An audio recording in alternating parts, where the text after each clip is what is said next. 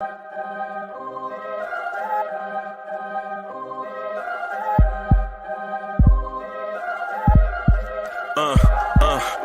rank where the view is nothing less than phenomenal. For how I express and project from my abdominal. The only view better, both my daddy and my mama know.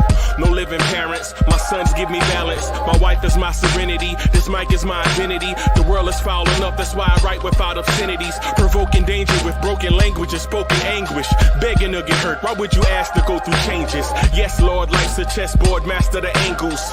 Control the tempo, be the one who holds the info. Acknowledge is just as deadly as machete swings. When spoken, the truth is as potent as that Medellin. While others swear the style is free, I just let it ring. Our time is undervalued, soldiers make us better kings. My fans on my shoulder, reaching after better things. Today I take the shot, for them I'd rather set the screen. My mama told me follow my dreams. My daddy told me get it by any means. Stand tall, make him bow to a king. But I've evolved, you can see the resolve. Look in my eyes when you speaking to God.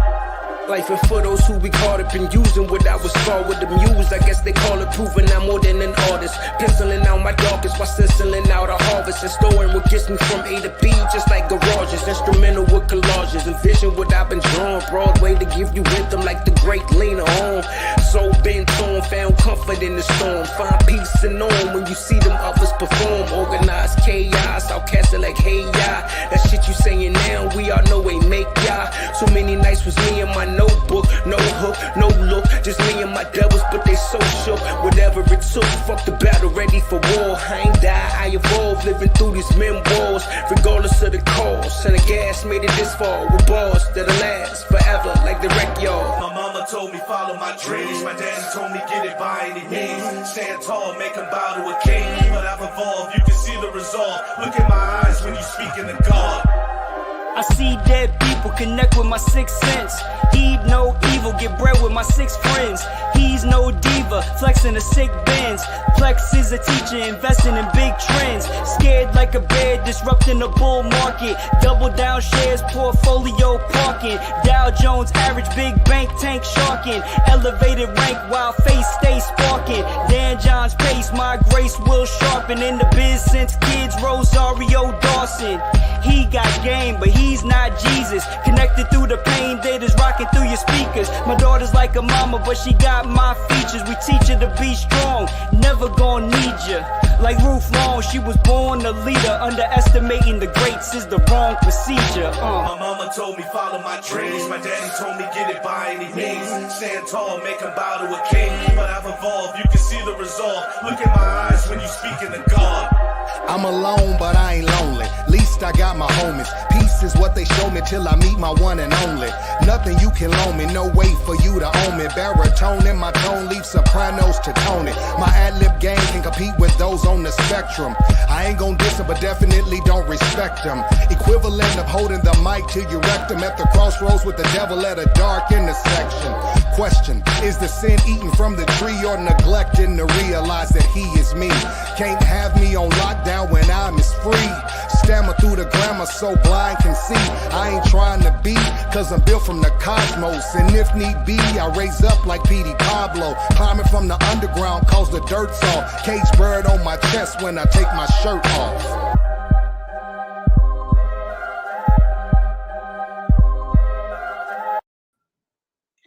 Yo, what's good? What's good, everybody? It's your man, Uncle Freezy. This is the Knicks Morning Drive. How y'all doing this morning? All right. What's good? Real King, what's good? Time for the roll call. Real King, what's good? Yellow No Steel, what's good? Sid Mids is in the building. What's good? Hinton Murphy, what's good? I see you. I see y'all out there. Dominic, what's good? What's good? We got a lot to talk about, man. We got a lot to talk about. Porzingis. We used to talk this thing. Caliente Kid, what's good? Joshua Rivera, what's good? Come in here with all that quiet energy. Get that energy up. Get that energy up. You know what I'm saying?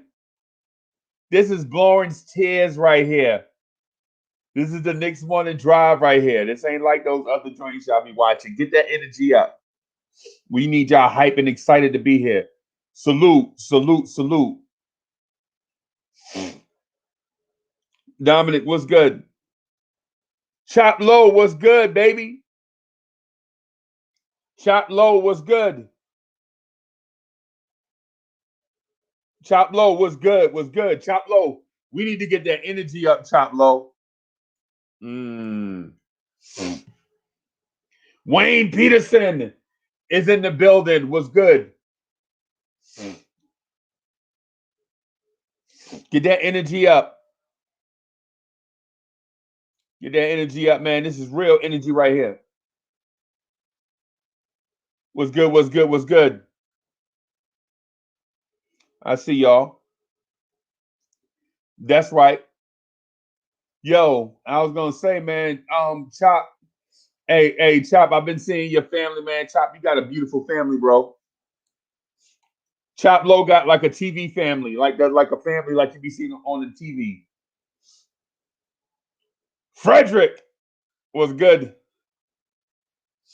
Was good, was good. Let's get right into it, man.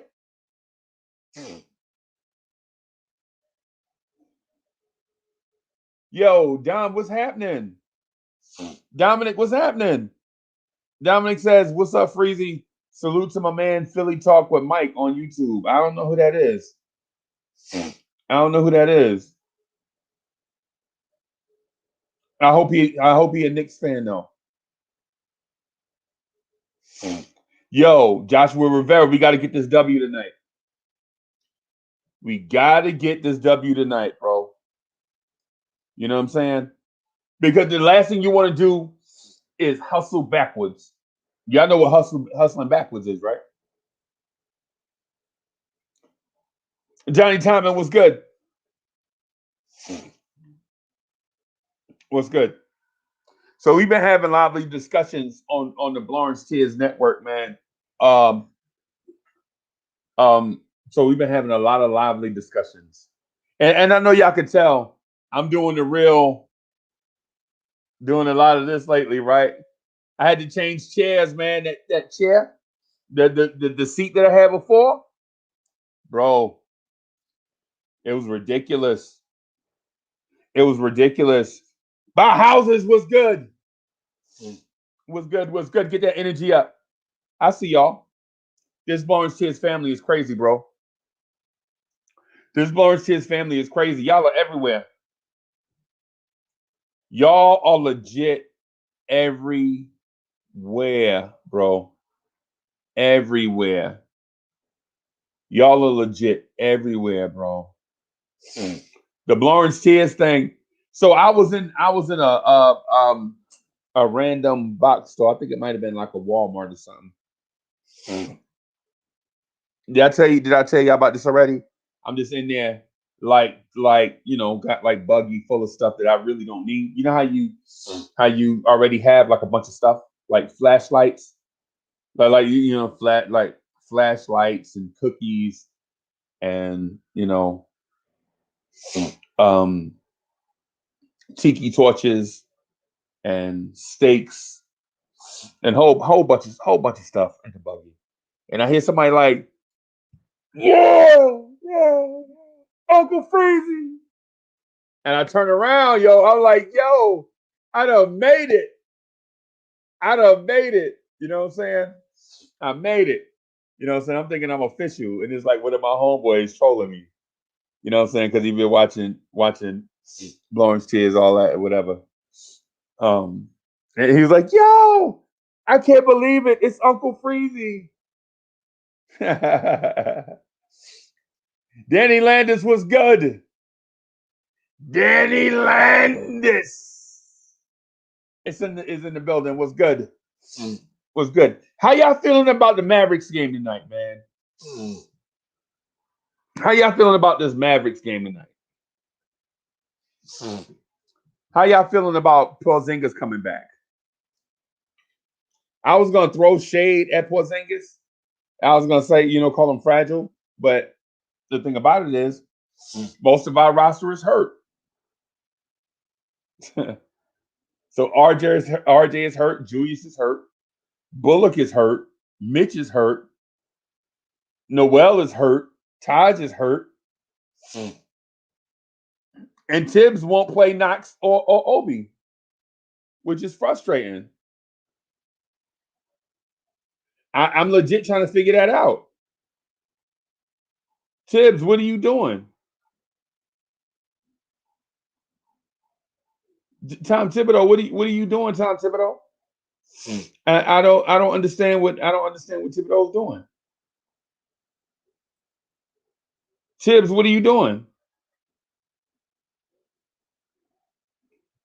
Let me do something. Let me do a little something here. Just trying to do a little something.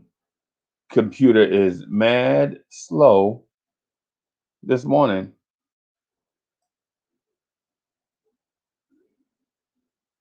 Bam. Bam. So we got a lot of injuries, and I'm nervous. I'm nervous that this team might lose tonight. That'll be 3 in a row. Jeremy Nussbaum, what's good? Salute. I'm nervous, yo, that if we lose tonight, that we might lose tonight, right? And if we lose tonight, it'll be 3 in a row, right? And then what that might lead to something like that slippery slope that teams get on and they can't recover. Right? And here's the thing about that slippery slope that teams can't recover. Andrew Collier was good. Tawan Finley was good. And so what I'm nervous about is not our conversations together. Our conversations are good. We're good. Right? We are good. Right? So here's the thing. As I adjust in this big, super soft and comfortable chair that's not really good for live streaming.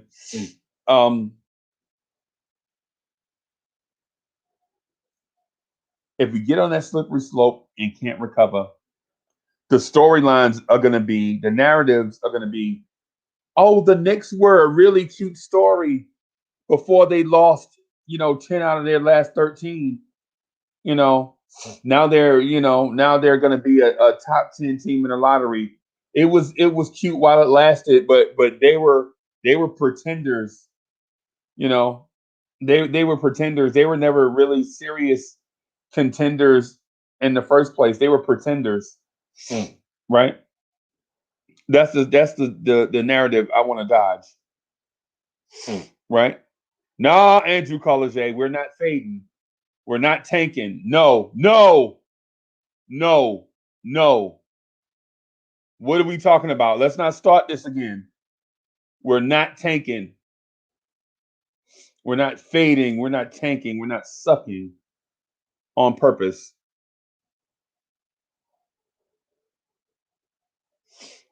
Right?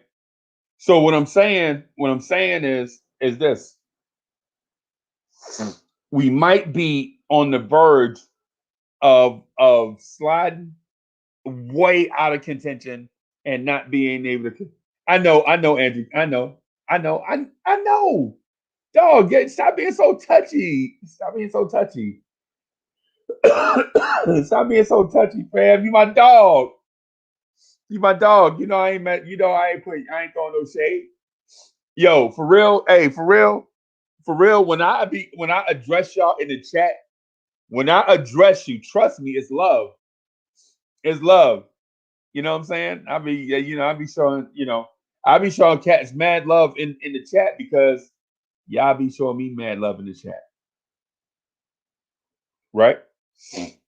I legit show y'all mad love in the chat. I show y'all mad love, right? And it's because y'all show me mad love in the chat. I mean, come on. It is what it is.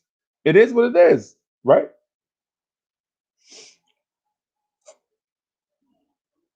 So L. Jordan says, this is not the positive freezing I know.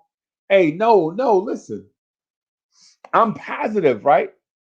What I'm saying is just be careful of what the narratives are, right? Because we can control conversations, right? We can control our own conversations, like the conversation we have amongst ourselves. We can control those, you know what I'm saying? But we can't control the national narrative, right? Right? We won't be able to, we can't control the national narrative.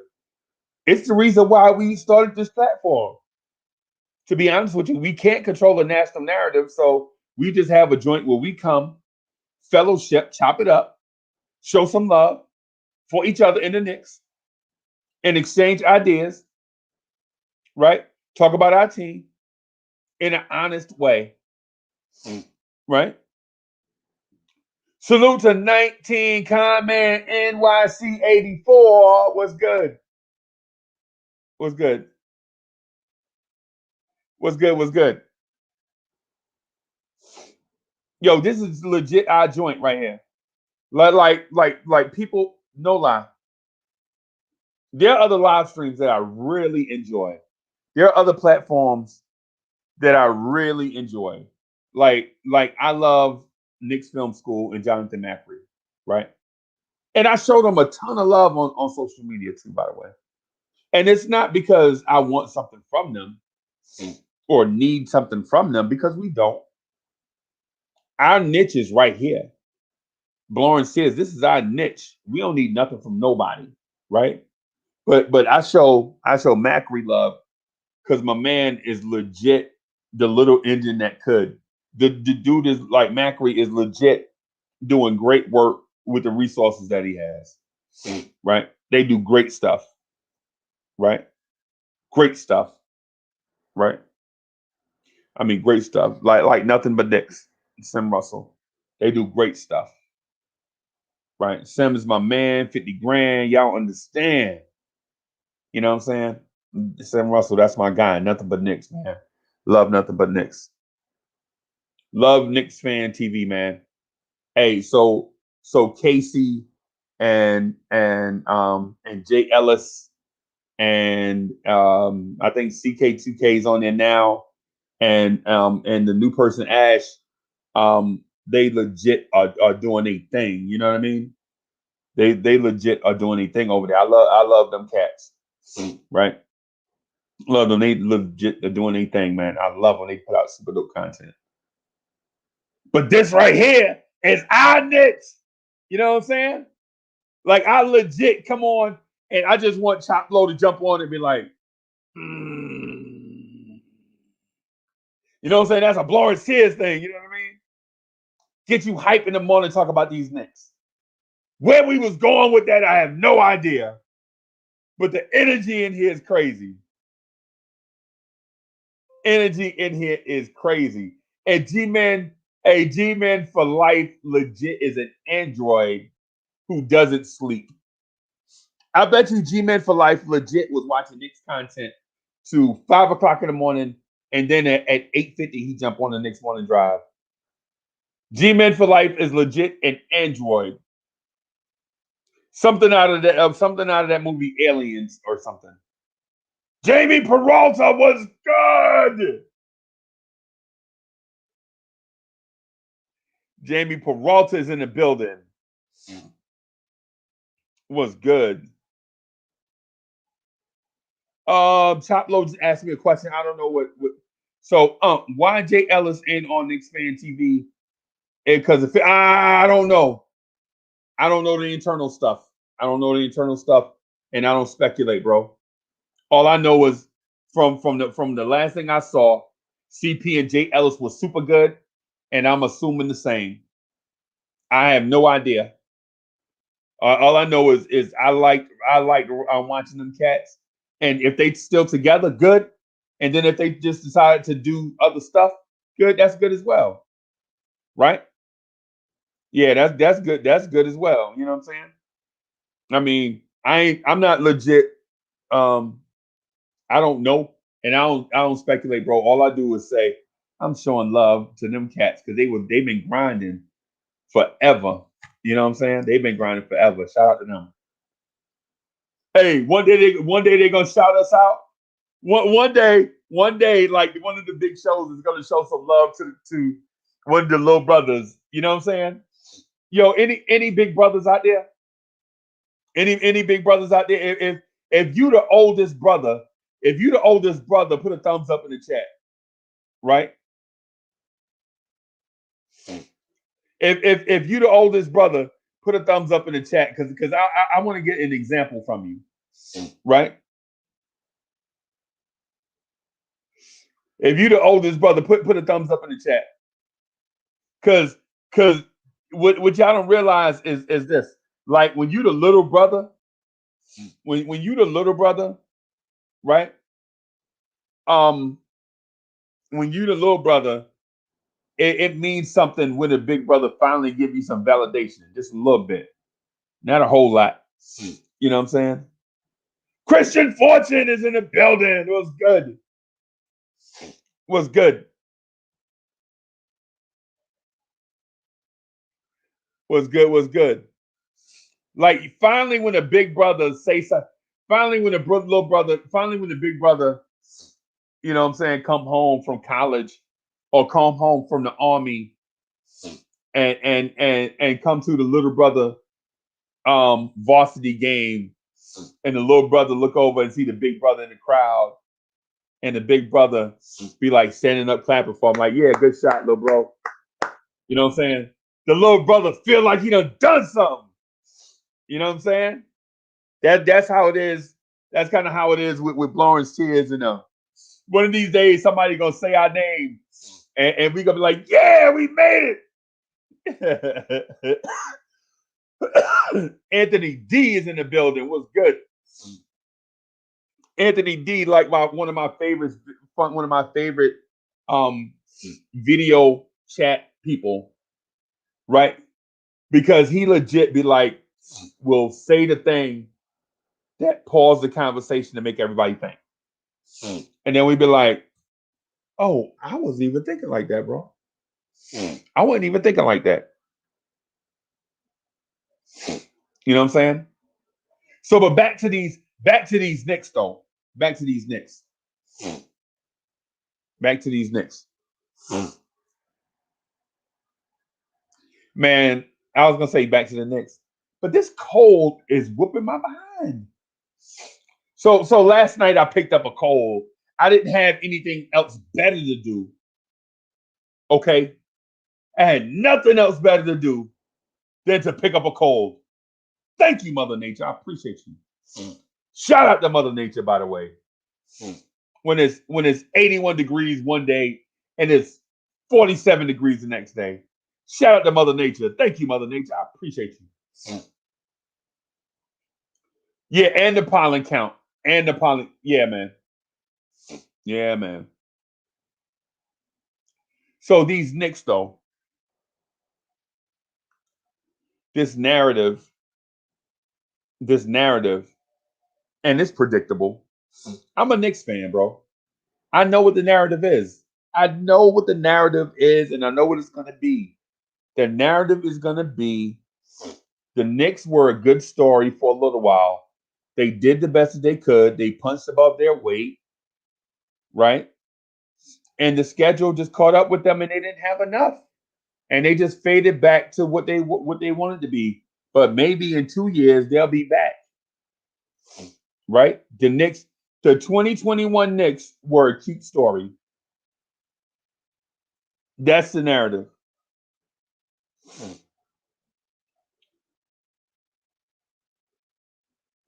Hey, so Freezy, you should come down to Tampa to visit. The weather is great here. Yo, I'm giving it maybe about 6 years or so. I'm moving out of here and I'm gonna grab Mocha. I'm gonna put her in the car and I'm gonna just drive her down south and we just gonna find us a spot and we just gonna live. Right? Right? That's just what it is. Yo, ladies and gentlemen, there is a CP the Artist sighting. I knew I smelled ego. I smelled it. The scent of ego was strong. The scent of ego was strong with him. That's me doing Yoda. Right? The scent of ego. But I thought it was, the residue from Hoodie Kev. Because Hoodie Kev has a huge ego, right? Hoodie Kev has a strong ego, right? So I thought it was the residue from the Knicks at Night podcast, but clearly it's another egomaniac. Clearly another egomaniac has entered our domain. And his name is CP the Artist. Shout out to CP the Artist, by the way. Shout out to CP the Artist. He legit grabbed 7 rebounds against the Timberwolves. Oh, no, I'm sorry. That was Taj Gibson. I keep getting those two mixed up for some reason.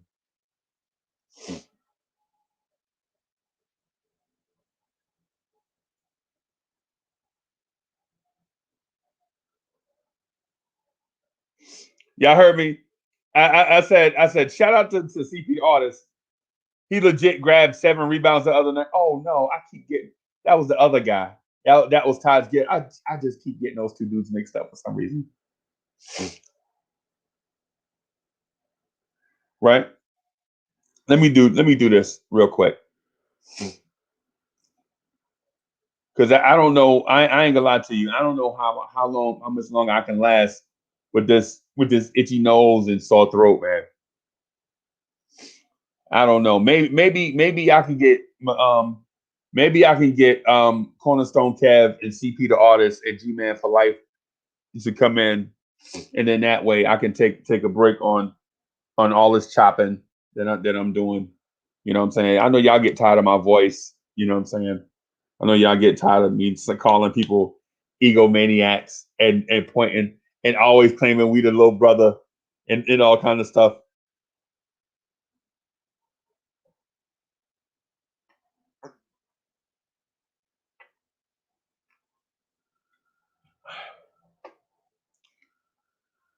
The best thing for a cold is fluids.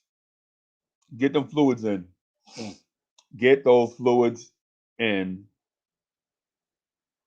So I'm watching the chat right now, right? So CP Artist says, I wish I had tape on how I used to play. Oh my God. Yeah, there he is. What's good, family? What's up, Freak? Yeah, man. Do you see what this egomaniac is saying in the chat? Salute. CP the Artist is like, I wish I had tape on how I used to play.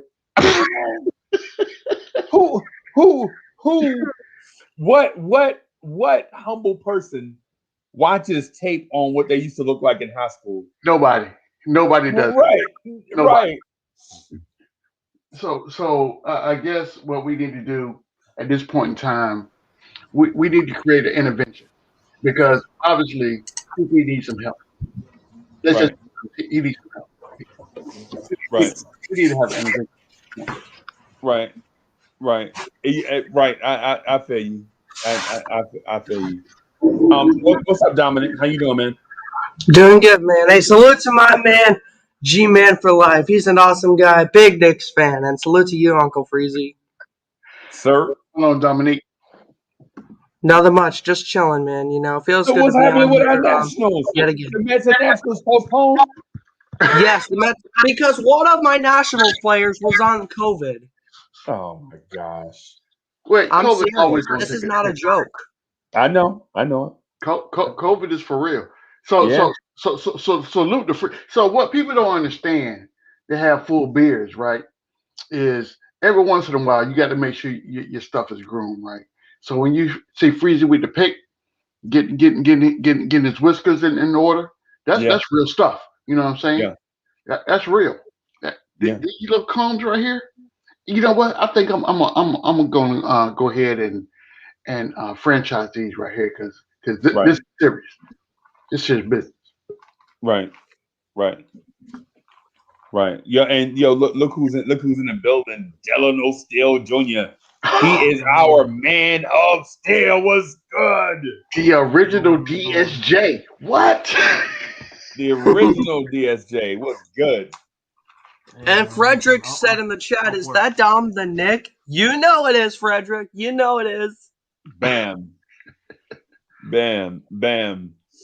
Yo, so how you doing, DSJ? I'm good. Listen, there was an interesting conversation y'all was having yesterday between you and the Evergreen, right? And it's off topic, but I mean it was a very interesting conversation about the comparison between Prince and Michael Jackson, right? Right. And hearing the conversation about the contract and everything, and I was cracking the joke, but it made me actually think about it. So Prince might be the better musician, but Michael Jackson is the better performer and clearly the better businessman because he was able to finesse a lot of moves while Prince was trying to get out of that whole Warner Brothers situation. Right. You know, I mean, it was off topic, but it was just a very interesting. It made, again, it made me think about that, and overall, just made me think about the comparison between the shooting and the scoring, as far as what everybody wants from RJ, and how sometimes what we're looking for is we want the musician. Right. We want the guy that can shoot the ball well, who can space the floor. But that'll be that. Like that's all you're gonna get. Maybe sometimes you need that performer. But the better businessman. Who is that on our team as currently constructed right now? Who is that? Well, that's RJ. That would be RJ. RJ is the guy that. And again, I reference this all the time. March 2nd, 2020, against the Houston Rockets. Now we're sitting here talking about, RJ is in clutch because he couldn't shoot a shot over Karl Anthony Towns. A moment in he time. sure was good enough to get that running layup between PJ Tucker and James Harden to win the game for us. So, I mean, tomato, I guess. I understand that, we always want that clutch guy.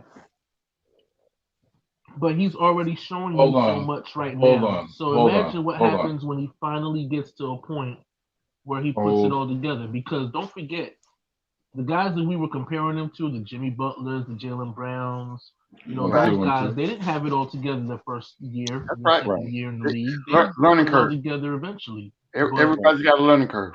That's a fact. Absolutely. Absolutely. Wait a minute. What blasphemous Hey, Peter Artist, how you doing this morning? Wait, hold on. What blasphemous art? Hey, Peter Artist, how you doing this morning? I'm sleepy. I am tired. Salute to see Peter Artist, everybody. Thank you. To all my haters. All right. So I don't know what blasphemous argument you guys had about Prince and MJ, and that related to the Knicks. Because number one, there's no MJ and definitely no Prince on the Knicks.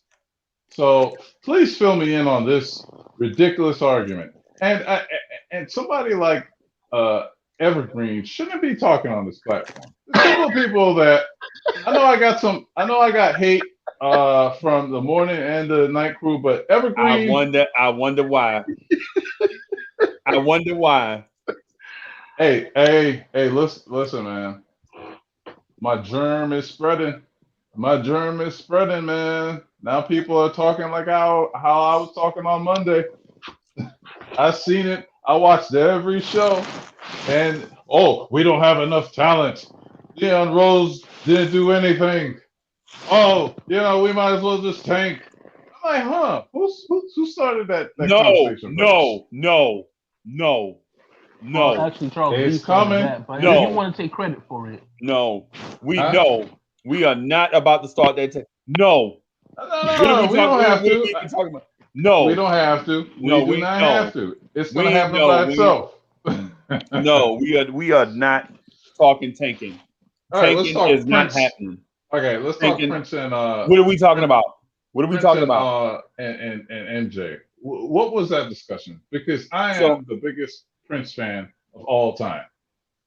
You don't even remember who Prince was. When were He you? don't even remember who Prince was. Dude, I got my swag from Prince. What are you talking about? You think I'm like some 20-year-old? I'm 45 years old, sir. Young buck. You're still a young buck. So No. you What may can have you tell me? What can you tell me about Prince? I don't know about Prince. you may have gotten Prince on the latter part of his career. When you say you 45, so you didn't stand What are in you line. talking about? I was there for controversy. I was there for Purple Rain. You I was wasn't there for no controversy. Yes, I was. 1979 was it? You was 2 years old. I wasn't 2 years old. I 1979, you was 2 years old. We Talking still about- had talking that. about you had a- Time out. talking about you had Time a out. purple diaper Time on. out. Time out. Wow. We still had that record playing. Wow. Little Nicky.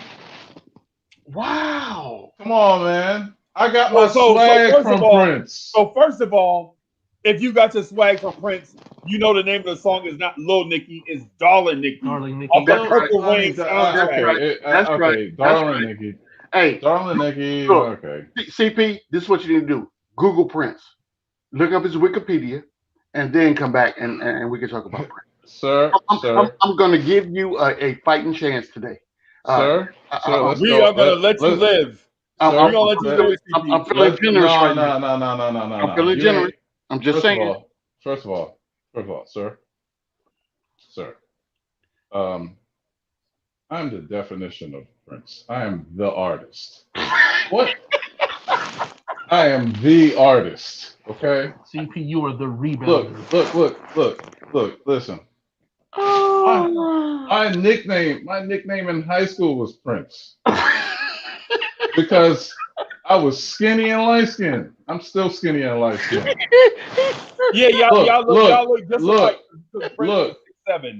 Prince was 6'7", just like you. Y'all look just Look, alike. when Prince died, when Prince passed away, right? I had my exes call me to see how I was doing. That's how big of a Prince fan I was. Yeah, I wasn't alive. I mean, I wasn't able to ever go to any of his concerts. His last concert was here in Atlanta, and one of my best friends was able to go and feel and be in his essence for the last time, ever. At the Fox Theater here in Atlanta. That was his last concert. No. So this is CP. This is what I'm not going to allow you to do this morning, right? So first of all, salute to everybody on the morning drive, right? On your way. Get him, Freeman. Get him. However you're listening and however you're participating, right? Salute to all you guys, and we appreciate your patronage, and we love it. And at the end of the day, we're all Knicks fans, right? However, this is hold on, my phone is ringing. Let me turn this off because this ain't important right now. What I'm saying right now is more important. So this is what I'm about to do. What we're not going to do this morning is this. We're not going to sit here and let somebody tarnish the reputation of one of the greatest musicians that ever existed in the world. We're not. Who tarnished it? We are not. CP, you have sat here and said, quote, I did not participate in the last concert that Prince gave. Did you not just say? It was sold out in like 30 minutes. Okay, but if you you were in line at 31 minutes. What were you in line? Were you in line at all, CP? That's what I'm saying. Were you in line at all? Did you even go down and try to get the ticket? That's what I'm saying. That's $200. It was like $200 a ticket. And all you had was $199. So in the bank account. so the answer to my question is no. Okay. G-Man, so he was just because okay, just because I were you at the concert? Me? No. Yeah. No. Okay, then shut the. I don't live in Atlanta. I live in Florida. But you know that's only a 6-hour drive, right? But here we go, and this is what happens when you put your foot in your mouth. Because at the time, when the concert was going on, I was actually deployed in Afghanistan, so I couldn't come anyway. I was fighting a war at that time, so you know. Thank you, sir. Appreciate that. Thank you for your service, my brother. Even though I'm trying to cultivate getting you some smoke. Hey, so G-Man, guess what I was listening to? Like, I was just, I was cleaning up, doing some stuff last night, trying to finish up the week, right? Guess what I was listening to? Controversy? No, I wasn't listening to controversy. I was listening to a group that was actually playing during my youth called the OJs. Stop. Come on, man. I'm not gonna do the revisionist history stuff, right? I ain't gonna do the revisionist history stuff. Like when them old men used to send their daughters to school, and we used to be at the dance. So hold on. I'm an ISO. I'm an ISO for a little bit, y'all. I'm sorry. It's story time with Uncle Freezy, and it's all CP the artist's fault, right? So I'm a little pimple-faced 6th grader. You know what I'm saying?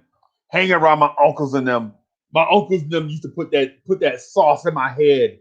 Like, yo, Uncle Freezy, when you go to school, you got to be cool, man. You got to be cool. Chill out, man. You got to be cool. When you talk to the girls, you got to talk to the girls a certain way, man. You got to be ready. You know what I'm saying? You got to let them know that you cool, right? And see, back then it was brothers on the scene like Isaac Hayes, like Billy D. Williams, you know what I'm saying? Like Sidney Poitier, you know what I'm saying? That showed me like the blueprint of how a brother used to have to be. But I was 12 trying to pull this off, right?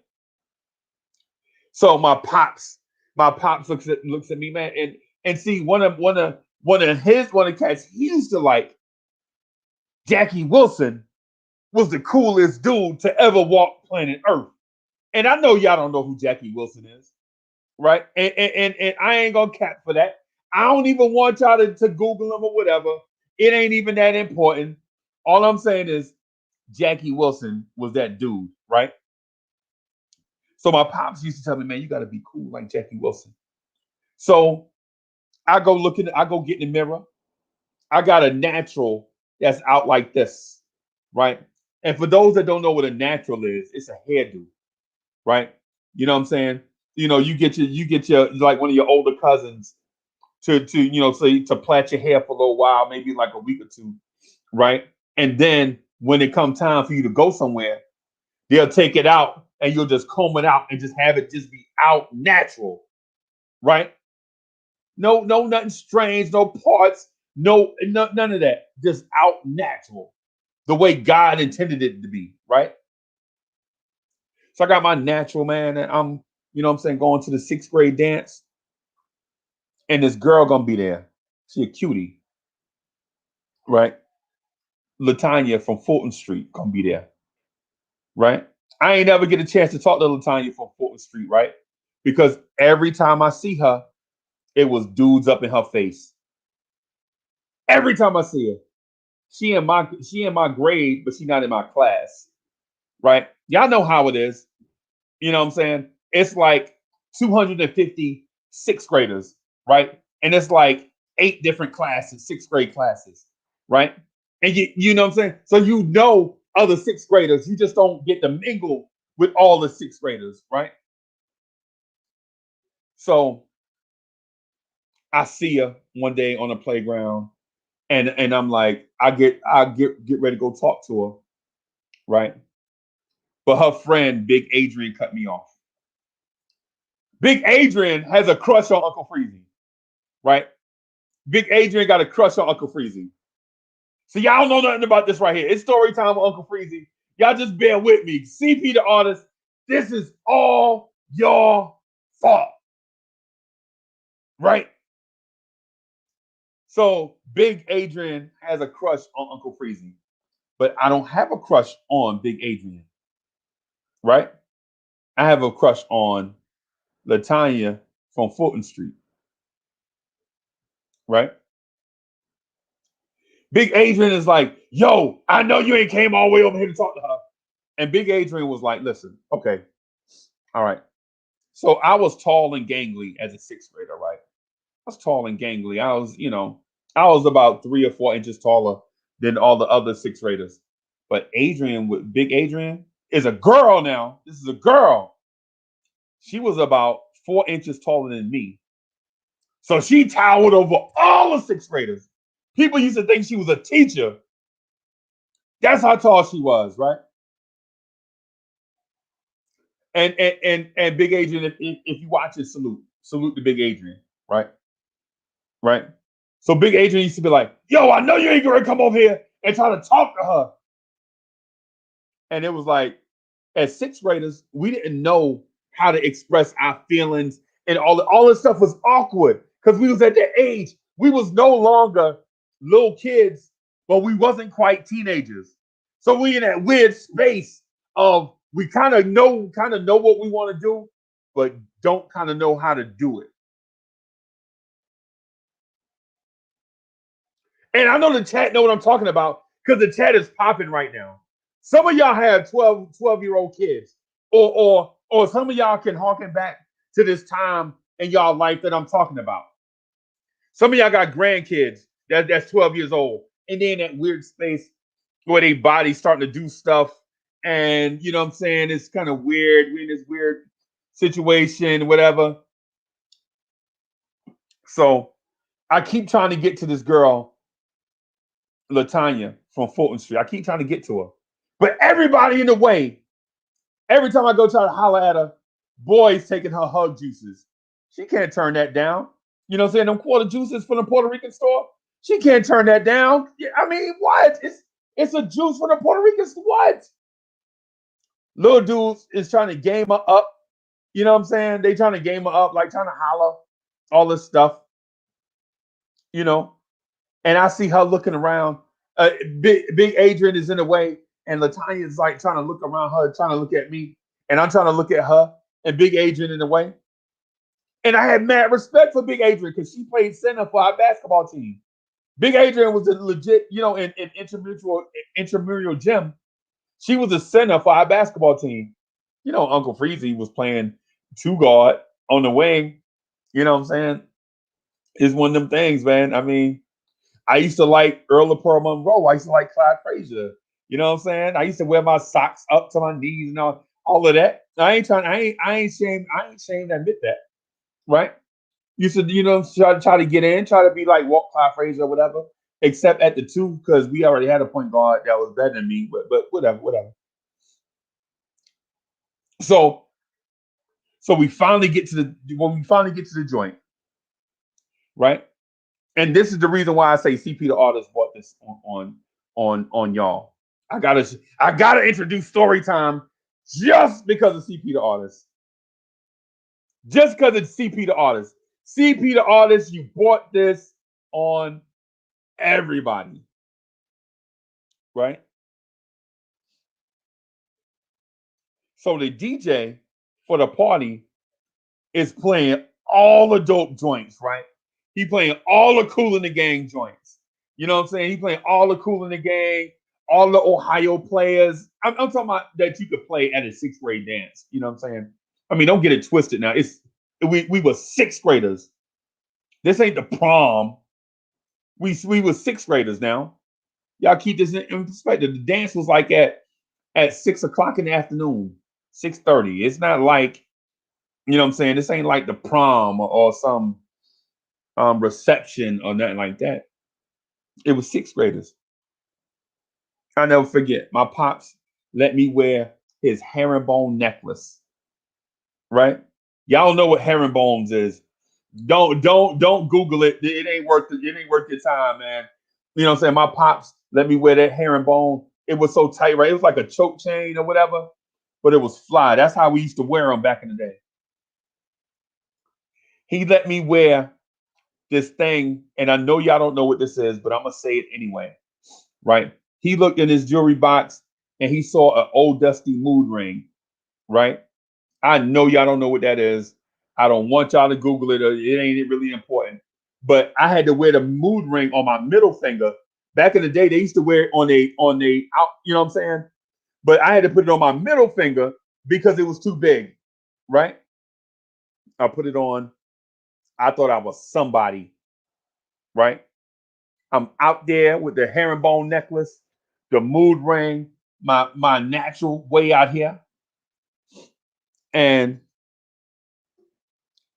I'm trying to get to this girl, Latanya, from Fulton Street. I'm trying to holler. She's looking across the room at me. I'm looking at across the room at her. Everybody, like girls asking me to dance, and I would, go out there and dance, you know what I'm saying? Dance with them. As soon as the song over, I go right back to my spot, and she's still looking, and she's smiling, and I'm smiling. Dudes asking her to dance. She like, nah, I'm thirsty. Go get me something to drink or whatever. You see dudes like shelling back and forth with like little cups of punch. Back then, the little teeny, you know what I'm saying? So anyway, finally the crowd starts to thin out or whatever. And so the cats in my age range understand. I appreciate this. Jermaine Royster was good. So the DJ, he was Mr. Williams. Y'all remember the story I told y'all about how Clyde Frazier got traded and Mr. Williams came in and had a bad day at school? You know what I'm saying? Mr. Williams was like the dude, like, not now, Uncle Freezy. Go in the back of the classroom and draw something. Get out my face.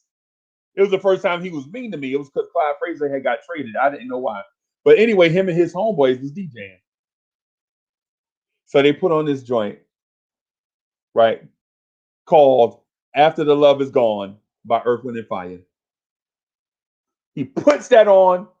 That's my cue. I look at Mr. Williams. I'm like, boy, you better go ahead. And so I'm like, oh, he noticed. Mr. Williams noticed that I noticed this girl. So he put the joint on for me. So I go on over. And I'm like, Big Adrian, like, I know y'all ain't about to. And I'm, Adrian, be quiet. This ain't the time for that. This ain't the time for that, Adrian. Hey, Big Adrian, this ain't the time for that. Me and you have plenty of other times that we can chop it up. But right now, I got to get this girl on the floor. I reach out my hand and get ready to ask Latanya from Fulton Street to dance. And she put her hand inside my hand and pulled me to the floor. So I don't even get a chance to ask. Right? And so she pulled me on the floor. And Philip Bailey is singing to us. CP the artist. You hear me? You hear me, CP the artist? Philip Bailey is singing to Uncle Freezy and Latanya from Fulton Street. Right? And Maurice White is ad-libbing in the background to Latanya from Fulton Street and Uncle Freezy. Right? And Latanya from Fulton Street is like, man, this moment feels so dope. Right? And it just blows my mind because she is saying stuff that's adult stuff, but I'm a kid. Right? She's saying stuff like, Uncle Freezy, this moment feel right. And I'm like, this moment feel right? Who talk like that? Right? Like she legit was looking forward to this dance as much as Uncle Freezy was looking forward to this dance. Right? And I'm trying not to sound like a pimple-faced 12-year-old boy. Right? I'm trying to enjoy this moment. But at the same time, her body is pressed up against mine. Right? So I'm pressed up against a girl. And it actually means something for the first time ever. Right? I'm 12. I got on my daddy necklace. You know what I'm saying? And Philip Bailey is singing to us.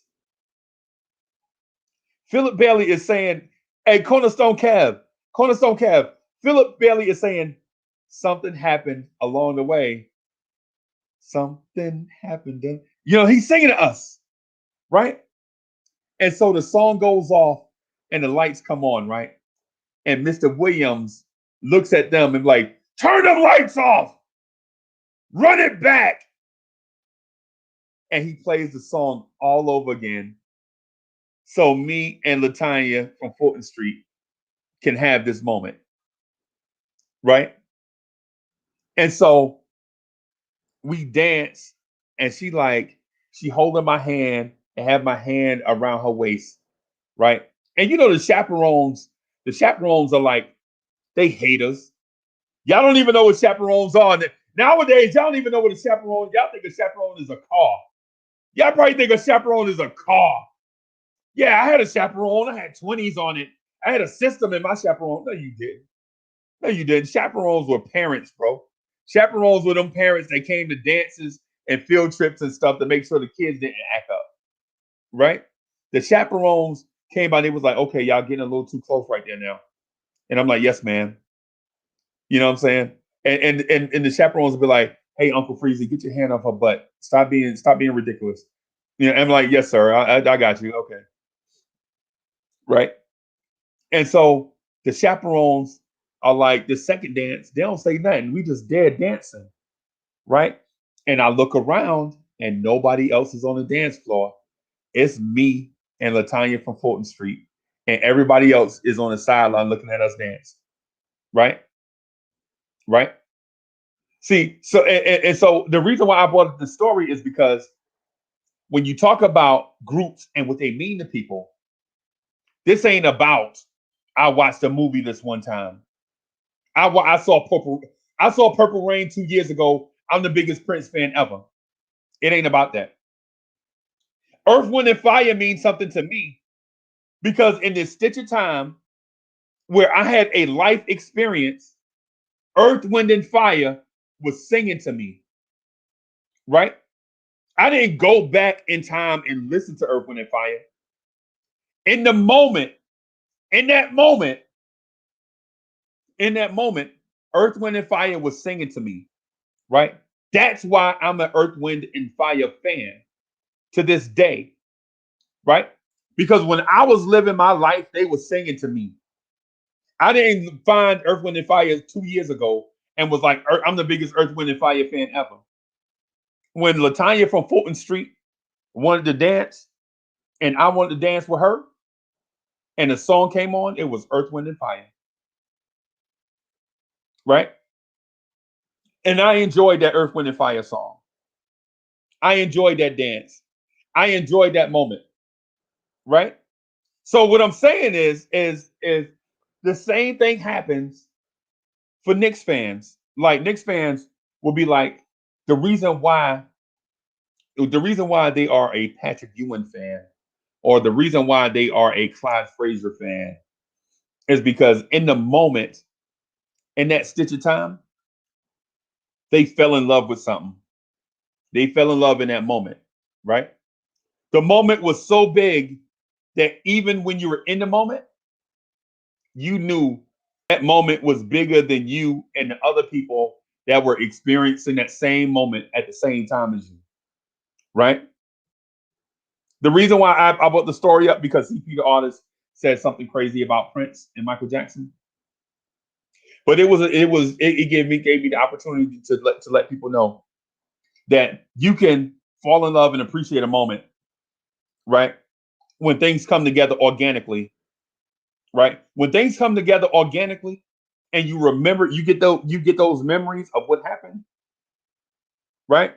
People, no matter what people argue about, they can never change your mind, right? Like legit, you can't tell me that there is a band or a group that is significantly better than Earth, Wind, and Fire because I have an experience where Earth, Wind, and Fire changed my life, right? I had never been hugged up with a girl before and danced to something that was meaningful until that time.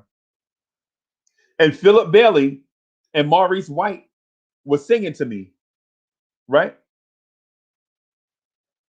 I'm gonna just cut right there. Because I could go, bro, listen. Listen, I could have went on and on. It was all we had. Yeah, man. Oh my God. What y'all know about that? Crazy. Stop playing. How you gonna throw down the earth, wind, and fire? Bro, I had no idea. All I knew was regardless what song came on, I was gonna go and I was gonna grab LaTanya from 4th Street and we were gonna dance. And what happened was it just happened. Mr. Williams, you remember the story I told about Clyde Frazier getting traded? Yeah. Mr. Williams came into class and slammed the paper down on the desk. He was like, "Not now, Uncle Freezy. Today, they done traded Clyde Frazier and I'm mad." Right? And I'm like, oh, and yo, the Clyde Frazier story is probably better than that one. Because when he said they traded Clyde Frazier, I doubt it. Bro, I swear. I doubt it. I got so warm and dizzy. Man, tears start coming out my eyes. Like, you know how somebody give you bad news in the family and it's like unexpected. And you're like, oh my. So Crazy. Yo, CP. What? Here we go. Here we go. Here we go. Now, I got hot because dude questioned my Prince loyalty. Then he interrupted me with this story. I'm gonna be that guy. CP, you said Little Nicky. Little Nicky is not even a song. It's Darling Nicky. It was a Floridian. It was a Floridian slip. How many times did I call you Breezy? Dude, don't start that. No. No. How many times I call you Breezy? No, honestly. How many times I call you Breezy instead of Freezy? So, a million times. So what you're saying is either there is something not connecting in the cerebral cortex here, or yes. I haven't had any coffee. I ran out of coffee on Monday. On Monday, and today is Friday, and you have not done anything to fulfill that I guess the lack of coffee between Monday and Friday. Let's hear it. Look. I in the chat. I am not there's a Prince fan bigger than me, obviously, right? But you only met me for 5 seconds between you to even ask me if to assume that I'm not a Prince fan. I never said you were not a Prince fan. Okay, all right. So then the only thing I said is so words question the biggest. Words mean something, right? So when you said I am the biggest Prince fan, that struck a key. So okay, I'll take that back. Okay. I'll take that back. Because there's bigger Prince fans than me. But I am a Prince fan. I love Prince, and anytime there's a debate like with MJ and Prince, I'm sticking up for Prince. As well as you should, CP. But let me say one thing here with this. But before I say that, good morning to everybody. Peace to the chat. Peace to the panel. As everybody admit, I'm gonna assume that most people here have been to New York City, and there's a place in New York City called BB King's. Well, I can't assume that everyone has been in there, but BB King's, was, especially at one point in time, kind of a dim lit, underground feel of a stage that, all walks of artists would come in touch, but especially, Black artists and so forth. BB King's can hold approximately 250 as far as the fire code, if I remember correctly. Mm-hmm. I went to go see another artist performing there that night, and as I'm leaving, right, I see a sign with Prince upcoming. Okay? Now, that might have went over your head, right? I said BB King's can only hold 250 people. Right. They would have been 250 people 10 miles away at the bottom of the line waiting for Mike. Right. That's right. Okay? So Right. I'm not saying who's better, but all I'm saying is that MJ, okay? That MJ, you couldn't insult his fan base to think you could have him in a stage that can only hold 250 people. You'd have had a show for 10,000 days. Yeah, but wait a minute, AD. Prince was a different type of character. Prince did things for the love and the art and the appreciation of the people. Him doing BB King's is probably a monumental thing for BB King's and for Prince. It was probably something that he knew about as a kid and was like, you know what, I'm gonna play at BB King's, because Prince was always on the side of the people. He was never on the side of the corporation. You know, he was the one who did the things on the beat of his own drum. Hold on, CP. Prince was on the side of Prince. Let's not get this thing twisted. Prince, you said Prince was on the side of the people. Prince was on the side. Prince was on the side of nasty. When you heard Prince songs back then, it's when I listened to when Prince was coming out, like right before Prince was coming out, Anita Ward had a song called "Ring My Bell." Ring My Bell. Ring My Bell. Yeah, you know what that meant? Yeah. That does not mean walk up to her house and ring the doorbell. Press the doorbell. Right? Nah. Crazy. Listen. There's a point that I'm getting to. What I'm saying is this: artists before Prince used allegory, subversion, and secret evasion to spread a message to the masses. Yep. You can ring my bell. You know what I'm saying? That was not, come up to the thing and ring somebody's doorbell, right? What does that have to do? What does that have to do with what I was saying? If you would let me finish, bro, I promise you. Come on, Ted Stryker. You remind me of Ted Stryker from Airplane. Right. Okay. So here's the thing. So there was Parliament Funkadelic that was out that used allegory. And if you heard the Mothership Connection and you heard Star Child, you know what I'm saying, say certain things to you, he used secret evasion to alliterate certain phrases in order to send a message to people that kind of knew what he was talking about, but he didn't want to say it over a record. When Prince came out, Prince took all those things and took them to a whole new level. So Prince made a song called Little Red Corvette. That's right. And you know what Little Red Corvette was about? Sex. All day, every day. It was not about a car. Not at all. Not at all. CP, the artist, what I'm telling you is Prince took all that stuff that people were beating around the bush and doing like subversion and things with. Put it right in your face. Right in your face. And right. So Prince wasn't about the people. Prince was about Prince. Wait a second.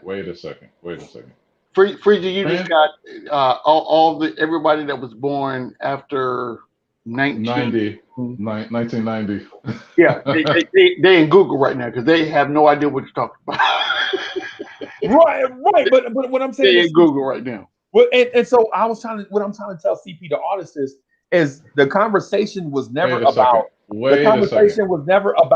who is better, Prince or Michael Jackson. That was not the conversation. Right. The conversation was. That's why I was asking you in the beginning. I'm trying to tell you, and you keep jumping in. Just hold on. Just be patient. Just be patient. What I'm trying to tell you is I do the comparison between you got Prince wrong. You got Prince wrong too. You got Prince wrong because Prince wasn't for the corporation. You could say he was for Prince, but he wasn't for the corporation. You know what he said to Nas when Nas said to him, "Hey, I want to collaborate." Prince looked him in the eyes and said, "Do you own your masters?" And he said, "No." And he says, come back to me when you own your masters. He wrote slave on his face to buck the system. You know, this is why I love Prince. That's why I love disturbers. Like, I'm a disturber.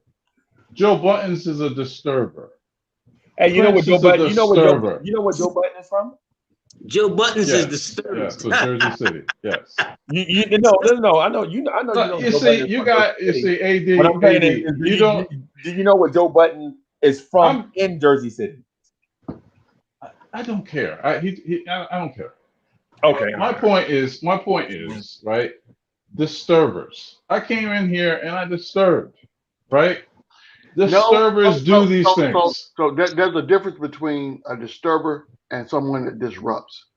So a disturber kind of passes through.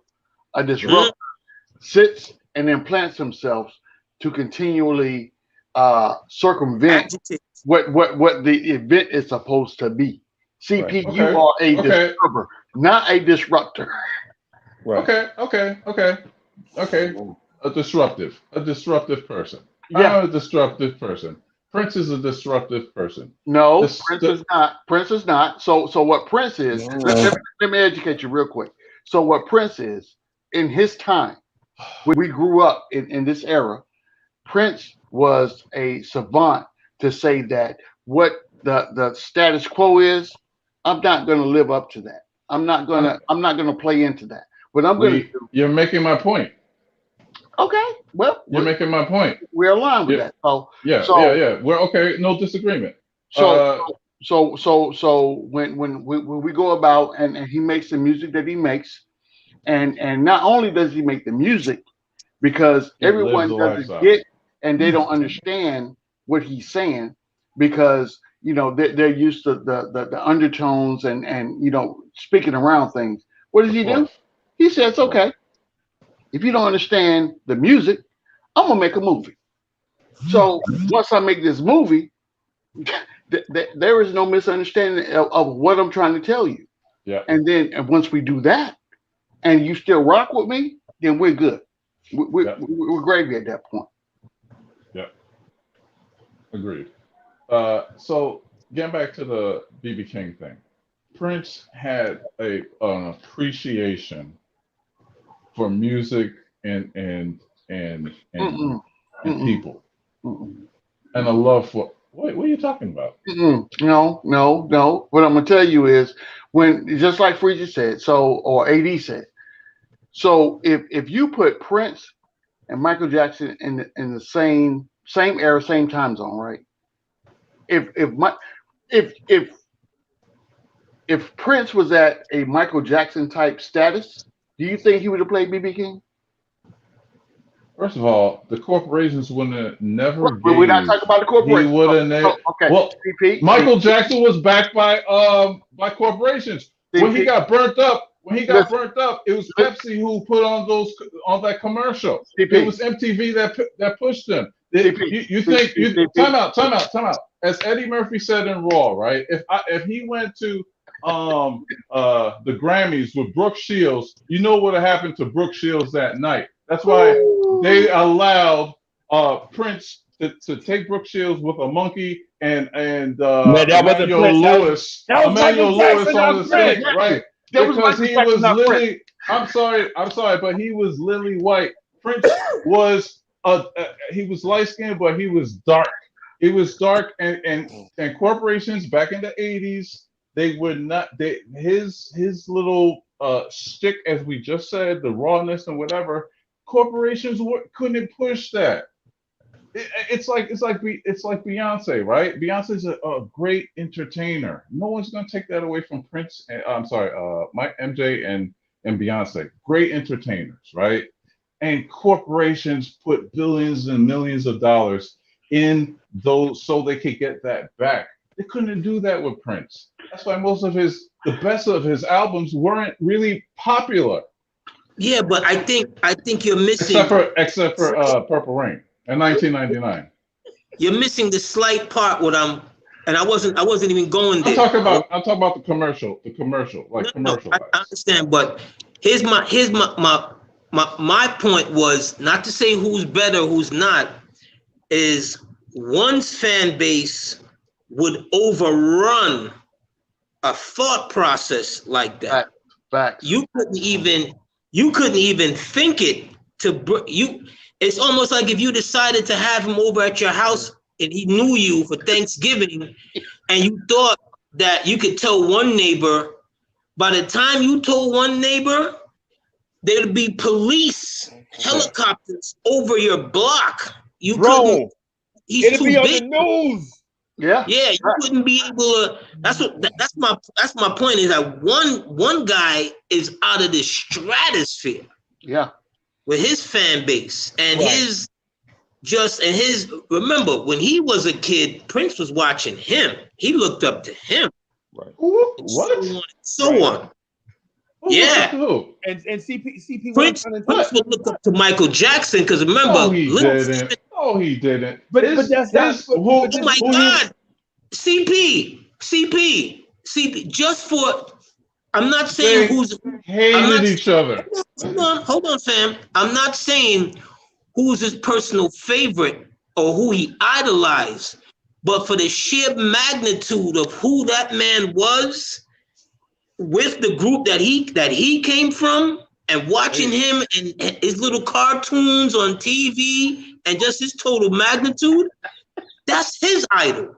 Yeah. Prince it wasn't. No, it wasn't. No, it wasn't. Little Richard, James Brown, and Jimi Hendrix was maybe the top 3 of his viewership. Had nothing to do with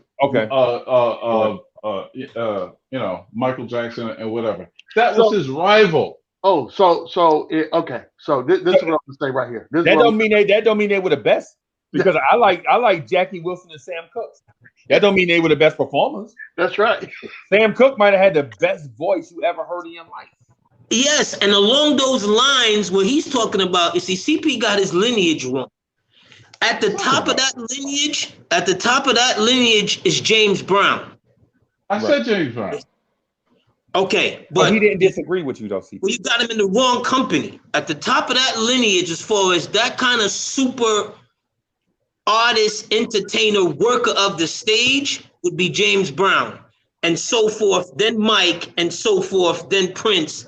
Mike is way. I'm not even saying he's better. I'm talking about as far as who their influence are and who he is in this thing. He's only a rival because Mike's career lasted that long to come on the scene when he did. When early Prince, those early records, no one outside of the Northwest out there knew about him. Right. That's just facts. Facts. Yep. Facts. No one outside of those Minnesota great bands and the time, all those things out there. If you wasn't from out there, that side of the country, let alone worldwide, you didn't know about him. You didn't know about Prince like that. That's just facts. That's just facts. I know that. I get what you're saying. I mean, through Motown, the Jackson 5s, there was a momentum, and then Prince came on the scene way after that. I get that. My point being is that Michael was pushed by corporation. You can't tell me he wasn't. He was a corporate entity. Wait. So what record label was Prince on? I know it. I just want to hear you say it. Warner Brothers. Warner Brothers. So you saying the company that invented Bugs Bunny could not push Prince? Get out of here with that mess, CP. First of all, get out of here. They invented Bugs Bunny. Do you understand what a corporate sponsor is? Yes. Okay. So Mike had more corporate sponsors. He had corporate sponsors because he was white friend. He was white. He was middle America friendly. I understand. More middle America friendly. We understand that, CP. He was a pop star. We understand that, but what we could say is this. At the time, Michael Jackson had more popular people making better music for him than Prince had making good music for himself. Because that's where the money was. That's not it. No, that's where the money was. No, Quincy Jones was established before. I know this. Yeah, right. He was. Yeah, do you know Jones who wrote the theme of Sanford and Son? Quincy Jones. Got it. But when you watch Sanford and Son, that's that's Quincy Jones, bro. I don't know what it has to do with the tea in China. The point is, Prince being raw for his. Do you know who Eddie Van Halen is? Eddie Van Halen. Van Halen played the bass line for "Beat It." This is what you do, right? You. Van Halen was huge. That it would be an honor to even be on a Michael Jackson album, and Van Halen was already on their way to the Rock and Roll Hall of Fame. You are the kid that doesn't pay attention. No, you are the kid in the class. You are the kid that wants this thing to be right in an artistic way. You want this to be. You want this to be Prince. You know what my last name is? Yeah, well, that's true. That's true. Yeah, but both of you are skating around what you really want to say. You really want to flip the topic to who's better. No. The original point was, guys or all of us are kind of like touting what we believe, the one that we like more, his greater attributes. What we really want to do is we really want to say who's better. But so let me be the first to jump out the box with that. I'm taking MJ all day, every day. Wow. Okay? You ain't my friend no more, man. Every day. Okay? You're dead to me. Period. You are dead to me. CP, can I just we can set it now. Now that I've already licked the shot properly, to me, man. Let's set it. CP, listen. I'm shooting. Okay, hey, everybody. I got to ISO one more time because CP won't listen to me. So let me do this real quick. So the thing with Michael Jackson and Prince is not like who does Uncle Freezy prefer, or who do the Knicks have that emulates Prince or Michael Jackson, right? I brought up a point. This is my point, right? Both of these kids were in bands, right? Prince was in a band and Michael Jackson was in a band, right? But people were like, and so we were I equated this to the Knicks at the trade deadline, right? Right. The Knicks, y'all are good at the trade deadline, but Leon Rose, are you ready to take the next step? Are you ready for this team to approach stardom? Are you willing to use your resources to push this team that's caught up in a wash in this weird 4th place, 10th place, 4th place, 10th place in the Eastern Conference? Are you ready to push all your chips into the middle of the table and try to make this team into a star? Right? And so people were talking to Michael Jackson. People were like, yo, hey, Mike, listen. Dance Machine is a classic, right? I remember being a little shorty doing the robot to Dance Machine. You know what I'm saying? I remember the Dance Machine, ABC, 1, 2, 3, Rockin' Robin, all of that. Those were good songs, man. Those were great songs, right? All I do is think of you. Oh man, come on. That's like the first slow jam I really heard that actually meant something to me, right? But people were behind the scenes like, hey, Mike, if you use the resources that you have, you could be bigger than the Jacksons. You could be bigger than James Brown. You could be bigger than Elvis. Okay? You could be bigger than Chuck Berry. Right? You could be the biggest pop star ever. But you have to take advantage of this moment. Right? Because it's 1977. I'm sorry, it's 1978.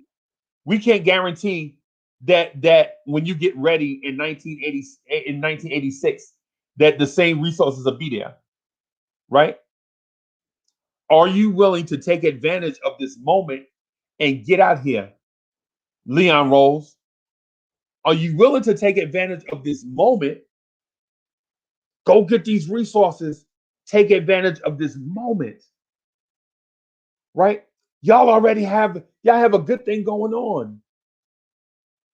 Y'all remember Billy Paul, me and Miss Jones? We got a good thing going on. Y'all remember that? Anyway, the Knicks had a good thing going on. Everybody was healthy. All they needed was some troops, some reinforcements to come in at the trade deadline to help them get over the hump if they were ready. Right? If they were ready. Right? That's what I'm saying. That's why I use Michael Jackson. See, Prince was not ready. Prince stayed with his group. Prince stayed with that group, and then eventually they rode a wave and got to the point where they were ready together. Right? Mike was ready. Mike was ready. He didn't know he was ready, but they would put a crowd of 20,000 young girls in front of Mike, and Mike in the Jackson 5 and the Jacksons, right? Mike would walk on stage, and he would walk to one side of the stage, and the 20,000 girls would try to walk to that side of the stage too. He would walk to the other side. They would try to walk to that other side. They legit wanted Mike that bad, and it was 5 other dudes there, and the girls didn't pay them 5 other guys no attention. Okay? Mike was ready. That was the point I'm getting at. What Prince, I'm not saying who's better. I'm not saying Prince is better than Mike or Mike is better than Prince. What I'm saying is when it came time for one to step away from the group and become a star, Mike was ready earlier.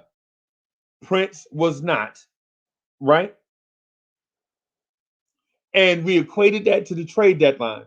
Leon Rose, are you ready? Were you ready to take this team from a group of overachievers to the next level, to stardom, right?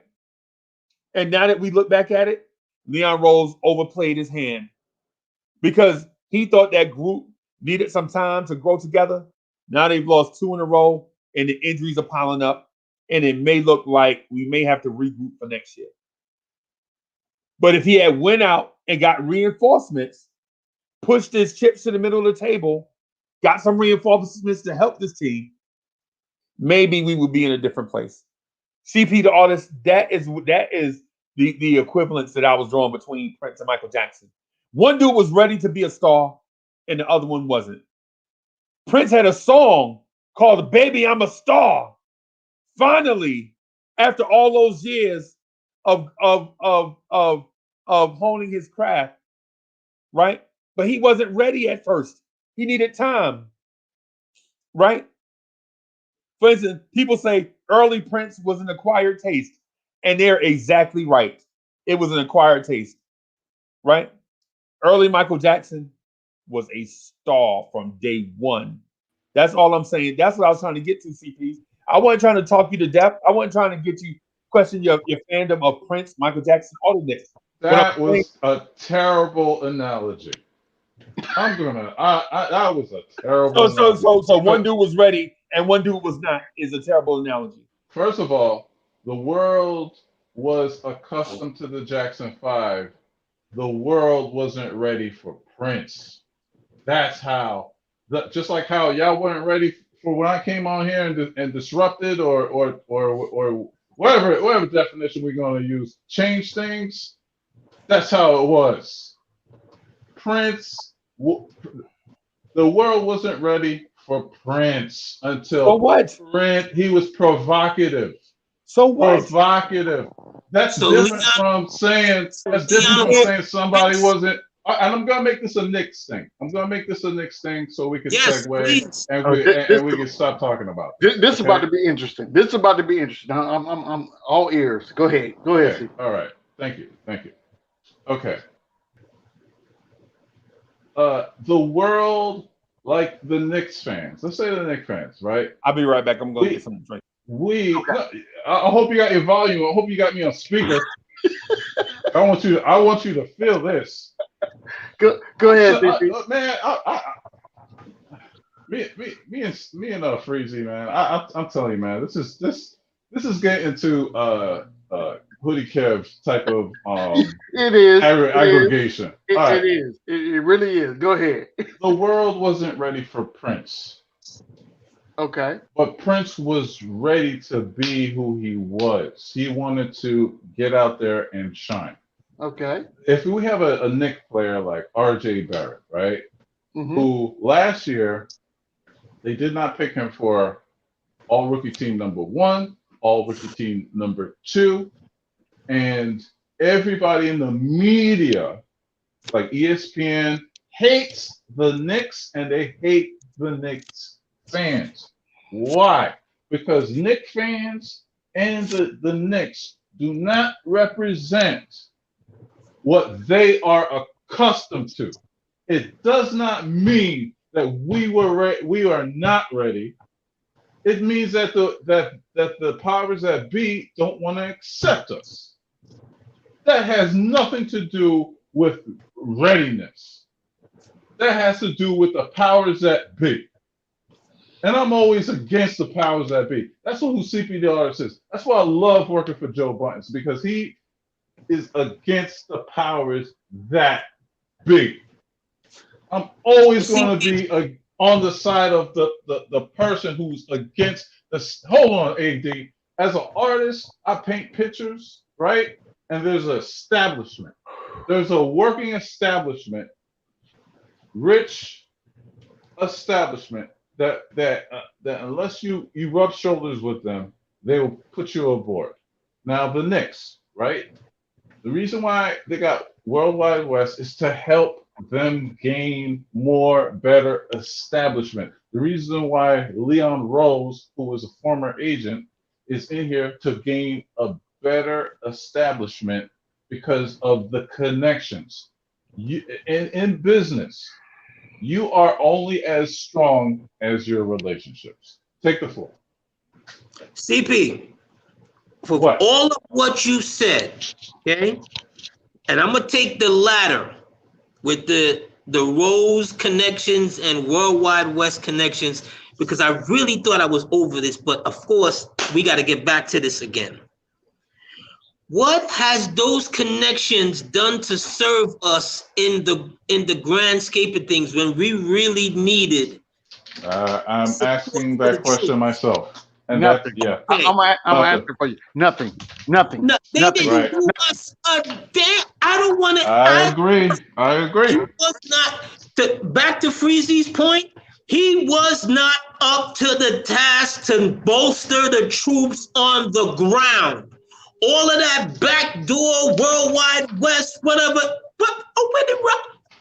What has he done? Absolutely nothing.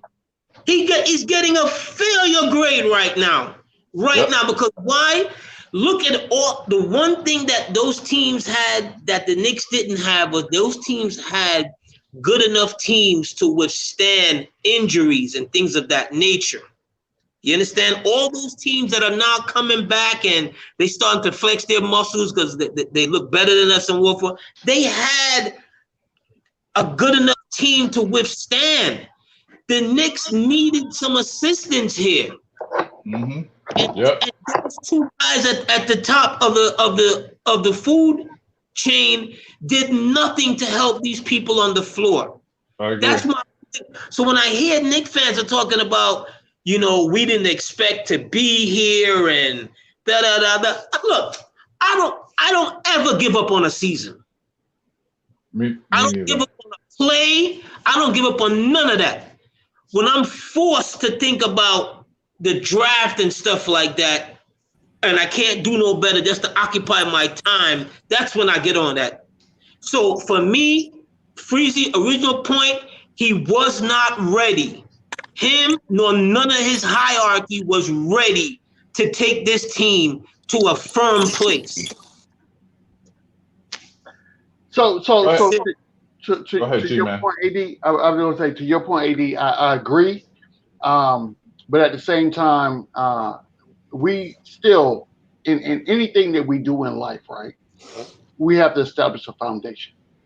And establish that foundation. We don't know how long that's going to take, or how, putting, if you build in a house and you run out of concrete, because the truck didn't bring enough concrete, you may have to go to Home Depot and get you a couple bags to make sure that foundation is secure.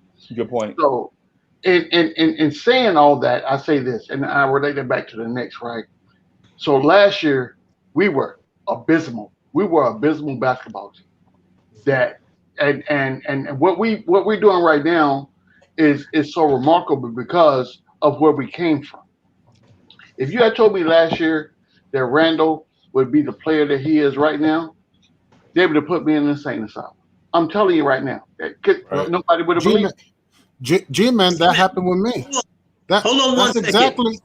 That's exactly what happened with me. Hold on one second. G-Men for life. You know where I'm from? What we did when you had wet cement there and no one was there to secure it? We put our names in it, put our fingerprints in it. Yeah, absolutely. So this is exactly what has happened to him. Okay? He didn't give the troops nothing, no assistance to help guard this wet cement. And right now, we got our names in this wet cement. No. And I'm gonna tell you why, AD. I'm gonna tell you why, AD. So I understand it's easy for you to come by after I've already done the work and laid the foundation and laid the cement. I've done the work. Me and my team have done the work. So what you're doing at that point is you're just coming by and benefiting off the work that's been done. So you put your name in the cement after I've already laid the cement. So you don't understand what the mindset was in laying that foundation. They don't understand what their mindset is. If they did understand that, G-Men for life, why the hell are you drafting a power forward when you already got a power forward here? Because you know why? The cement was wet and they did not understand what they had. So they drafted a man to take a man's position who is not going anywhere. So last year, that's not a problem. The same conversation that we had, if we can't have the same conversation now that we had last year, because last year Randall sucked. That's why they drafted Obi Toppin. Right. That's why he's here right now, today. So but if you're telling me that if we're going by, you can't forget the past and pretend like none of that happened, right? All right. The only reason Toppin is on the roster right now today is because we would get rid of Randall. Toppin was supposed to be a replacement for Randall. Let's not sugarcoat it, right? Absolutely. But Toppin was supposed to be his replacement. Toppin is no longer his replacement, and you have a team that you did not expect. That's why I said yesterday, it's like they have two camps. They got a Tibbs camp on the ground, and management has their camps up top somewhere. Because all of a sudden now, Tibbs is doing a better job than you thought he was going to do his year one, and you weren't prepared to pivot. I disagree. I disagree from this aspect right here. So I would agree to disagree, because at the beginning of the season we said that the mindset was this: we're going to take this young roster, we're going to develop the young roster into something far better down the road, and we're in development years. So what they didn't expect is the success that we're having now. Now it has transferred into the mindset of, okay, we can take this young roster and put them with some veterans and whatnot, and see how deep we can go into the playoffs. That's where we are now. But wait. Can I interject, because I want to play mediator for a second? I understand both of your points, and I understand, but I don't see where both of your points is what the Knicks are doing in reality. G-Man, if you say that the organization said, "Oh yeah, we're gonna develop our youth and put them with some veterans and see where it goes," but here's That's the not what I thing. said, CP. That is Oh, not. I'm sorry. I guess I misinterpreted. That's not what I said. So what I said was, at the beginning of the season, that the organization was saying that we have a young team and we're going to develop that team. That's what I thought you said. After we found success in going through the season, then we bring in the vets to say we're going to try to take us deeper into the playoffs. And I think that's where the mindset is right now. Yes, but the youth are not developing. So what? So if the youth are not developing right now, what are you going to say for the future? Because in the future, we only have five players on contract next year. So CP, what you can't do is you cannot ask a question with a question, right?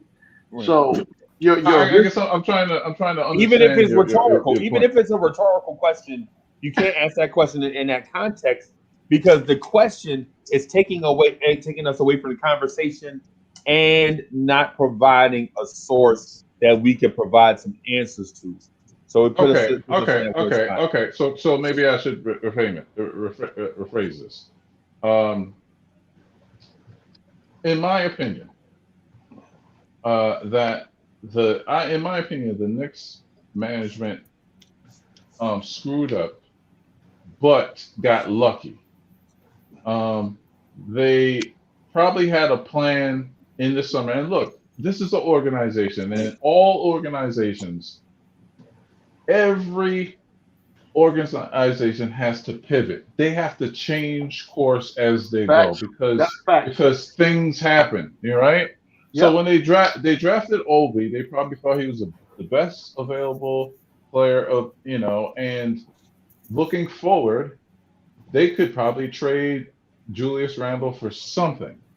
Now this success happened. Okay, this success happened.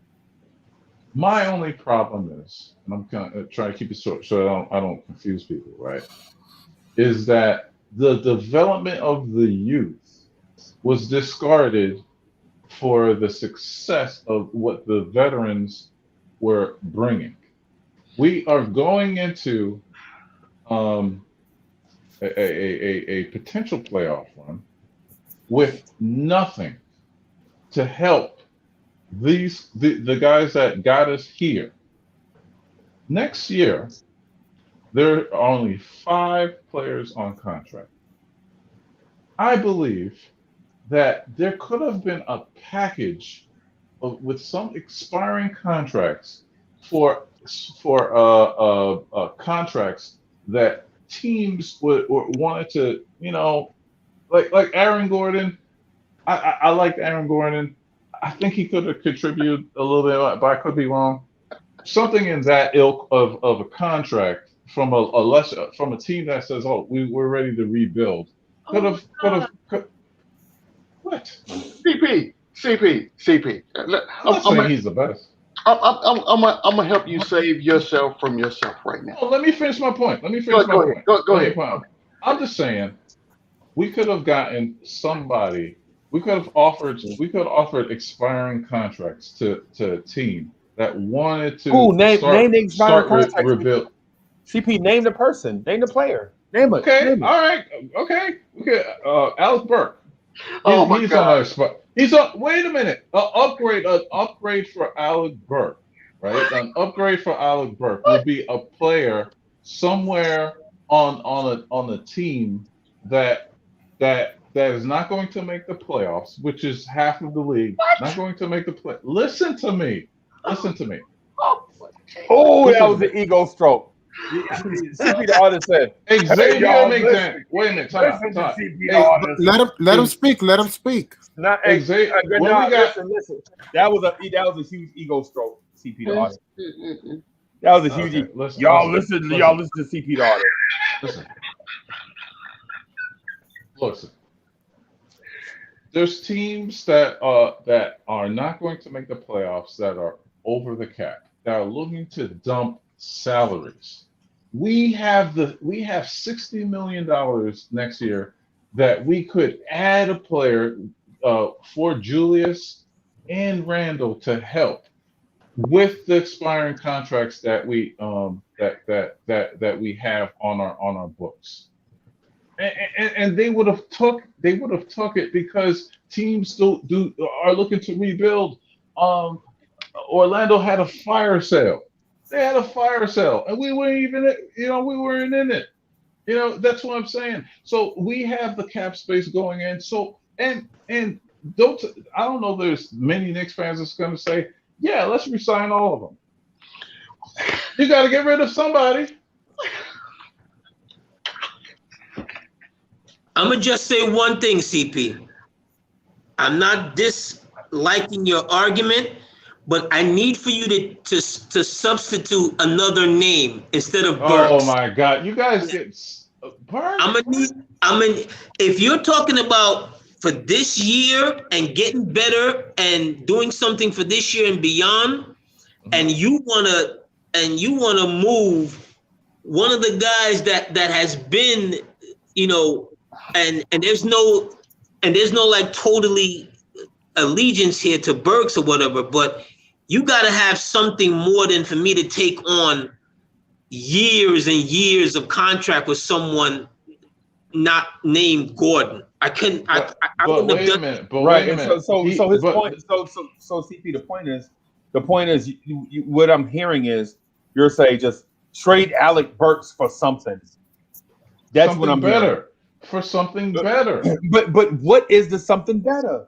The something better is a contract that a team is looking to part ways with. Name it. Name a person.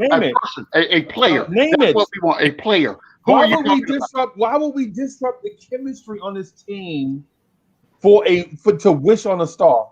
Because you have no long-term goals. This is for the long-term goal. You don't know that Alec Burks is not going to re-sign with the Knicks, bro. But why would you sign Alec Burks when you can get Alec Burks anywhere in the league? It's Alec Burks. Who is Alec Burks' replacement? That's the question. Who are you bringing in to replace Alec Burks? Thank you. Who is Name that? it.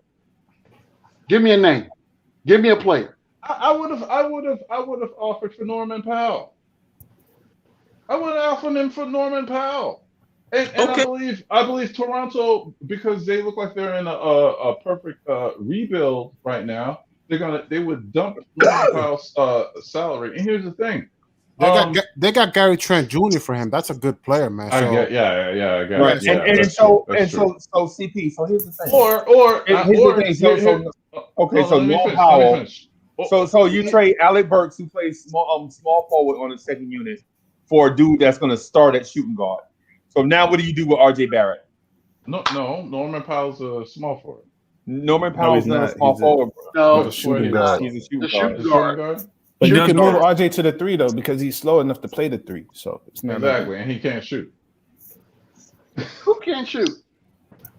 CP being ridiculous. Look, RJ Barrett cannot shoot. He's a scorer, but he can't. But that's not the point. The point is trade at the deadline. Let's stay on the topic. What? Boy, look. Let's stay on the topic, because the topic was trade the expiring contracts for something more attractive. That's what CP said. Right. So RJ Barrett can't shoot has nothing to do with what you just said. Yes, it does, because we need help. We need help. We definitely need scoring help. We need professional help. That's exactly what we need. So when is RJ's contract? When does he come off the rookie contract? What, in 5 years? 3 years. In 2024, maybe. I don't know. So he'll be eligible. He'll be eligible for his 5th-year option in 2 years. His contract not even over for discussion. This is my point.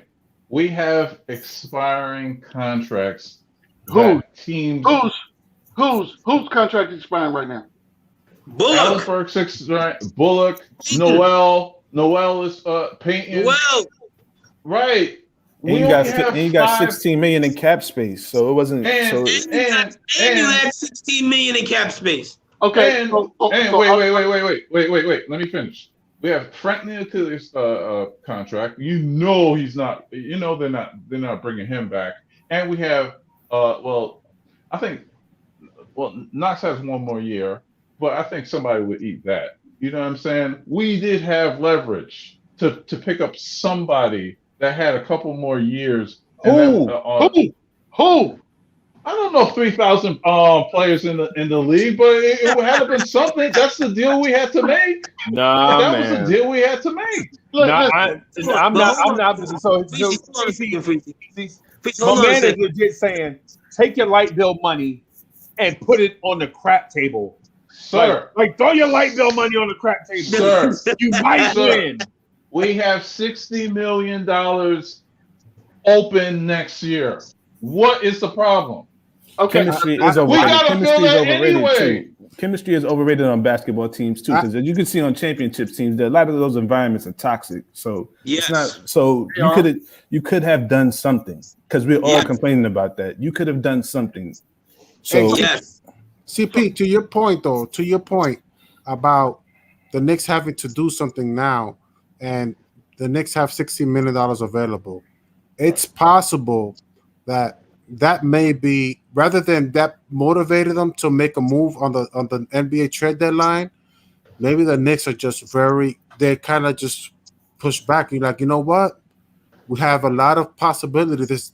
If you have a 50% chance to get or close to 50% chance to land a player in the offseason, well, then maybe that made the front office hesitate even more to make a move at the trade deadline. Exactly. Versus, you know what I mean? So maybe I absolutely hear that, and that's why when you got mad at me, I was pushing for this tank because it seems like a soft tank anyway. It's a soft tank. Hold on, let me. Can I respond real fast to that, guys? I'm gonna respond. Can I respond real fast to that? It's gonna be real quick. It's gonna be like less than 2 seconds. Less than 2 seconds. What got me mad, CP the artist, about what you said at Knicks at Night was, if the Knicks make the playoffs, so what? Who cares? Those 5 words, especially the kind of season we're having, that's what made me say, why does this guy want to tank? And why does he not care about the playoffs? I just don't get this tanking mentality. That's all it's about. Back to you guys. It was based on what's going on right now. I didn't hear your total point before. But if you're saying that management is really doing a soft tank, you know what? I do agree with that. Thank you. I definitely agree with that. I said it yesterday. Leon Rose's plan was to draft Obi Toppin. They wanted to trade Julius Randle in the offseason. They weren't planning to win. Julius Randle and Tibbs have ruined his plan. Yep. So they are still pivoting in the way. Why do a soft tank? Here's now my problem now. Why do a soft tank? Just, if you're gonna tank, just tank. Why try and pick somewhere between 15 and 21? Because we don't have a coach that's going to accept losing, and we don't have a fan base that's going to accept losing. Again, you hired the wrong guy that was not a part of your plan. I agree. That's what happened. That's why out of sync. Right. I would have rather kept Mike Miller. And if it was going to be all about development, then we should have kept Mike Miller and gave him some toys to play with, and we would have developed. But the thing is that Knicks fans do not want development. We want to win. We don't want to do it like Philly did. We don't want to do it like other teams did. I live in Atlanta, right? And no one cares about how bad the Hawks are. The Hawks silently are in the playoffs, and they're not a big market. And look what they did also when they got Clint Capella, whatever, because that's a great. Here's my example. When they got Clint Capella last year, a team like Houston couldn't wait to get rid of him. Couldn't wait to get rid of him at the trade deadline. And now they're in the playoffs. And this is that. the Hawks are what the Knicks is supposed to be looking like. No, we're not. No, we're not. The Knicks didn't want. I wanted Bojan Bogdanovic, but a lot of fans don't agree with me on that, and they complain about Reggie Bullock all day. So, but I personally like what the Atlanta Hawks did in the offseason, and that's why I wouldn't be surprised if they finish fourth in the standings, because they not only did they get Bojan Bogdanovic, they also got Danilo Gallinari, and you need to sign free agents, and I don't feel like a lot of people agree with me that we should have signed a small forward in the offseason, especially when how terrible Wayne Ellington was for us, and Reggie Bullock wasn't that far away from him last season. So, but a lot of fans. Okay. So y'all just use conjecture right then. Y'all just legit use conjecture. Y'all use the hidden ball trick. Y'all like, here's the ball right here, but the ball is actually in the other hand. Y'all are legit telling me that a doggone Danilo Gallinari and a Bogdanovic turned around the doggone Atlanta Hawks when they had Trae Young. Yes. Yes. All that together. All that y'all playing with. Man, that's fire. That is fire. No, that is fire. I'm not some random dude who plays 2K and don't watch basketball. You just said Danilo Gallinari and Bogdan, whatever his name is. Right. Yes. They had Trae Young and John Collins and UNCP all like get depth on the team. We should tank so free agents can come here.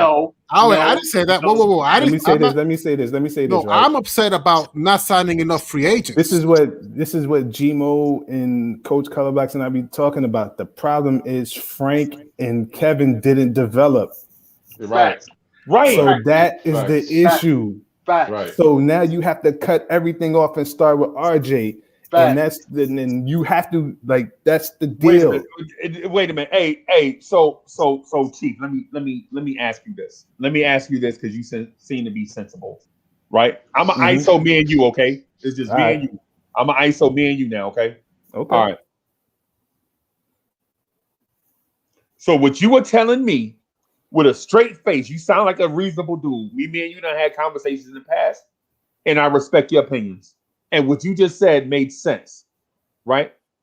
But what you were telling me is that what these dudes are saying about tanking, going back into the draft and starting all over, guarantees that the process is going to be better this time around. No, I'm not guaranteeing that. But listen, hear me out on it. I'm not pinning it all on you. I'm pinning it on the conversation. Right, so I'm not pinning it on you. Because we're having this conversation about tanking, right? Mm-hmm. And so here's the thing: we had this tanking conversation 5 years ago, exactly, and then 3 years ago, mm-hmm. right? So 5 years ago, we had this tanking conversation because we wanted to get Karl Anthony Towns. You remember that? You remember the Moutier draft? It was Moutier and a whole bunch of other people, and a dude named Maurice Endower with it. Mate, if I see that joker right now, I swear to God, he was the dude that when both teams were tanking in the fourth quarter, he got the offensive rebound and put it back, and the Knicks wound up getting the fourth pick instead of the number one pick, right? But we should have been second, right? Because I think we had the second worst record, right? So they pushed us down and gave the Lakers the second pick, didn't they? Going into the game, we had the second worst record. Right? If we had lost that game, we'd have had the worst record. Yeah. Right? Yeah. But the dude makes the basket, and we wind up with keeping the second worst record and falling 2 spots, right? Yep. Because here's the thing, and I promise I'm gonna make this fast. Here's the thing: if we got the number one pick and we still wanted Porzingis, right? Now just follow me on this. If we had the number one pick and we still wanted Porzingis, right? We could have traded the number one pick, got more assets in future drafts, and still took Porzingis, right? And it'll help us with the rebuild because we'd have had multiple first-round picks and the drafts following, right? It didn't happen that way, but we wound up getting Porzingis, right? But whatever. right? And so we wind up botching Porzingis's timeline because we can't find a young complimentary player to go with him. But let me say this: in that draft, I know he went 13th, but in that draft, I actually wanted Devin Booker. But that's another story for another conversation. I'm a Devin Booker guy. Right. Well, I'm gonna say this, and you're gonna laugh at me, man. But excuse me for being, pardon me for being, dumb sometimes. But I thought Porzingis was a European stiff. I thought he was gonna be the next Frederick Weiss, and I thought Emmanuel Mudiay was gonna be the pick. I wanted Emmanuel Mudiay because I knew we wasn't getting Karl Anthony Towns, right? Yeah. I knew we weren't gonna get Cat. So I was like, yo, go get a point guard because you know what the conversation was going into that draft? The Knicks need a point guard of the future. But see, the thing was in that draft, I wanted Booker because even though he was coming off the bench, I saw that he was a scorer, you know, and Melo needed help scoring. So we needed a point guard or a shooting guard in that draft. So for me, Booker was my guy. And then in the next draft, that's the Frank draft, right? The Jerian Grant draft. That was the Jerian Grant draft, right? No, the next draft was was Jerian Grant Frank. the year before that? I forget, but I think it was the year before. I think I think that's the same draft as Porzingis. I think they got him later, like down the line. But it doesn't matter. Yeah, it don't matter. But because we boxed it up anyway. Yeah, because you know my process was our backcourt would be straight if they'd have just went with mine because we'd have Booker and Mitchell.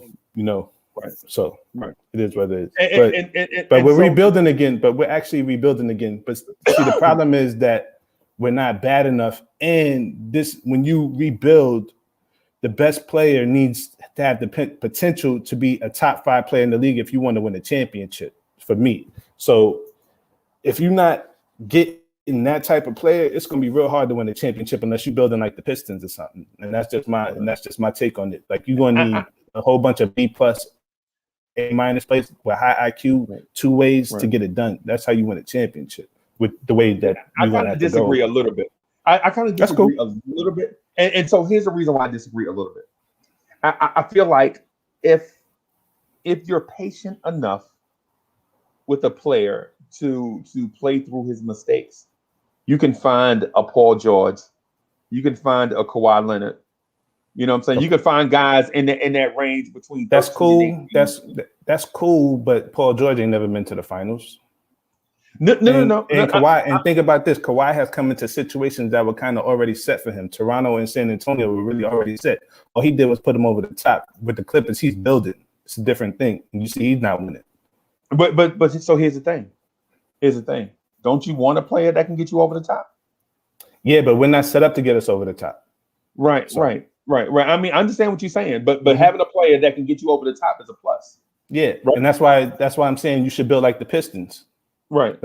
So you get all those B+, A- players, and you still develop at the same time because that's part of it, you know. And then you go from there, and you find the player that's going to put you over the top. That's that's kind of disgruntled in his place, but it is what it is. It's all the process. It's different techniques to win. So I want to get back to CP the Artist whack point talking about tanking, right? CP the Artist, no. Tanking does not work. No, CP the Artist, that's ridiculous. Talk about tanking. You do a sport, you go out there, you play a sport to go out there and lose. That's ridiculous. So I'm gonna bring everybody back in, but what I wanted to do is I kind of wanted to isolate some of these conversations because what happens is we get sidetracked with we just don't stay on the topic, and I want to make sure we stay on the topic in fairness to everybody, right? Ooh. And so here's the thing, the tank thing bothers me because we're trusting the front office to make them to lose games, right? We're trusting them to lose games and to go into the draft with a high draft pick and select the right person. And we've seen them go into the draft and select Jerian Grants, Clee Anthony Early's, Frank Ntilikina's, Kevin Knox's, Obi Toppin's. And you're telling me, hey, let's lose 70 more games so I can get one more crack at it so that I can select Kevin Knox. right? So my thing is this, dog. I'm too old for that. Yeah, we are too old for that because I want to win. Right. That's what I'm saying. So what we should be thinking is this: if we have forward momentum, let's try to do it like the Tampa Bay Rays. Like if we have forward momentum, let's try to catch lightning in the bottle. Right? Let's try to catch lightning in the bottle. Because what do you have to lose? But that's what we were saying. Why you should have made a trade to catch momentum, lightning in the bottle, and they didn't do that. He didn't pivot because he's sticking to his plan. Right. He didn't and that's why I'm saying Tibbs and Randall ruined the plan. Right. So you and I agree, basically. Yeah. So we agree. Okay. All right. Because what happened is when we had everybody in, and I'm not the one saying that everybody in the chat, because everybody in the chat is smart and they think for themselves and they have their own ideas.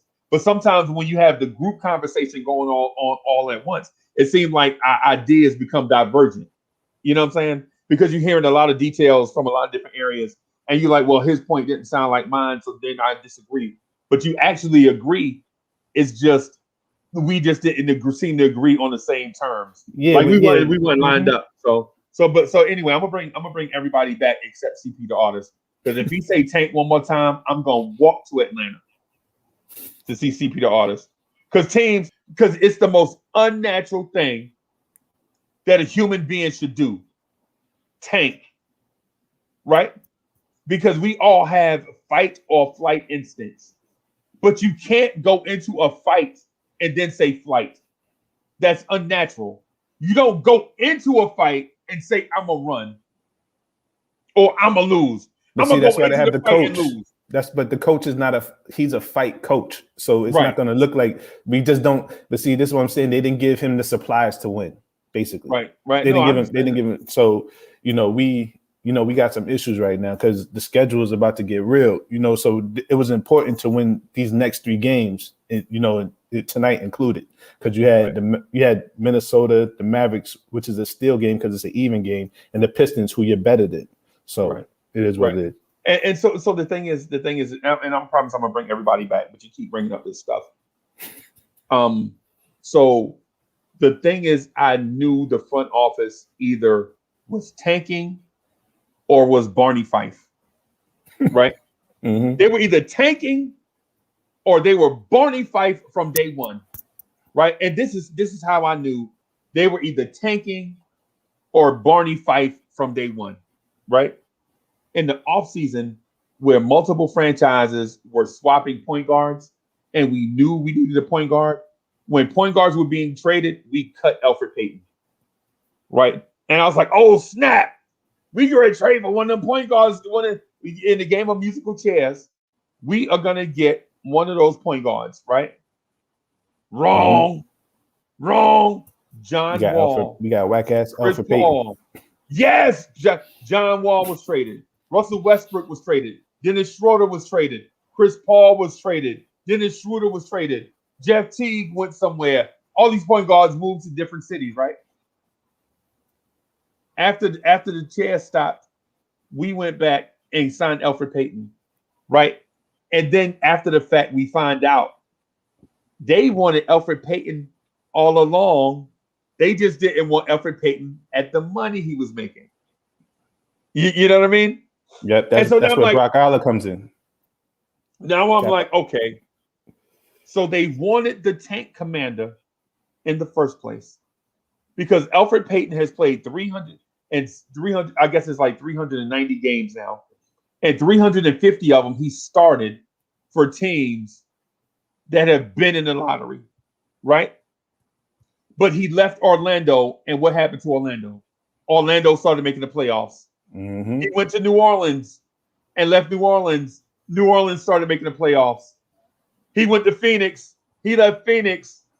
And when he left Phoenix, Phoenix started making the playoffs. Correct. Now he's in New York. Right? So I knew something was there. I'm like, hey, something about this is not right. Right? And I promise you, I'm going to bring everybody else in. I just want to get this off my chest, and then I'm going to get out of the way. But basically, my point to it all is this.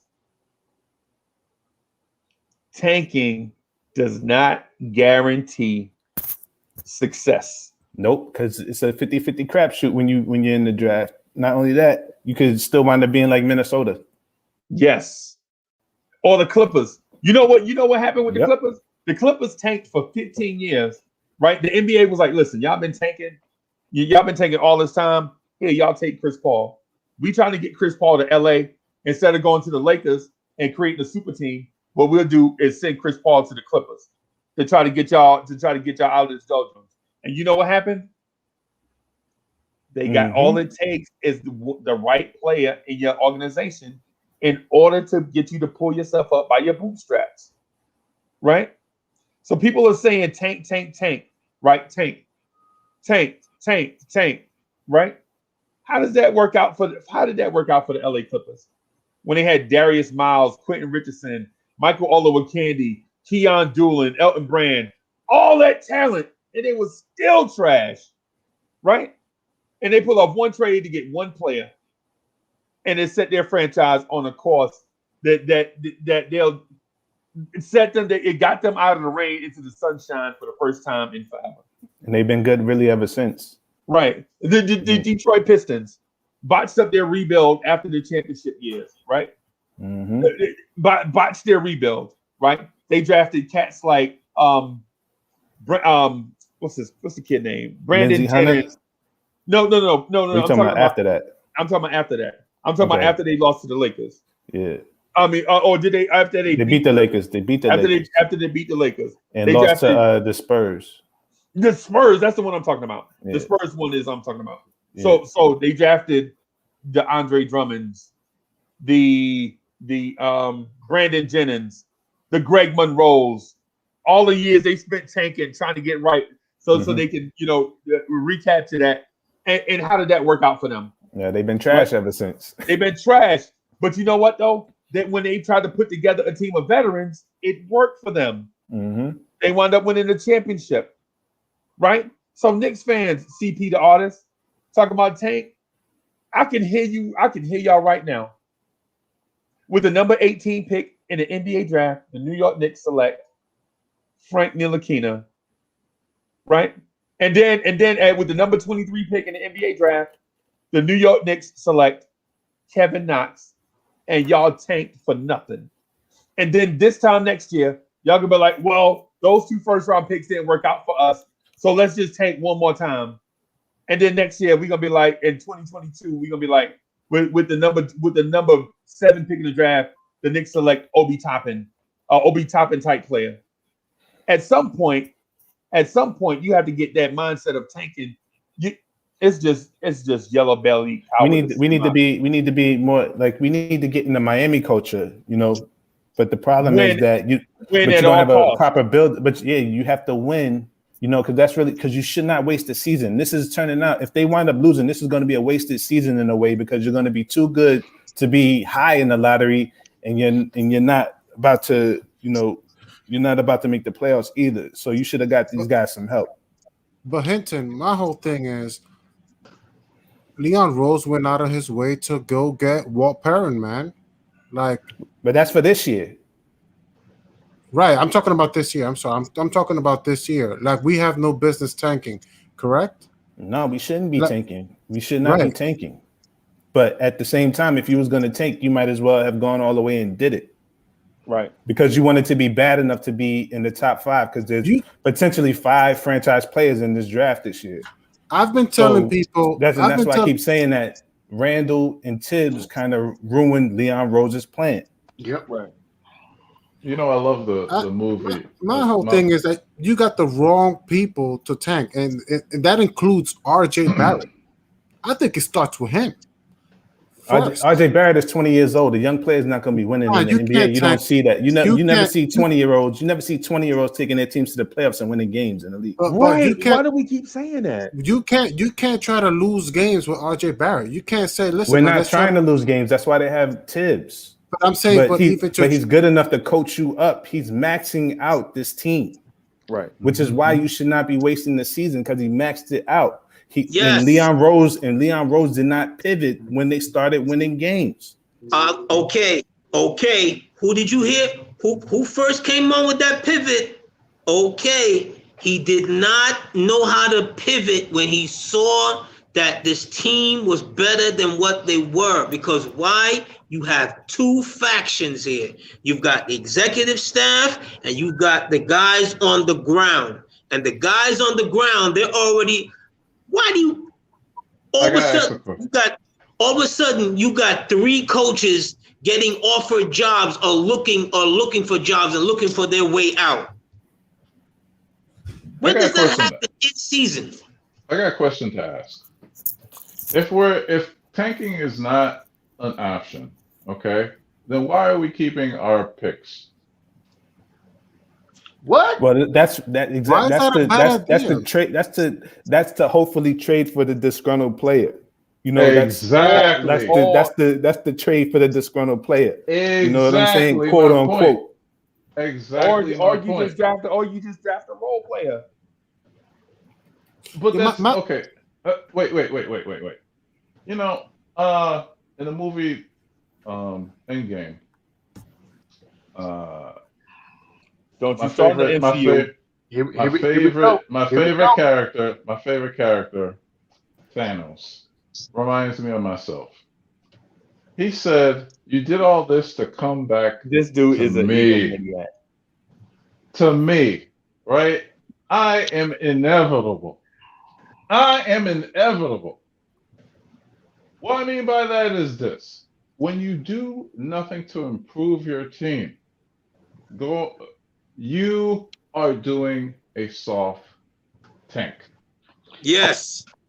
And the inevitability of what is going to happen is this: we're going to get either out of the playoffs or out the first round, and we're going to be looking like Booba the Fool, like, oh, I didn't see this happen. Oh, all right, well, let's see what we're going to do in the offseason. Oh, the offseason, wait, all the great free agents are gone. Oh, wait. Oh, exactly. Our best players on the Knicks right now are 30 years old because Alec Burke turns 30. Reggie Bullock is like 35, or no, he's. 30. I got a question for you. Can I ask you a question? Please, Ralph, do please. My whole thing is, why does it upset you drafting between 11 through 20? What is the because the franchise player that you ever, because the only franchise player that you really ever seen is Giannis. Right. But my whole thing is, CP, like, why, this guy drafted Donovan Mitchell at 13, Rudy Gobert, who's getting $40 million with the Utah Jazz and could possibly command that with another team. That's the guy that's going to be drafting for us. What's wrong drafting 11 through 20 that is bothering you so much? Nothing wrong with that. But here's the thing: it's not enough. It's not enough. Wait.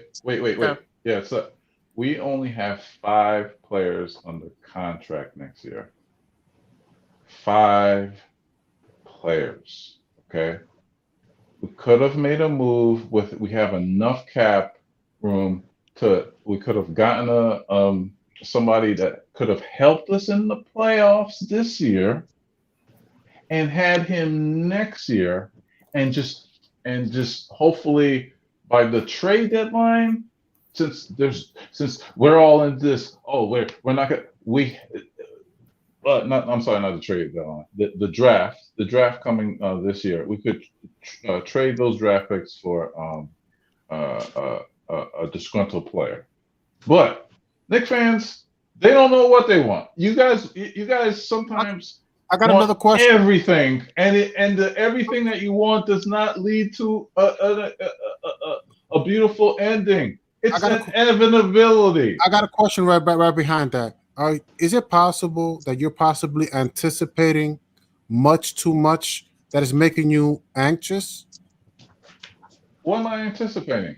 I know we're gonna be like first round and out. I know we're getting swept in the playoffs. I know we're losing. I know we're losing tonight. I know we're gonna go on a 5 year. Hold on. Let him talk. I want to listen to this. What's gonna happen with the draft, and what's gonna happen in the offseason? Who are we getting? In the draft, we don't know. It's a draft. It's a lottery. You might not get anybody, so you should also be prepared for that. And that was another thing too. But I'm not worried. I'm not worried. Wait. There's another thing too. What Freezy said about we're gonna just go get another Frank Ntilikina, Obi Toppins, or a Knox. But excuse me if I forgot that we got Mitchell Robinson and Emmanuel Quickly in the 20s. So don't tell me that. Well, we just got to do this again. We had good, and let's not forget we had Alonzo Trier and we had Damian Dotson. Also. My whole thing is like, what is making you be anxious? Like what's going on today? We have because scared money don't make money. Right. I understand that point. My whole thing is, hey guys, whose microphone is that? Like that's AD. Okay. Can he mute? Hey, AD, can you mute yourself, AD, please? Thanks, man.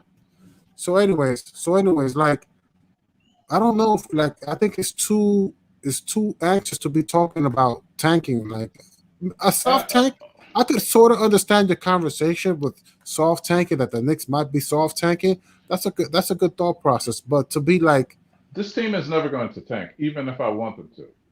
Good. I don't think because tanking Tibbs is not suckers. Tanking is a strategy. No. The reason why is because I think we know who our cornerstone pieces are. You tank to find your cornerstone pieces. Once you know who your cornerstone pieces are, you start winning games. So who are your cornerstone pieces? Well, the young players that are starting. No. Name them. Say. Well, in the beginning of the season, Leon Rose said that the cornerstone pieces was RJ Barrett and Mitchell Robinson, right? And then before the trade deadline, Leon Rose or Bleacher Report, I can't remember if it's Leon Rose that said it, but Julius Randle and RJ Barrett were off limits, and they were and Mitchell Robinson's name was being asked a lot by other teams. So he already flipped in. I don't know, but it's looking like the team is identifying their cornerstone pieces. And once you understand your cornerstone pieces and start laying the foundation, you know who your team is and who you're going to go with going forward. So I believe that is that's fluid, just based on injuries and what's going on in the season right now. Because if you had told me at the beginning of the season that, again, Mitchell Robinson has been injury plagued for a good portion of the season, in which we needed him in the stretch, then that causes, I guess, concerns as to what we're doing at the 5 position. And my whole thing too that is, we got Julius Randle and RJ Barrett and Mitchell Robinson, possibly 3 cornerstone pieces, just like I don't want to do a comparison, but before Golden State was building their dynasty team, they were like trying to figure out, hey, who's going to be our cornerstone? Is it going to be Steph Curry? Klay Thompson's name, well, he was about to be traded for Kevin Love or James Harden at some point, but until Mark Jackson got in there, and then they said, you know what, we're not trading Klay Thompson and Draymond Green. So like, we're figuring it out as we go along, as we're trying to win these games, is what I'm trying to say. But my thing is be aggressive. And on top of that, so my whole thing is, we got those 3, and on top of that, we got 2 first-round picks this year, and we got an early second-round pick again. So, and not to mention, we got Quickly, who Freezy calls them splash and dash. Like we are trying to figure out who are cornerstone pieces. And you guys are still having these conversations about tanking to find the cornerstone piece. It doesn't. It's not. I think you're out of sync. I think a lot of fans just don't. No. It's to add on to those. Like we have Quickly. We have Mitchell Robinson. to add some core shooters and let me say one last thing, right? To Freezy's tanking for suckers. I'm Machiavellian, sir. And the ends justify the means. Sometimes you gotta do the dirty things in life because life ain't clean. You gotta do the dirty things in life in order to succeed. I am Machiavellian. You know what? And you know what? You sound just like Littlefinger. You sound just like Littlefinger. That is a quote from Littlefinger. Yeah. Can I add on? But can I add on to what you're saying though? Because he is right in a way. Because look what the Nets did. How many guys off their building foundation are left? The ends justifying the means. Oh, now I'm inevitable. I'm inevitable. Think about it. They don't have nobody. They basically have nobody that they developed on that team. They just got rid of everybody in 1 year, basically, year and a half. Hold on. Right. But the Knicks are not going in that direction. Obviously, the Knicks. Oh, yes, they are. Don't you want to win a championship? No. The Knicks are not going into the way the Nets are building a championship. The Knicks are following. You're right about that. But Knicks are closer to a blueprint of the Golden State Warriors when they went after Mark Jackson. And it's not just the New York Knicks who are following that Mark Jackson idea, but it's also the New Orleans Pelicans, who also got a defensive coach of Stan Van Gundy, who they feel they got a core. The Pelicans ain't winning no time. So they got a defensive coach. They got a defensive coach for a reason. They got a defensive coach. Raphael, I understand where Raphael coming from. So y'all are saying the way that Brooklyn did it is a blueprint, right? So y'all are telling me that has not won a championship. That has not won a championship. This is what I'm saying. This is what I'm saying. The blueprint is your own blueprint. There's many ways.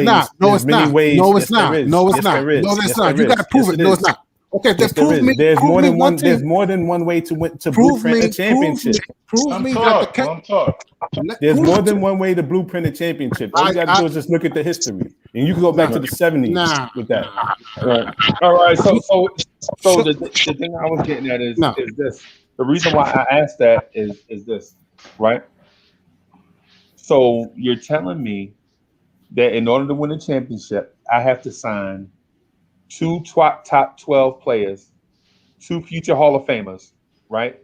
And then trade my entire roster for a third player who is top 5 and a potential Hall of Famer, and that's how you win a championship. Absolutely not. No. Absolutely. But this is the question. But this is the question. This is the question I will ask. This is the question I'm gonna ask though. This is the question I'm gonna ask though. Is RJ a Hall of Fame talent? We don't know. All right, we don't know yet, right? We don't know that. Not right now. All right. So that's what I'm saying. So if he is not a Hall of Fame talent, at the end of the day, we still not winning no championship because we don't have no Hall of Fame players on this team. So listen, guys. This is what I would tell anybody. But how many championships have Hall of Fame players won? But a lot. A lot, yeah. That's exactly what I'm saying. So we need another one. This is what I'm trying to say. All we're doing is looking for another one. But Chief, you hit me with conjecture. You hit me with conjecture. You know how you hit me with conjecture just now? Because you skipped ahead in the process. That's what I'm saying. Yeah, you didn't say sign 2 Hall of Famers. You said you're gonna need 2, but you're gonna need at least 2, and I know that for a fact. You're gonna need at least 2. Right. Okay. But the point I was getting at though is where you skipped ahead. You skipped ahead to the fact that we already had 2 Hall of Fame players. Basically. No. I didn't skip. I didn't skip. I just asked if RJ was 1.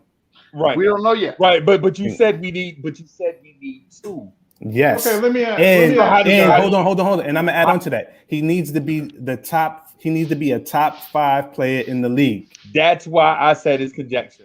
That was real slick. No, it wasn't. Hey, this dude, is real. He's good at these debates and arguments and stuff. That was slick because he knew I was going to get to the top 5 player part. Yeah. Right? Because you got to have one. In that process, that's how you win a championship. That's how that's how the Lakers won their championship. They got a top 5 player. They got one top 5 player. What year are you talking about? Last year. 2 years ago. No, 2 years ago. 2 years ago, they got LeBron James. And then last year they got Anthony Davis. So that's 2. Right. How did they get Anthony Davis, by the way? They traded all those young assets. So again, you have to have assets in order to do it. So that's my point. Again, you're skipping ahead because the Lakers would not have traded all that stuff. I'm being if they did not sign LeBron. But I am being proactive. Hold on, I'm a ISO. Hold on, I got to ISO myself again. Jesus, man. Jesus, Fred and Barney, what's going on? For the love of Joni and Chachi, what's going on? Right? And so y'all might not know who Joni and Chachi is, and I ain't even give it to go there because we don't have time. Right? For the love of Lenny and Squiggy, and I know y'all don't know who Lenny and Squiggy is, but we don't have time. Right? What I'm gonna say is this: the Lakers had a young core. Listen to me. The Lakers had a young core of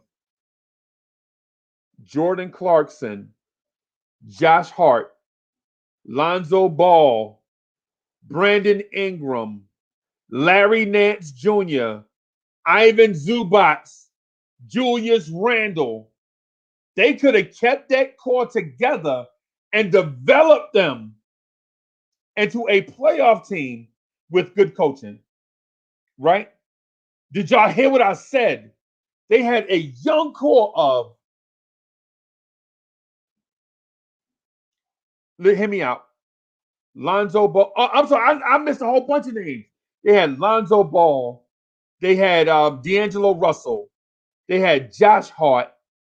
They had Brandon Ingram. They had Kyle Kuzma, Larry Nance Jr., Julius Randle, Ivan Zubac. They had a young core that everybody would be jealous of, right? But the rumor mill said that LeBron James wanted to come to LA and win a championship. That was on a rumor mill, right? So LeBron comes and signs with the Lakers. The Lakers make room for LeBron. They get rid of dudes. They legit. Ivan Zubac was about to go to a summer league game. They're like, oh, wait. Don't put on that purple and gold. We just traded you to that team down the hall. Right? They disrespect him. They didn't even tell his agent. The coaches came running in the room. No, hey! We traded you. They didn't tell my man agent. That's how disrespectful the Lakers. That's how thirsty they were for LeBron. Right? Like they making room. They getting everybody out of here to get LeBron. Right? And you know what they got them? They wound up trading the rest of that young core outside of Kyle Kuzma. Right? And a whole bunch of draft picks and stuff to get Anthony Davis. And people and Knicks fans will be like, Knicks fans were at the trade deadline like, no, that's way too much to trade for such and such and such. Right? The Lakers traded away everything for Anthony Davis. And you know what they got them? A championship. We got them a championship. They won a chip. And think about this: they have a history of winning in all those ways. They through the draft and through trading. So that's what I'm saying. You made my point, right? Did y'all hear that young core I named off? Yeah. So then that doesn't see. So that's what I'm saying. So all the draft picks and all that doesn't guarantee that you're gonna win. Right. But it does guarantee you that you have some assets that when you do get a top 5 player, that you can go get that guy to get him some help and win. You made my point for me, but you ain't willing to recognize. Who, you me? Made my point. Yeah, you. Hey, you made my point for me. Hey, CP the artist. Look, can I say this about? Hey, everybody, just real quick. So y'all saw the new branding on the channel, the logos and all that stuff, like the background you're looking at right now behind the scenes. Man, CP the artist is responsible for all this stuff, man. Just want to give, even though I think CP the artist's point right now is whack, and I think it's yellow belly. This whole tanking is cowardly. The dude is super talented, right? Our logo, man, our online store is popping right now, right? Y'all notice I don't even say stuff about subscribers no more. The online store is popping. That's why, because thanks to CP the artist and a whole bunch of and a whole bunch of insight that he gave me. The dude is a really sharp dude. Aside from looking like Montel Jordan, when's the new album coming out? Aside from looking like Montel Jordan, the dude is super smart. And listen, if y'all got some stuff that y'all need to get taken care of, man, make sure y'all go check out my man CP the Artist. Aside from CP the Artist being an egomaniac and super uppity and super stubborn, the dude is super talented. Right? They say great people are that way though. But I'm just saying, Montel Jordan. I saw you wearing number 67 for the Knicks the other night. I saw you grab like 7 rebounds, and I don't know how you can do art and do branding and play power forward for the Knicks. So for your audience, I'm quite sure that everybody in the chat right now is Google searching Montel Jordan because they don't know who that is. They don't know who Montel Jordan is. That's right. They don't know. They don't know. My joint something for the honeys, man. Something for the honeys. Hey, guys, I just want to say this real quick that I think the Knicks are looking to build the championship. I heard that whole LeBron take and the Lakers take. I just don't see. That's not what I'm seeing from the Knicks. What I've seen from the Knicks is more like trying to build the championship and looking to get a defensive coach like Tom Thibodeau for a reason to build a championship with this roster. Now, if they happen to go the Lakers route, like the way you guys are talking, hey man, you guys got it. Can I say something though? Isn't every year the way to a championship becoming different? Because look at listen to me. The Brooklyn Nets are going to go to the NBA Finals, assumingly. We think so. Yeah. But they did it in the buyout market. So they brought a whole bunch of free agents in. Okay. In the buyout market. Right. But where was that last year? You see what I'm saying? Like, the NBA, they did that. We had a collective bargaining agreement and gave people $250 million. And now these teams are like, well, we need the option to buy out players. And now, this is how they got Aldridge, LaMarcus Aldridge, and Blake Griffin through the buyout. Now it's like, that's a way too. You see what I'm saying? I think I don't think that was necessarily. I don't think there's one way to win a championship. There's several ways, but my thing is this: we could argue till the cows come home. My only argument is, where is the assets coming from for the Knicks? Where? Go ahead, Ralph. Because he had so many. There's a lot. He had so many different that I don't know. Go ahead. Because I don't understand. Hold on, CP. Hold on. Let me finish. My whole thing is I really don't understand about this conversation about there's so many ways to win a championship. What I know about winning a championship is it started with a defensive coach laying down the foundation. And who laid down? Look, LeBron James went to the Lakers. Great. Once you have LeBron James going somewhere, great. That gives your team a chance. Why? Because he learned from a defensive coach. He won his first championship under Eric Spoelstra, and he was arguably the defensive player of the year that year. He was one of the best. What? Ralph. You debate? Actually, they didn't win until they changed their offense, actually. Ralph.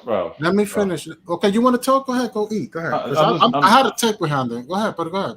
All right, I apologize. You want to go? If you want to go. I hope you have a good point because I was getting somewhere, but all right. I hate to interrupt you. Then go ahead, finish your point. No, I'm gonna give it to.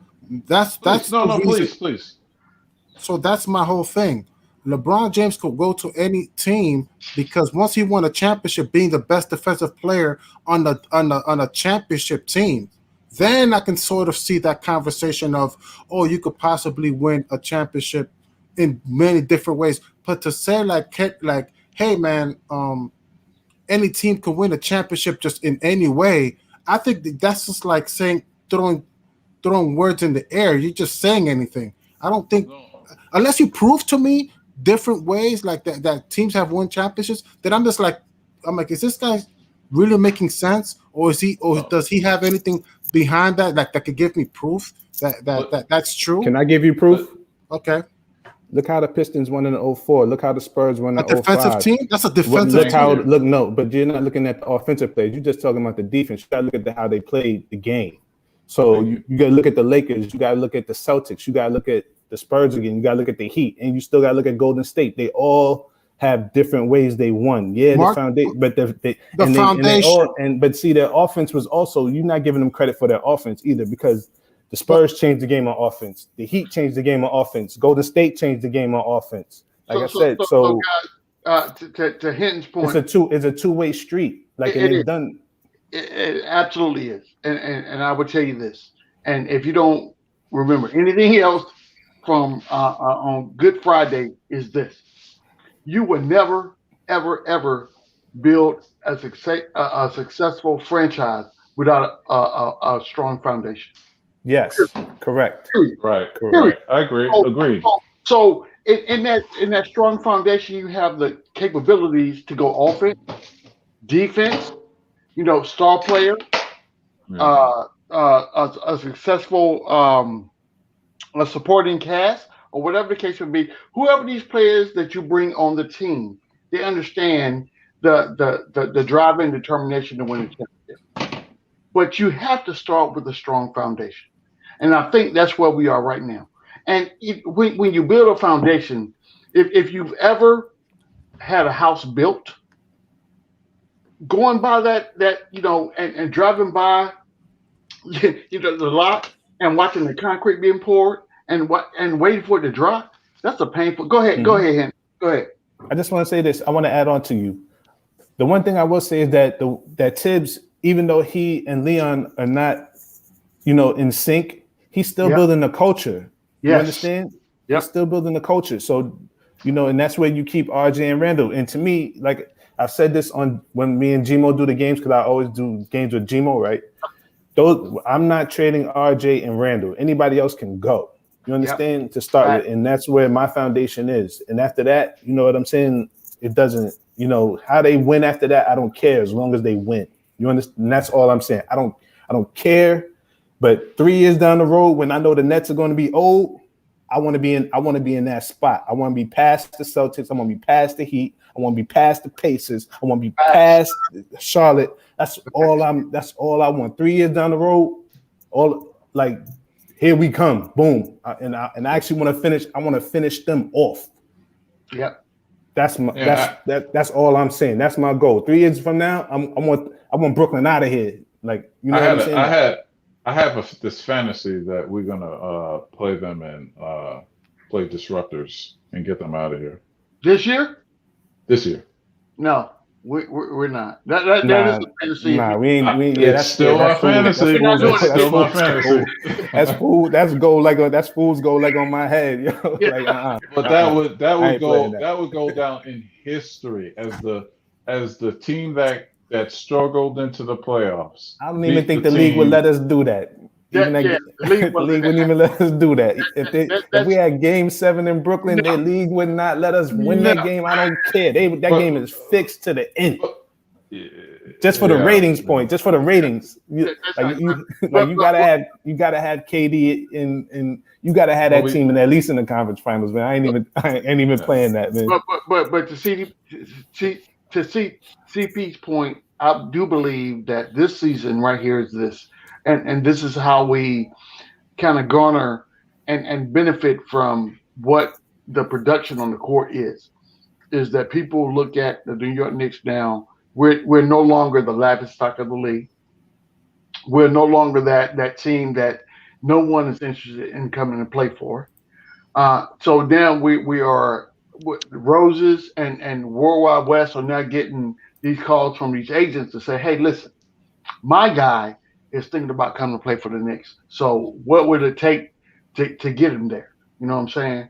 So the roster as currently constructed will not be the same next year. I promise you that. That's not going to happen.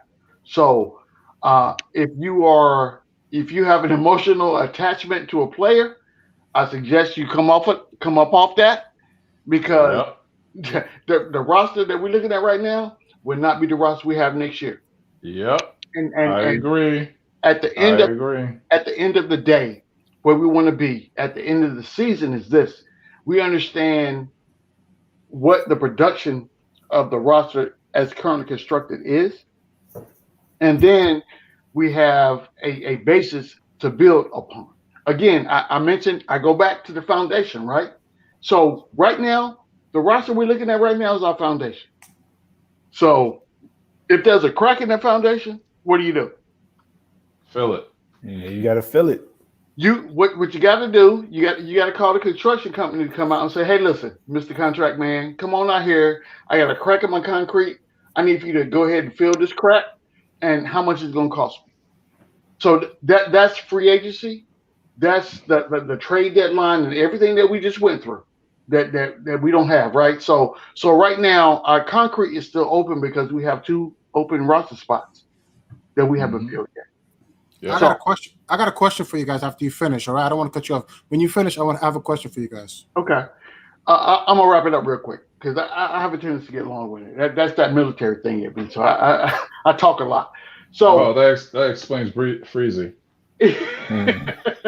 So what I'm saying is this: at the end of the day, we have to understand where we are now and where we're trying to go. They're not inclusive, and Knicks fans, and I've been a Knicks fan for over 50 years right now. I'm telling you. So I know where the ebbs and flows go, right? So you have to understand what it takes to get from point A to point B, and it's a journey. It's not overnight. It's not going to happen tomorrow. And the player that you thought, now people used to talk about, well, hey, let's get Drummond. Drummond's hurt. Let's get who was the other guy? LaMarcus Aldridge. He's not hurt yet. He hadn't played, so we don't know. He played last night. Yeah, he played last night. Did he? And he balled out. Mm-hmm. Okay. But for those guys, I wouldn't even think about coming here because I'm like 10 years in. I want to win a championship. So for me, it's not even the Knicks wouldn't even even though they wouldn't even be in the discussion. Yeah, because they want to go to a team that they feel like is going to win a chip. Yeah, hence why Aldridge and Griffin went to the net. They want to win a chip. Yeah, and that's the thing. They got all the money they need. Now I need a ring on my finger to say I'm a champ. Yeah, that's what it is. It is. But go ahead, Ralph. I'm sorry. No, because we're talking about. I want to keep the conversation where centered at. We're not. There are players that are not going to be here, right? That's correct, right? We're talking about. Guys, don't be attached, right? There's going to be players. Now, what about the coaching? You think you earlier CP was it CP that made the point? Somebody made the point. That if it was a good one, I made it. Okay, but I don't. Good joke, but I want to stay on topic because I don't like to move the topic too much. I like to stay on it and move forward. But we were having a conversation, right, about Tom Thibodeau would not be the. Let me finish. Let me finish. I got you. Go ahead. Tom Thibodeau and Leon Rose may not be on the same page. Is that correct, guys? I believe that. I believe this. Ralph, this is what I believe. I got a question behind it. Okay, I asked that to remind you guys. My question to you guys is it not just the players that we should be concerned about? Should we be concerned that if Tom Thibodeau will be back next year? So I will answer that with this. I would say that depending on the direction that the team wants to go in, will determine who the coach will be in the future. Tom Thibodeau is the coach now, and he's getting the best out of the roster as currently constructed. Moving forward, championship team, I don't see Tom Thibodeau as being the coach of a championship team simply because if you look at our ratings and our rankings, we are, I think, 9th in rebounds and something along that line, but we are 28th in scoring in the NBA. You cannot win a championship being 28th in scoring, That's impossible. But I hate to interject, but that is the problem with the front office. The front office has to give. No. Listen to me, G-Man. The front office also has to give Tim Thibodeau the ingredients and the items to cook. And I mean, I understand. Correct. Yeah, you know what I'm saying? He But has that to takes give him time. But CP, that takes time. You can't expect that by the end of the NBA trade deadline. Sometimes you may have to wait to the offseason. Ralph, I'm just making the question was, will he be here? And the question was the criticism was on his offense, and I do agree that I've been critical on Tibbs's offense also. But here's the thing: every Knick fan after a loss, they said, "Oh, the lineups. I don't like his lineups." It's like, who is he going to go to if Alec Burke is struggling and Reggie Bullock is struggling at small forward? Wait. Frank Ntilikina. Can I have to give the cop. You have to give the cop. Can I add on to you? Go ahead. 60% of your starters really can't shoot, so that already hinders your offense right there. So I'm just adding on to what you're saying, CP. Elf can't shoot. RJ's a questionable shooter. He's getting better, and your center can't shoot. So you already have a problem on offense. You know, and then guys that can bench really are not good shooters either. So that is where I'm agreeing with CP that Leon has to do a better job of getting us some offense in here with players that can actually score. So how I haven't heard an answer, guys. I have not heard an answer if Tibbs will be back next year, or how likely he'll be back next year. He will be. I haven't heard anything. He'll be. No, I'm gonna tell you this. He should Tibbs is going to be back next week, next year because of this fact right here. Where we are currently. Okay. Again, I'm gonna revert this back to foundation, right? So where we are right now. Think about this. If you hire a contractor to come to your house and pour a driveway, are you going to change that contractor in midstream? No, you're not. Because he knows the people that he's hired. He knows the people and what their capabilities are. So that's what he's going to stick with. Tibbs will be back next year. Yeah, 2 years from now. But let me say this. Let me add on this though. I'm gonna say I really don't know because he wasn't able to hire his own staff. Think about it. All these guys, he wasn't able to hire his own staff. So I can't say that I know that he'll be back. I would like him back next year, but in the big picture things, he didn't get to hire his guys. So Mike Woodson left. This is what I would tell you. I would tell you this. Any job interview that you've ever been in, or any type of negotiation that you've ever been in, people are going to tell you, hey, listen, this may not be the best, the optimum position that you want to be in, but this is what I can provide you. So I also will say, go ahead. I'm agreeing with you, even though I'm saying I don't know, but I also like the fact that they did that because it also makes him build, because you have all these, because when you're building your own staff, you got a bunch of yes men around you. Absolutely. You know what I'm saying? Absolutely. So I will say it's a good thing, but like I said, Tibbs could just be like, I ain't coming back because you ain't letting me hire my own staff and yada yada yada. So it's a two-way street. So it could go either way with this one. So I want to respond to that real quick and just give it right back to you, Hinton. That I was just gonna say that if you remember the first interview when John Calipari was talking about the Knicks roster, he was talking about Julius Randle, Emmanuel Quickley, Kevin Knox, Nerlens Noel, Kenny Payne, his relationship with Leon Rose. They've known each other for a while. A lot of people, it was stated that, man, John Calipari, it's like he knows this roster. It's like this is his team. Like, so, and so there is a level of uncertainty with Tibbs. Like, man, why does this guy know so much? But that's why I said I don't know. Right. I don't know. Because you don't know. Right. We can speculate and think that we understand, what someone's going through. in the court.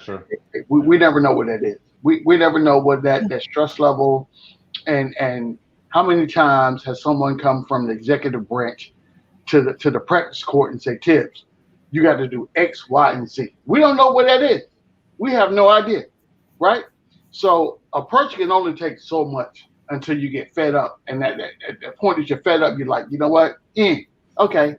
If everything that we're saying is true, then he was the wrong hire. Because if you're playing, let me finish. Go ahead. Because if Tibbs has a goal, and the front office has a different goal, then he was the wrong coach. Let me say this. Let me add on to what you're saying too. At the same time, I'm going to say yes and no, because you have teams that hire coaches or they acquire these coaches, right? And the coaches build the culture, right? But that coach can't get them over the top, and they have to fire him and get somebody else to finish the job. So sometimes the hire is not. So sometimes the hire is not correct, but it's a starter to the end. Like you said, I'm adding on to CP again with that. There's a bigger picture to ends that justify a means. Like, because maybe that's why Johnny Bryant is the second guy in command, because maybe you start with Tibbs and then Johnny Bryant is the next guy, and it's not even really Calipari is what Ralph is saying. So but the only thing we can say is we don't know, and we'll see. We don't. Yeah, we don't. And my thing is like with the whole Obi thing, like he's playing Obi, and Obi isn't producing. He's playing Obi because his boss told him to play Obi. Exactly. So that would not be a strong guy like Tibbs. That's not Tibbs. That's not Tibbs to play somebody that's not producing. Because he did it to Knox, he's doing it to Frank, he did it to Austin Rivers. If you ain't good, you ain't playing. So why is Obi playing? Listen, because his boss told him that he got to play. Exactly. So let's be real for a minute, right? So in any job that we've had, any type of occupation that we've held, there are things that go on in the organization that you don't agree with, but you have to capitulate because you want to keep your job. You know what I'm saying? You want to keep getting your check at the end of 2 weeks.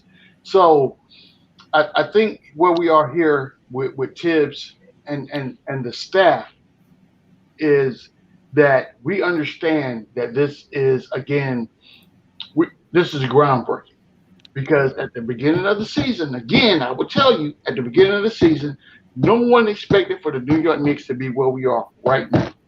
No one expected Randall to be producing at the rate in which he's producing at, which is why they drafted Obi Toppin. So I kind of saw the recipe for Julius Randle to have this kind of season. I was anticipating a lot of good passing if he wanted to be in this team. If Julius Randle wanted to be in this team, he needed to pass the ball as well as he is now and as much as he is now.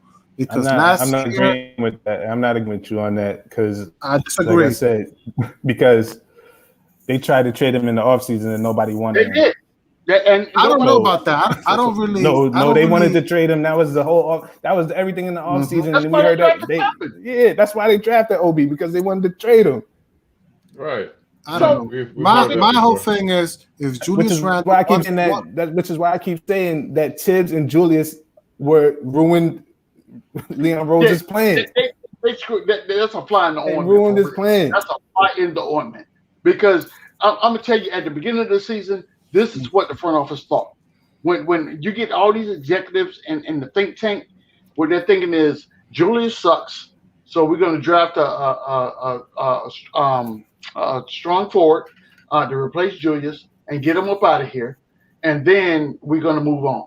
So when that didn't happen, and you bring in Thibodeau and he changes the culture, Randall is performing out of his mind. So what we discussed 6 months ago on a beach and on a beach house drinking drinks with little umbrellas in them or whatever the case may be, All that is null and void right now. This is a whole different story. So now we got to revamp. We got to come back in and discuss what's going on right now. Right now, who are the producers on the team? Who do we want to keep? And who's expendable? That's the discussion. That is the discussion. And that's why we didn't make any moves during the trade deadline. Because they don't know what they're doing right now. It's too many variables avenues that we can go through to get to. They don't know where they want to go. We all know that we're not winning a chip this year, but we cannot sacrifice the advances that we have made thus far, and just leave that to chance and say, okay, well, yeah, this happened, and we're going to go here. No. It has to be calculated.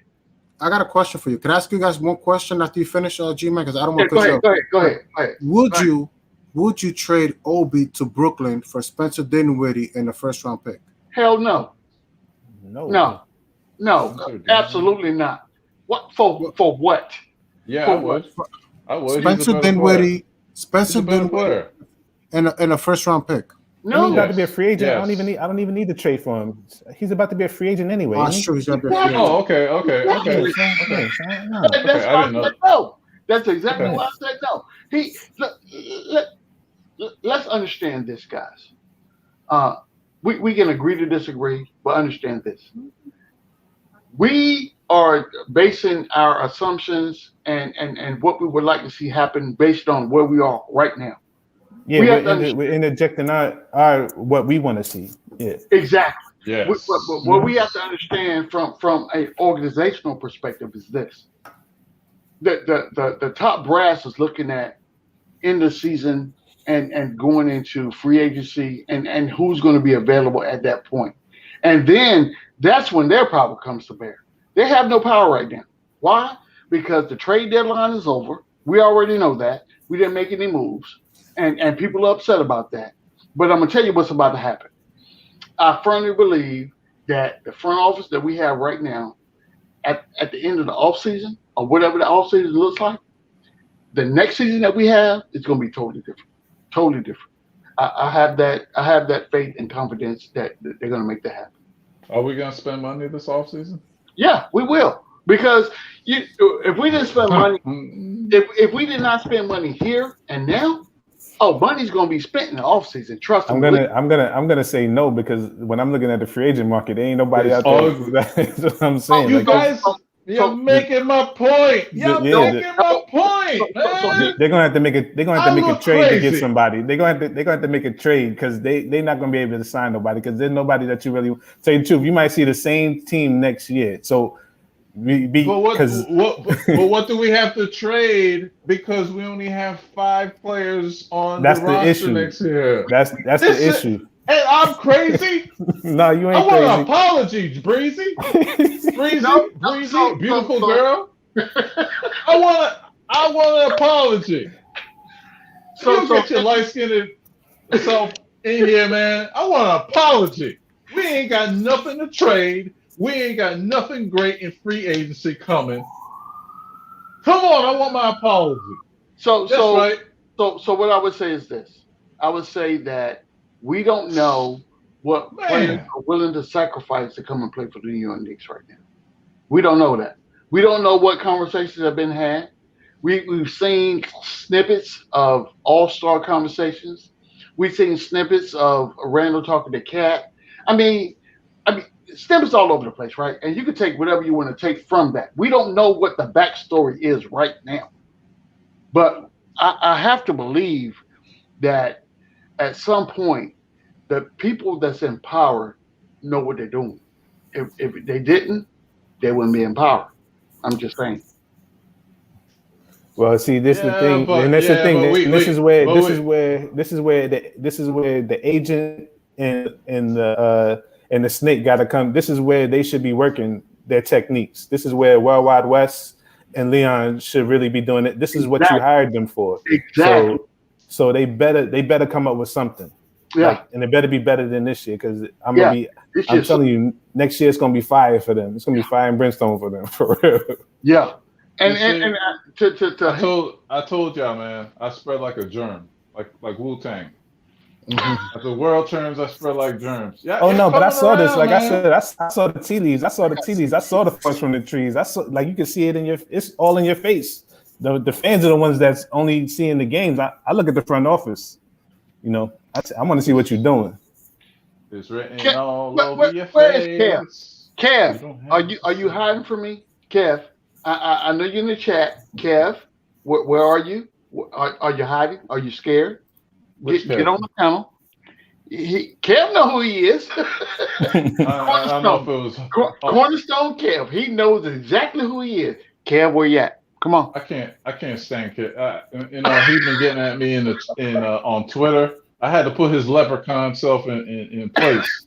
Little Ninja Turtle, little Oompa Loompa, wearing baby shoes, big old head. Come on, man. What's wrong with you, bro? Don't get at me on Twitter. You got me on Twitter, man. I was like, nah. TP, come on now. Come on, bro. Come on. No. I'm light skinned, man. I've been through a lot through my life, man. Yeah, so we signed Norvell Pell. I see, like, everybody I'm looking at the chat finally. I see everybody saying we signed Norvell Pell. So did we? That's a center from, I think he was on the Nets. So yeah. I'm gonna look him up right now because that does not bode well for me. Well, it's a 10-day, if I'm not mistaken. So is it temporary contract? 10-day. Yeah, but they needed to sign somebody. They have to sign. They still needed. You had to have the roster. You had that. Yeah, you can't have two. Like, you got to have. So they had to sign one more person. So. Knicks. While you're looking for that, wasn't there an article that came out like a month ago about the disconnect that the? All right, I'm here now. I'm here. I am here. Now, what you say, CP? Don't let me have to knock your yellow self out now. First of all, put some bass in your voice. Youngster. So you better put some respect on my name. And you didn't earn no respect. You didn't get at me on Twitter. You know what I'm saying? I just didn't see your post. All right. All right. Don't let me knock you out. Don't let me knock you out. You know what I'm saying? My kneecap, man. Your kneecap? Shoot. Oh, God. And G-Man, I'm here. I am here. Okay. The man is here. So what we going at? What we going at? You know what, Kev? This is what I'm gonna do for you, right? So what we going at? In life, I've learned. Kev, you a chihuahua, man. Hey, shut up, CP, acting like Tony Stark, man. Man. You're a chihuahua. A chihuahua? Hey, you know what chihuahuas? Hey, I'll be a chihuahua. You know why? Because chihuahuas got the biggest bite. You know what I'm saying? Chihuahuas are bird food. You ain't nothing compared to myself. Hello, Hinton Murphy. Hello, Hinton Murphy. How you doing, Kevin? Hey, what's up, Moses? How you feel, man, Ralph? Good, man. Good, man. All right. Ralph, don't speak to Kev like that because he don't deserve that. Really? Really? So we going there, G-Man? We going there, G-Man? Because listen. I got one more thing to say to you. Go ahead. Yeah, Lakina's still here. So what you saying? You know what, Kev, this is what I would tell you. This is what I would tell you. Oh, man. If I walk to my garage right now, yeah, I will have a box that got moved since 1999. And it's still in my garage. That doesn't make it valuable. What's that beeping sound? What's that beeping sound? That's not me. That's probably CP beeping. Sorry about that. I had to turn off my alarm. Exactly. I just said that. So I'm in a 5-bedroom mansion. So a 5-bedroom mansion. What the hell? What are we talking about right now? Okay. So back to Kev, because I asked Kev to come in. Yes. And I don't want to, take away the time that I had to spend with him. And I'm not going nowhere. I'm right here. I'm right here. As Stephen A. Smith says, I'm right here. I'm right here. All right. So this is the point that I'm making to you. Okay. Just because you have something in your possession doesn't make it valuable, right? Okay. So having Frank on the team, he's filling a roster spot. But if he's productive at this point, you know what I'm saying? And I love Frank. But yeah, I was about to say, CP. I'm like, hey, don't let me have to call you a traitor now. Hey, I'm a realistic man. I would never ever try to disparage you from rooting for a player, but I'm just saying his productivity not happening right now. He's a good 11th man off the bench. 11th man off the bench. And Kev, I love Frank, but my man crush is not as strong as yours though. Because you love him hard, man. I'm only loving him because of the heat he gets by people like G-Men. G-Men that has nothing to do with you. That has nothing to do with us. That has nothing to do with us. What I'm telling you is this. This is listen. Here it is. Here's the scale right here. Alfred Payton gets all the heat, then followed by Frank when he doesn't even play. When he doesn't even play. Can I say this? Can I say this? Can I add to this? Can I add to this? Go ahead. This is what I say when me and Gmo and everybody watch the games. Every time you curse Alfred Payton, you should be cursing Frank because of his lack of development. Exactly.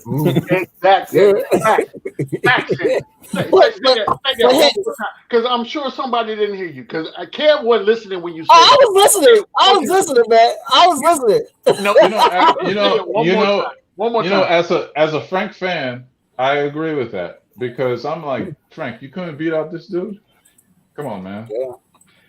You've been here this is your 4th year here. You should be the starter on the team. You're the one that this should be your team taking it into that direction. Totally agree. So I mean, but honestly, I think he can. It's just that the coaching staff, Tibbs, just doesn't. Shut up, G man. I'm trying to make out a point and everything.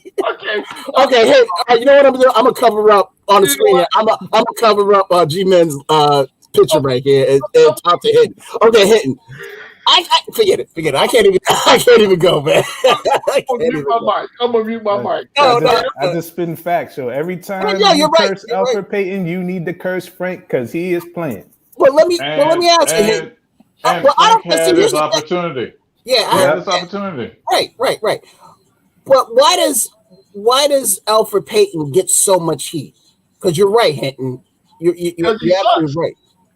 Jeez. Well, I will say this though. I think Alfred Payton, the last game he played. Oh my God! Wait! He had 17 points. Nah. In critical situations, he was terrible. Exactly. I agree. Wait, let me clear out my point first. My point first. The thing was this. If he wouldn't have put him in, the controversy would be, well, he was hot the first half. He didn't make that decision. Tibbs didn't make the decision to put him in based off what he thought he was going to mess up at, and plus, he didn't. He wanted someone. He wanted more scoring from the outside, obviously, whatever. And he had scored 17 points, so it kind of was like that was scoring from the outside. What are you talking about? What are you talking about? I'm talking about the game. That they lost against Minnesota. Yeah. Okay, how many outside shots did Alfred Payton have? Refresh my memory. How many? I don't know, but he had 17 points. He had 17 points that were already in the paint. So that's all in the first half, really. Because tell me how many points Alfred Payton had from the perimeter. How many field goals? What are we talking about right now? I'm just saying the decision. I can't stand Alfred Payton. I came on here and I said, I kind of wish the dude got injured, and people laughed and was like, whatever. I said that about. CP, there has to be a reason. There has to be a reason why Tibbs is still starting him. I mean, if he's this bad, we're talking about starting. I'm talking about that one game versus Minnesota, where he actually played well.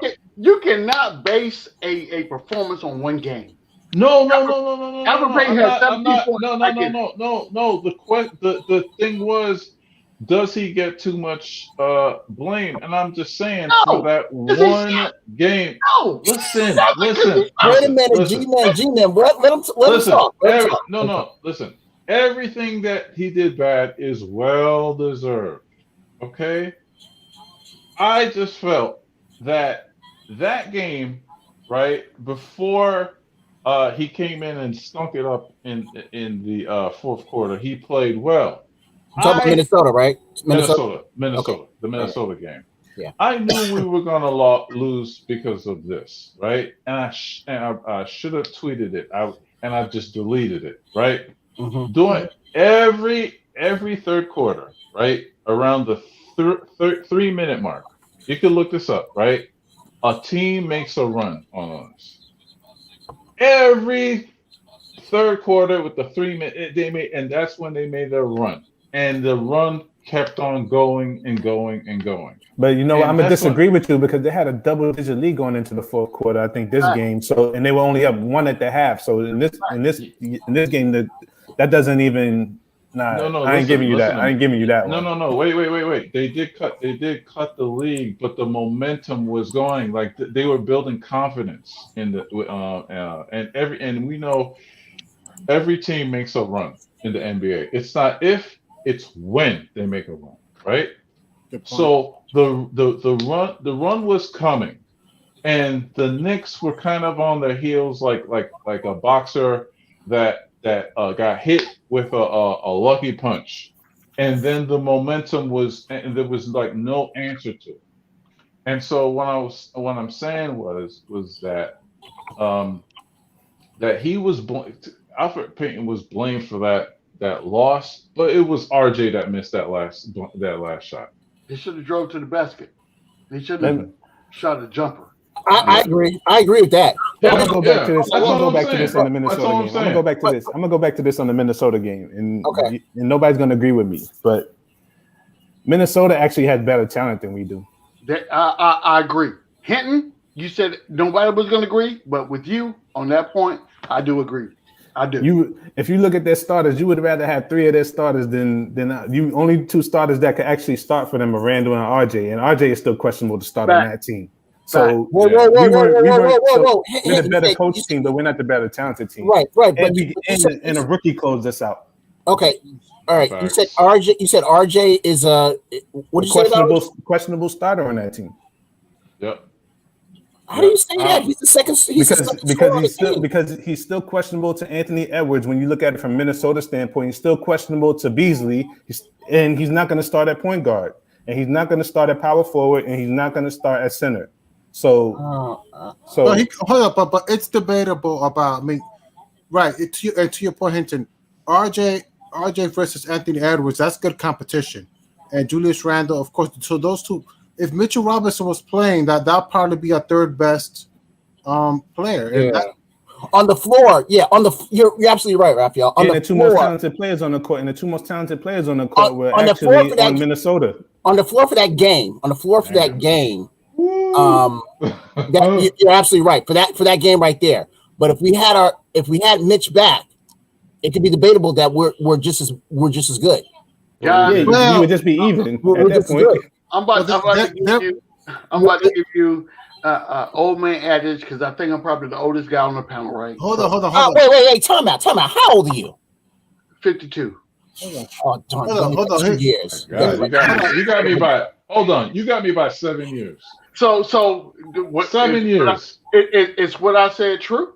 Am I the oldest person on the panel? Unfortunately. So I'm going to say this. I'll tell you one thing, man. I hope I don't look like you in 7 years. You know what? If you look like me in 7 years, that would be an upgrade. I'm just saying. You give yourself too much credit. Man, let me get this smoothie. Let me get this smoothie on, man. So I'm going to tell you this. If you don't believe in yourself, who will? Nobody. Yeah, nobody. Yeah. And I'm all that and a bag of chips. and not. All right. Give me your next point. Give me your next point.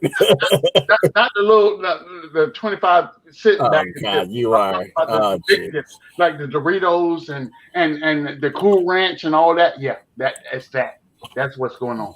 But what I tell you guys is this: is if was a fifth, guess what? We all be in a different light right now. So what I'm telling you is this: I say all that to say this. From the Milwaukee game, we gave up an 18-point lead. No, I'm not Milwaukee. I'm sorry, the Timberwolves. We gave up 18-point lead. 18 points. And my fear has always been transitioning from third quarter to fourth quarter. And the Knicks have not done anything to dispel my concerns at this point. That's what I've been saying. From the third quarter into the fourth. And remember, they gave up both leads in both. They gave up big leads in both games, so it wasn't like we were really much better than them. They almost beat us the first time at the Garden, so I don't even. So a lot of times when you look at it, you get like a lot of y'all go into the games way too confident thinking y'all gonna win these games. I understand, like I understand that we're fans of the team. But you got to deal with reality sometimes. Here's the thing. Nick fans like Kev don't want to deal with reality. Here's the thing. Whatever, CP. Here's the thing. You're a fanboy. Here's the thing. Can I talk? Can I get my thought out? I don't want you to talk. Go ahead. I wish there was a beep sign on here so I could say what I want. But Kev froze. He froze out. Yeah, God is real. God is good. Man. Oh, God man, is good. He froze. He froze. God is good. Oh, Good Friday. He is risen. Lord has risen. Wow. This is a miracle. Yo, that's crazy. God, that is crazy, man. This is a Good Friday miracle, man. Oh wow! If you ain't religious, you better religious today, man. No, but I just want to make a point real quick. Go ahead, Rob. Yo, I was just gonna say that. Speaking of Minnesota, I said, I don't want you to speak, and he stopped speaking. God dang, man! Come on, man! What? Oh, and let me add on to the Minnesota. And let me add on to the Minnesota thing. I wanted to speak. Go ahead. Isn't even though he's a rookie, isn't what's the kid's name? Number 3 who started for them. Isn't that what you wanted Kevin to be? Yes, absolutely. Absolutely. So that's why, like, looking at this is kind of sad when you look at it because the rookie, like, and I thought he. In the draft, like he would have been a good kind of replacement for Kevin because you could just see it because that kid could actually handle the ball and everything. Like I watched the college game, so that kid McDaniels, he's actually nice, So actually, what he's doing, I'm not surprised by. But what McDaniels is doing is kind of what you wanted Kevin to turn out to be. So I think that it's he's a product of his environment right now. So what he went into and what he was asked to do. And the freedom that he was given, we don't know what that would have been on the Knicks squad, right? That's very true. When you come into a Knicks organization, people have roles and responsibilities. So depending on what the coaching staff is asking you to do, is going to be depicted on the court when we come out and play. Yeah, but what Jalen McDaniels is kind of what you were hoping that Kevin turned out to be. Absolutely, I agree 100%, 110%. Yeah. Because think about it, we would be way better if he did that. Like we might have 27, 28 wins, maybe not 30, but we might have 4 more wins if he turned out to develop into that type of player. I agree. I feel like Kev just hasn't had that many opportunities just to fail. Sometimes you got to give these kids opportunity to fail, and hopefully by year 4 at least that they're gonna get it. But I think you could, Minnesota they only have 12 wins for a reason. You know what I mean? Because they're not that good, but you see the talent like what we saw displayed, like what we're saying, but those kids, they have the opportunity to fail, and I think Kev, maybe in some spot minutes and some plays, whatever, get his confidence up, whatever, and work on him. I think he's going to be a serviceable player. So I still have that hope for Kev. I had that hope for him, but you still have proof during his rookie season where he was averaging 12 points a game. You know what I'm saying? So in a way you can't argue that, because he had a whole 81. Well, yeah, he had a whole 81 games to actually 82 games, and his second season, because he was still started with Fizdale and Mike Miller, so it is what it is, Yeah, and that was a mess. That was a mess too. Yeah, last year is kind of a throwaway, really. Yeah, because they had Mook playing most of his minutes, and Tibbs is going with more veterans than the thing. So he's like, we don't really know what. Back it up, CP. Back what up? Back it it's up. The truth. No, it's not. He's not playing Alec Burke and Reggie Bullock over him at the 3 position. Yes or no? You talking about one position, and your question That's is the position he plays. Burks or who? You mean Bullock? You mean Bullock from last year? Burks wasn't here. Bullock, both of them were, but I'm playing at the 3 position. Right. The 3 position. Are you telling me right now that you would rather see Bullock on the court over Burks? Is that No. I said I'd rather see Kevin Knox on the court. What? Are you? Oh my God. Because getting back to what we talked about. Listen. I understand where you're coming. You're coming from the development standpoint. Yes, they extended him, didn't they? He's one of the 5 players that is going to be on the Knicks next year, and you didn't even move him. He's not. He's not. You're delusional right now, because how many minutes has Knox played this season? Not many. Okay. So what would lead you to believe that he will be on the roster next year? Nothing. But that's not what you just said. Nothing. No. I'm saying that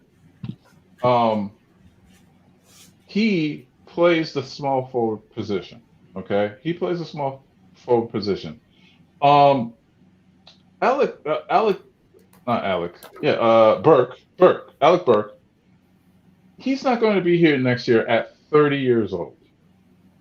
And Reggie Bullock is also 30 years old. They're journeymen. You have a 6'10", 6'9" player in Kevin Knox that you could have for cheap, and you could develop. I think he's struggled. He's been bad. But I think that you still could find minutes for him over Obi, who's giving you absolutely 0. Okay. From a development standpoint. Just from a development standpoint. CP, I'm gonna help save you from yourself right now. And I understand. I'm a Christian, man. I don't need no more saving, man. I'm good. You see how I got Kev out of here, right? Yeah, Kev with the Holy Ghost. I got Kev out of here, man. So this is what I would tell you is this, right? Knox will not be on the team next year. I don't know what's going to happen and how that transaction goes about, but he would not be a New York Knicks next year. He just won't. Okay.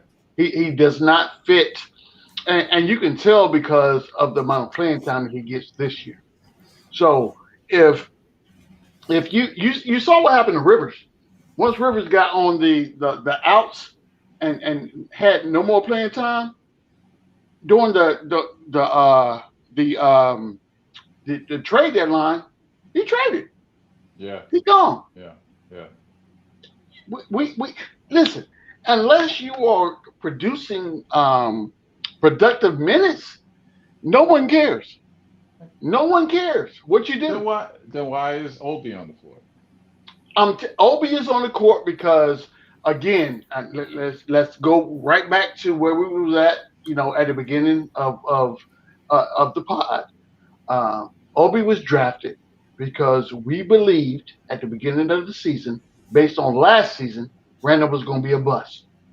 Obi was drafted to replace Randall. What we did not happen, and do you see that happening? No. But let me finish my statement. What happened was we did not predict Randall's performance this year. So Randall's performance, his all-star performance this year, has derailed whatever that conversation happened back in December or January, and when the great minds came together and said, "This is what we're going to do with the season." All that got derailed. Nobody saw Randall doing what he's doing right now. Nobody. Like Keith Sweat said, nobody. It didn't happen. So where we are right now is this: we have to pivot to figure out what the next move is going to be. Yeah, but you said about production. Kevin Knox isn't playing because of production. He won't be here next year. But Goose Egg, I call him Goose Egg because all his stat lines is a bunch of goose eggs in Obi Toppins. Why is he on the? If he's on the floor to replace Randall, he's doing a very bad job of doing it. He's not even a quarter of the player Randall was in the with the Lakers. So I don't. So he's only 3 years younger than Randall. So CP, let me bring you into the fold, right? So right now you outside of the fold. I'm gonna bring you. I like being on the outside. No. I'm gonna bring you in so you see. No, I like the outside. But you can make your point. So Obi is here strictly because we thought Randall was gonna be a bust, and Rose was a key instigator in making sure that Obi got drafted at that point. So do you really believe if someone in the front office was instrumental in drafting a player that they're not going to see in the playing time? That's a question to you, CP. No, but you made the wrong trade based off of draft. You made the wrong draft based on whatever analytics that you had, and you passed up on that this guy that might be the rookie of the year, thanks to unfortunately wins a ball game award. Who? Halliburton. Okay, so me myself, and we needed a point guard. I would have preferred Halliburton as well, but that's Monday morning quarterbacking. We don't know what could have happened. Coulda, shoulda, woulda. You know, we're talking about it. I'll say this: I didn't want them. I did this. I didn't want them to draft Obi. I wanted either Okoro or Vassell. Of course, Okoro went first, but I would have drafted Vassell in that situation.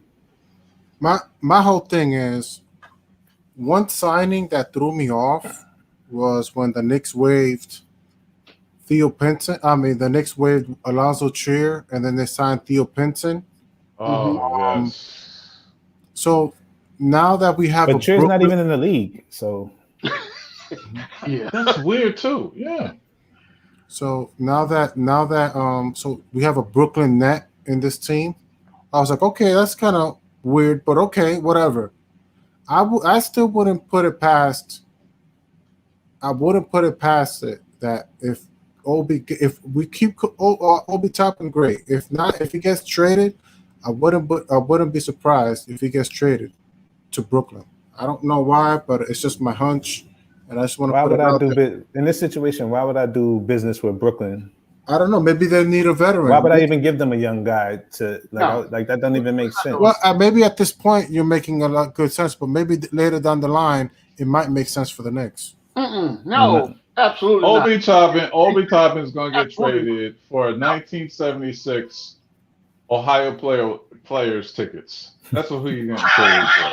I said 1976. Were you even born in 1976? Yeah, I was. Obi, I don't see no motor. I don't see.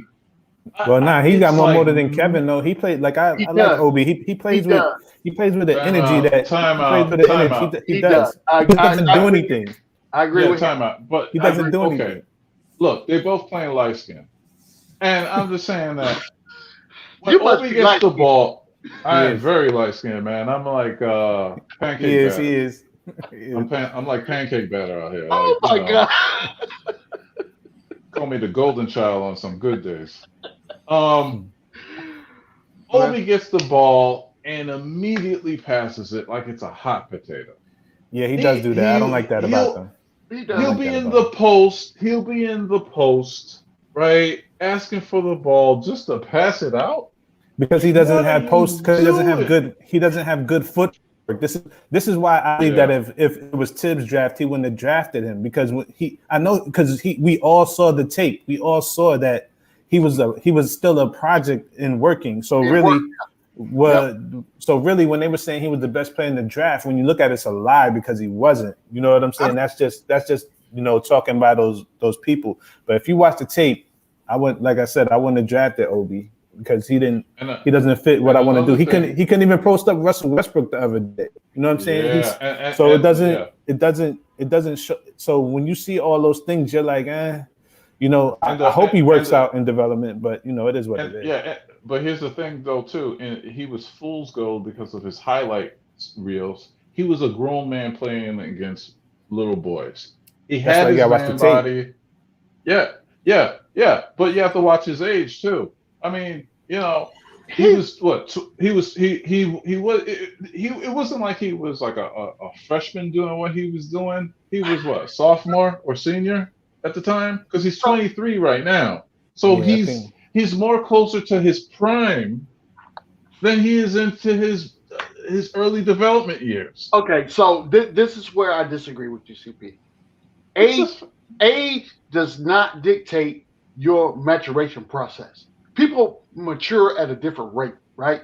So depending on what your goal or your path was to get to your current standing, we all go through different paths to get to the same state that we are right now. I'm so sick and tired of people talking about Obi Toppin's age. Age has nothing to do with his. You mean Kev got a chance of growing? You know what's funny? Though? Kevin actually has more value than Obi still because he's younger. Yeah, right now. And he's been in the league longer. I disagree. Well, if you look at you could disagree, but that's a shot. He got more. He does something well. Obi does nothing well because he has not been developed in the NBA right now. He's a rookie. He just got drafted. So you expect this guy to come out of college? He's at 35 years old, man. But listen, look at his path. He did not go from high school to college. He went from high school to JCO, from JCO to college, and then on and so forth.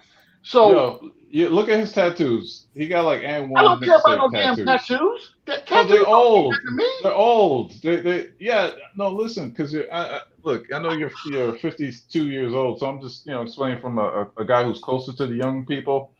He got like and1 mixtape tattoos, man. So it means that he's older than who he said he is, man. Obi's an old man.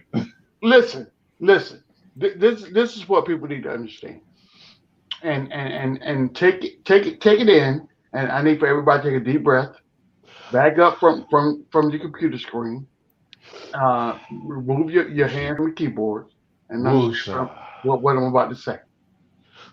Obi Toppin is a rookie. We just drafted him. This is his first year in the NBA. And we are crucifying him because he didn't come in as Michael Jordan in his fourth year. No, I'm crucifying because he catches the ball and passes it. He doesn't grab rebounds. He throws up air balls and bricks. He's not aggressive. He's going to get better, guys. He's going to get better. He's going to get a lot better too. He is. Ralph, I agree 110%. CP, do you know what the coach told him to do when he went into the game? Do you know what that conversation was about? No, I don't. Okay, so don't crucify the man because we don't know what he was instructed to do when he went out on the floor. We don't know. I guarantee you this. Next year, if he starts off a little bit like this, he's going to be right next to the bench. He's going to be right next to Theo Pinson. I will say this though. Thank God they did not trade Randall because he would really be having a really bad time. He would. Yeah. He would. He would not be that we thought he was going to be. So he would really be having a. We would be in a much worse situation than we are right now. So the situation that the New York Knicks are in right now is great because A, we did not think we were going to be here. B, we did not think that Randall was going to be the player that he is right now. And C, we did not think that we would be on a podcast discussing possibilities of players coming and going. Who thought that? At this point in the season last year, what were we talking about? Draft picks, lottery picks. You know what I'm saying? That was the conversation. So now we have a whole different outlook on what this team can be and what we need to do moving forward. Yeah. Well, we'll see. Okay. Segueing. What's the outcome of tonight? So I unfortunately, just based on injury reports and what I saw, Dirk doing, not Dirk. What's going on? Porzingis? Imitation Dirk. Yeah, imitation Dirk. Yeah, him, that guy. I won't say Walmart Dirk. The Walmart Dirk. Yeah. I mean, what the performance that he put up last night? If he does that tonight, we have no chance. I just want from this instance, to figure out who's healthy and who can contribute and figure out what that looks like moving to the next game. But I don't have a good. Unlike Dallas Cowboys fans, I'm a realist, so I know the opponent taking a shot. Taking a shot. Hey, hinting, Don't do it. Y'all ain't beat us one time in 4 years. Don't do it. How many? So we're not going to the championship aspect of the last millennium. Yeah, but don't do it. How many? I'm not going to even go there. I'm not going to do it. Because you're still behind in that case, even though you won more recently. So don't do it. Yeah. What in totality, you're correct. You have more. But don't do it. We're just more recent. That's all. That's all it is. That's all. I understand. And we agree to disagree, yes. But I'm glad we can come together on the Knicks front. Yes. All right. What about everybody else? What's your predictions for tonight? Everybody else. I think that we lose by 5. I'm more worried about Luka going off than Porzingis more than anything. Because Luka's just the man. That's a 30-year-old at 21, 22 years old. So exactly. So I just hope. Yeah, I'm just hoping for a close one because I'm just happy about last year. We won both games last year. That was so. This is a different year, so I'm just hoping. I'm hoping Luka don't go for like 40 tonight. Reggie Bullock is sick. As I'm looking at the chat right now. Oh man, see, I haven't checked any of the stats to see who's playing tonight. I'm trying to look right now. Shout out to Carlos. Thank you for the chat, brother. But injury has plagued us for the last couple games. That hold on. Ralphie got a. No, I'm trying to make it real quick. I'm gonna make it real quick. Go ahead, Ralph. I agree with Long Island Sound One. He says bet the house and Knicks are gonna win tonight. I'm with him, man. I got the Knicks winning today. Yeah, okay. I'm gonna say Knicks 101, Mavs 96. Wow. Okay. And I would agree that if we can hold them under 100, we have the potential to win. If we hold this team under 100, woo. Yeah. If we can do that, then I give the Knicks to win every day, all day. But that's a big if. Because I say we're getting blown out by 25. I don't think we get blown out. I don't think we get blown out. I think that's just my 2 cents. I don't know. I don't know. We'll see. I'm gonna be doing the game with. I'll be on the game with Gmo tonight. I'm gonna shoot in on the game with Gmo tonight. So we'll see. I'll be. I'm gonna join you guys as the game is going on. Here's the thing. They average 112 points per game. We only average 104 points per game. Yeah, I mean on 50 on 50, I'm sorry, 45% shooting we do, and they are close to 50%. Is Luka playing today? Yeah.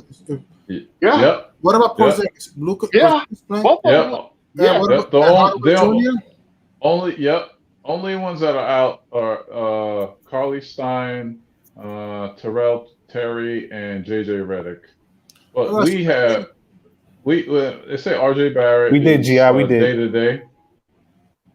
RJ Barrett is day to day. Rose is day to day, and Reggie Bullock is listed as day to day. It depends on who we play. Because I'm gonna say Knicks 110 and Mavs 108. I'm gonna keep it at that. 2-point game. 2-point game. Yeah. We getting housed. Yeah, I'm not calling the score. I just like to watch the games. You know? Yeah. I ain't calling the score. Like I said, I hope we win, but it's gonna be. I don't go into with delusions of grandeur. I don't do that. I don't do that. It's gonna be one of those things that if we can trust, if we can hold the Mavericks under 100 points, we should win that game. We should win that game. We should win that game. Absolutely. Yeah. And that's my barometer for how the game comes and goes, ebbs and flows, or whatever the case may be. Regardless of what we score in the first quarter, the second quarter, third quarter, fourth quarter. If we can hold the Mavs under 100 points, we should win the game. Yeah. Period. All right. Well, I ain't gonna hold y'all anymore with my presence. I want to bid y'all gentlemen adieu. Good conversation with you. Chat. DP, salute. Listen, it was a pleasure meeting for the first time. You guys, I knew Raphael before, but G-Man, salute, and Mr. Murphy, salute. You know what I mean? All right. Yeah, but you'll be hearing me. You'll be hearing about me in the news. All right, gentlemen. All right, CP. Salute, CP. Yeah. Where's Freezy at? Where Uncle Freezy? Where you at, brother? He Freezy, probably where you at? Because he been up for a long, it's been a long. Yeah, I'm working from home today, so I'm actually doing two things at once. Usually I sit there here and let y'all, vibe out and but today I was like, man, I gotta get in on this because I got to get on this conversation because I couldn't hold back. I was like, I got to get in on this. So, was your knee twitching, hitting? Nah. I was just like, I got to get in and give my piece today. I did it yesterday too, so I'm the same because I work from home and it's a great thing that I can earn money sitting in my recliner and doing this. I'm at work right now. Yeah, me too. And doing what I love to do. You know what I'm saying? Chopping it up with Knicks fans. So, this is a great thing.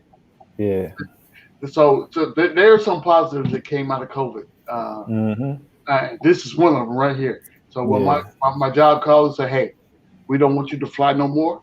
We don't want you to go visit no more. We just want you, I'm gonna set this platform up from you. I'm gonna send you these monitors that you can set up at your house. Wow. And do what you do. Okay. That's dope. Shoot. Good for me. And listen, and you gonna pay me? I had to scratch my head. I'm like, you gonna pay me to do that for real? Yeah. I'm like, okay. I'm good. Nothing better than that. Yep, I feel you on that one. Yeah, but where's Freezy? Freezy sleep. I'm telling you right now, Freezy sleep. He must have taken a nap. He got to be asleep right now. Listen, between the morning drive and late at night Nick podcast. Listen, literally, I was on from like 12 to 2 a.m. and I had to get some sleep because I had to get up because I know I had meetings that I had to conduct in the morning, right? Mm-hmm. But as soon as I get up and I pop my YouTube up and I see Freezy on with the morning drive, I'm like, dude, when do you sleep? When do you sleep? Yeah. That's crazy. That is crazy to me. But shout out to Freezy because he provides a platform for us to get up here and talk about the Knicks. Yeah, I'm very thankful for that. Yeah, absolutely. Unbiased and whatever our opinions are, and until he ISOs you. Mm-hmm. now, once you get ISO, that's a whole different discussion. But but I applaud him, and there are a bunch of different platforms out there right now. You got Legion of Knicks, Gmo. Salute to Gmo. You know what I'm saying? Gmo's my guy, man. That's my man. I love Gmo because he provides an unbiased opinion. You know what I'm saying? If it quack like a duck and walk like a duck, he gonna call it a duck. You know what I'm saying? And that's why I go on the games, like, because I don't live with delusions on this team, man. Yeah, absolutely. My guy is Ron, the captain. Yeah, Ron. Yeah. Ron. That's my dude. That is man. That's shout my out to man. So and then you got Spree and that platform out there. You got Sim out there. Man, the Godfather of all Godfathers, yo. Sim, yo. We gotta give Sim. You gotta give props to Sim. Come on. Sim, you gotta give love to Sim, man, because he's really him and Knicks Fan TV. Actually, I actually found them at the same time, actually. So but really when you think about it, for how all these platforms come along, you always gotta start with Sim. Like really, you do. We're all really under his tree because he really gave us all the platform to chime in. So you got it. Absolutely. I agree 110%. And I'm just thankful that if you think back, let's go back in time. Let's go back 15 years ago. Mm-hmm. Would this have even been possible for Knicks fans to be able to come up and just salute each other? You know what I'm saying? Uncle Hey, I'm heading out, guys. Have a good one, all right? All right, Ralph. Peace, Jimmy. All right, take it easy, Ralph. But 10, 15 years ago, did Knicks fans have a platform to just discuss our disgust? If that's the word, you know what I'm saying? Yeah.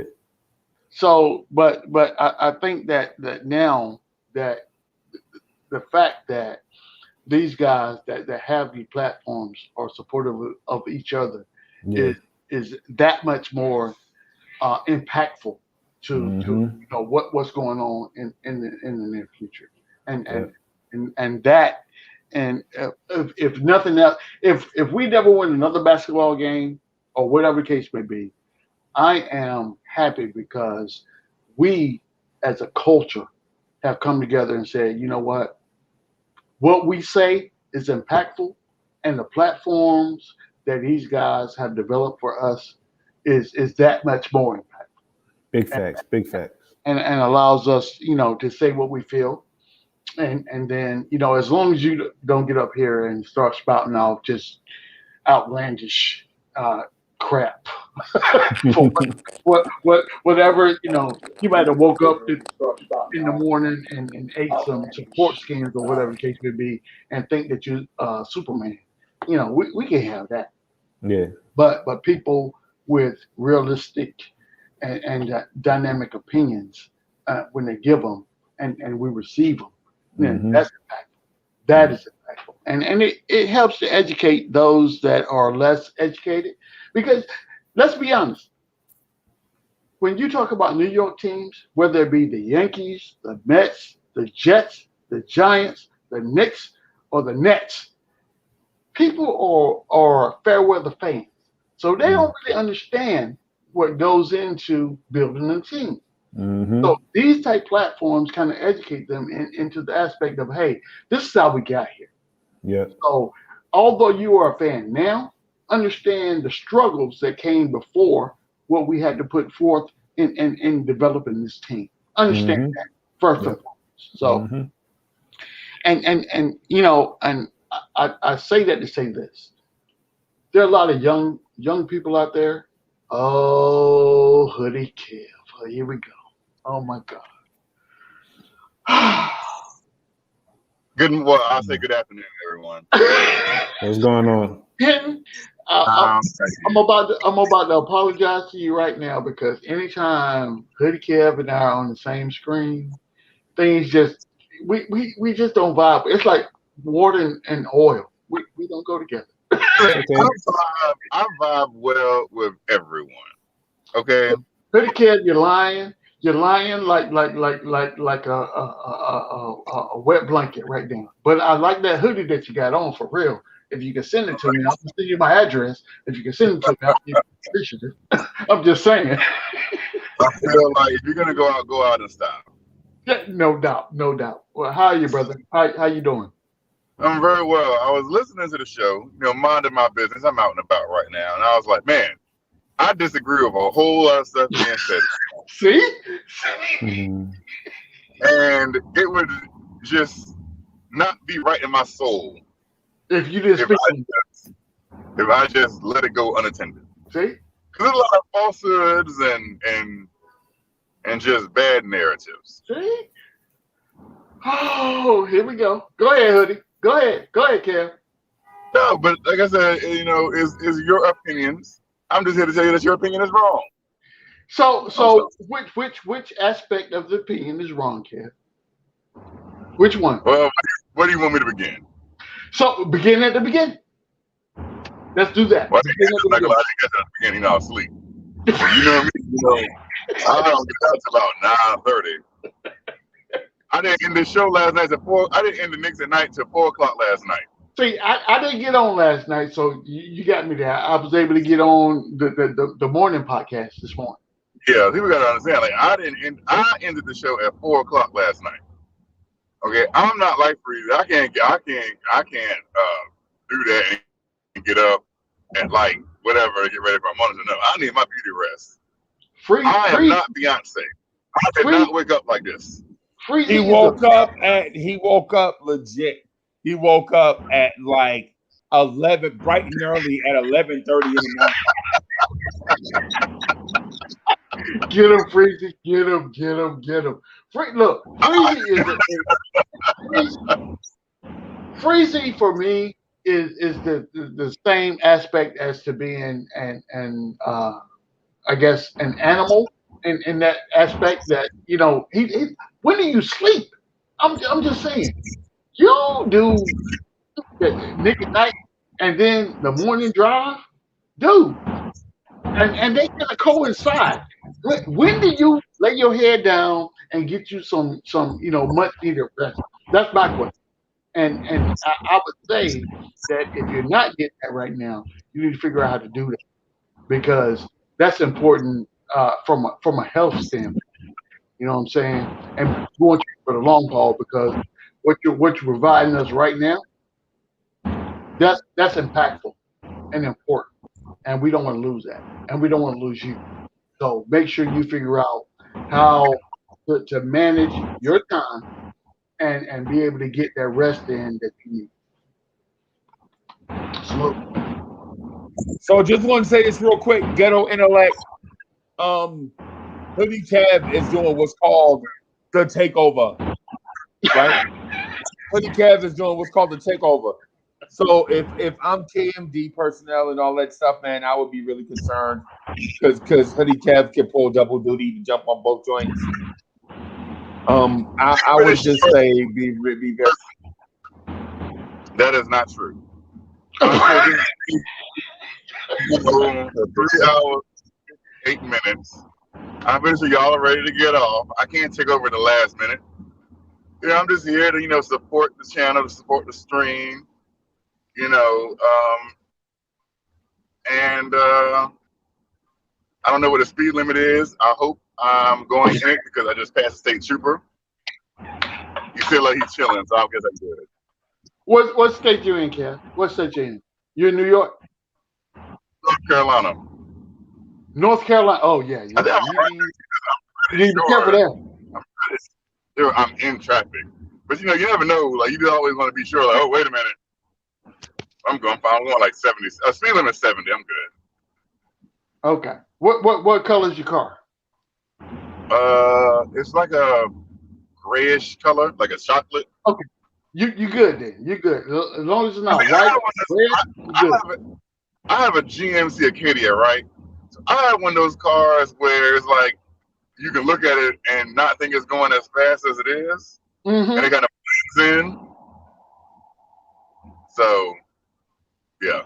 What's good, fellas? How's everybody doing? Hey, what's going on? Y'all ready for the night without hitting? What's up? Yeah, we're ready. I mean, we talked about this earlier. Hey, Kev. So what are your predictions for tonight's game? I've said this on numerous occasions. I can't predict anything from this team. He always says that. You are, if one thing you are consistent, I can say that you are very. Everyone knows that. Everyone knows that if I say something, I'm sticking to it. Just so we clear, Kev ain't taking over Diddley Poo. This show is branded, and Kev better stay in his lane. He keeps showing up here in the morning. I'm hitting the other people shine. And then I look up here, and here come Kev sticking his face on camera. We don't even see his grill on camera in the morning at night. Go sit down somewhere. I give the people what they want. Okay. Give the people what they want. And wait a minute. I hate to say that the people want the hoodie. Here's the problem. If the people wanted you, they would come watch your show. You keep looking up to see 100+ in the morning. You like, I need to go cross-pollinate. I'm cool with the cross-pollination. Yeah, that's cool. That's cool, ghetto.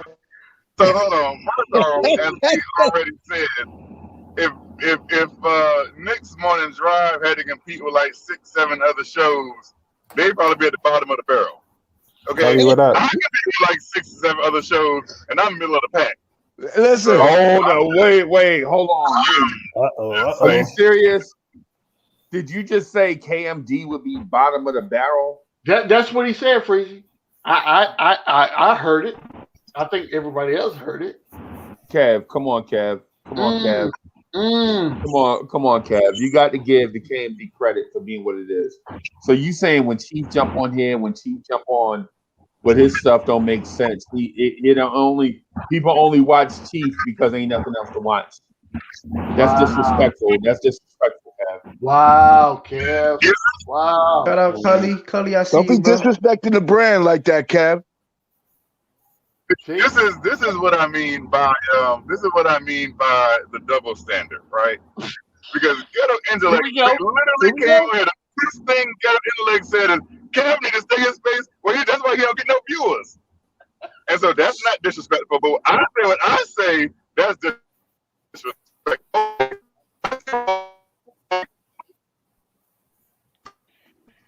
Oh my goodness! Look like you're getting lost. You're breaking up, Kev, and you're hitting them trees. I was about to say hit North Carolina, so he hit them trees. Yeah. Ooh, what? Ping. Really? Kev, I'm gonna need you to do better, Kev. I'm gonna need you to do better. He can't even hear me. Hey, Eric G. Kev, I'm on number trees. See, we said that. We said you were in the trees, and we understand you in the country, and that's permissible from a certain standpoint. So, see, here we go. We're pinging. See, you're pinging, Kev. You're pinging. Kev, you need to upgrade your phone package. You need to get Verizon. Kev. You need to get maybe get some Wi-Fi in your car. Yeah, you need to get off that Boost Mobile. Yeah, still look. Stop paying for them the month phones that you're getting and get a real plan. with some bandwidth. You know what I'm saying? We understand saving money, but if you want to do this on this platform, we need you to be reliable. Kev. First CP the artist. Again. Now this. What's going on? First CP the artist is like, yo, we need to lose all of the rest of the games so next year we can draft 2 more Frank Ntilikina's. Now this. Hey, what's really going on? Freezy, you're killing me. You're killing me. Nah, CP the artist is like, yo, we need to lose all the rest of our games so we can draft 2 more Franks and 2 more Knoxes. Like, that's gonna help something. Am I really good? Am I good? No. Well, we can hear you. Do you have something relevant to say at this point? I'm just asking. We winning tonight. No. So here's the thing, okay? This is the thing. Like I said, I am mad at this double standard that Freezy is putting on. I'm so upset because people are routinely, habitually coming at Knicks at night. He said habitually. And Uncle Freezy don't say nothing. What? But you say something about Knicks money drive and, oh, that's disrespectful. You can't say that. Where's the same level of passion when you trying to defend Knicks at night? Where is that at? So Kev, are you feeling attacked? From what I'm hearing, you feel like you've been attacked. Are you feeling? He's the bastard child. He's the bastard child. How am I the bastard child? But my show came first. No. What again, Kev? Every time came first. No. Every time we have these conversations. No. So every time we have these conversations, I have to read you back in and bring you back to what the question officially was. So, are you feeling that you are being unjustly accused and abused at this point? Tell them to go to HR and file a complaint. Yeah. Can I add something? No. Yeah, go ahead, boss. We didn't. No disrespect, but we didn't even speak about the nighttime Knicks. One word. They never came up in any conversation that we had this morning. Hey, Chief, and what it is though? What it is? Let me do this real quick. So Chief, what it is Hoodie Kev is a diva type in the most star absorbed sense of the word. Yeah. Right, because he got his own joint, right? Mm-hmm. You know, everybody know that Hoodie Kev is the host of the Knicks at Night podcast, right? Don't nobody debate that. You know what I'm saying? Right. But his star absorbs everything else. Like legit, Eric G, City for Real, Rob the Nick, myself, Hadouken Sharon, and a bunch of others. We were all on the Knicks at Night podcast also, right? But what happens is Kev gets 97% of the shine, right? Yeah. And eight other people split 3% evenly, right? and he get mad at us. He get mad at us like he legit like, why are y'all getting 3%?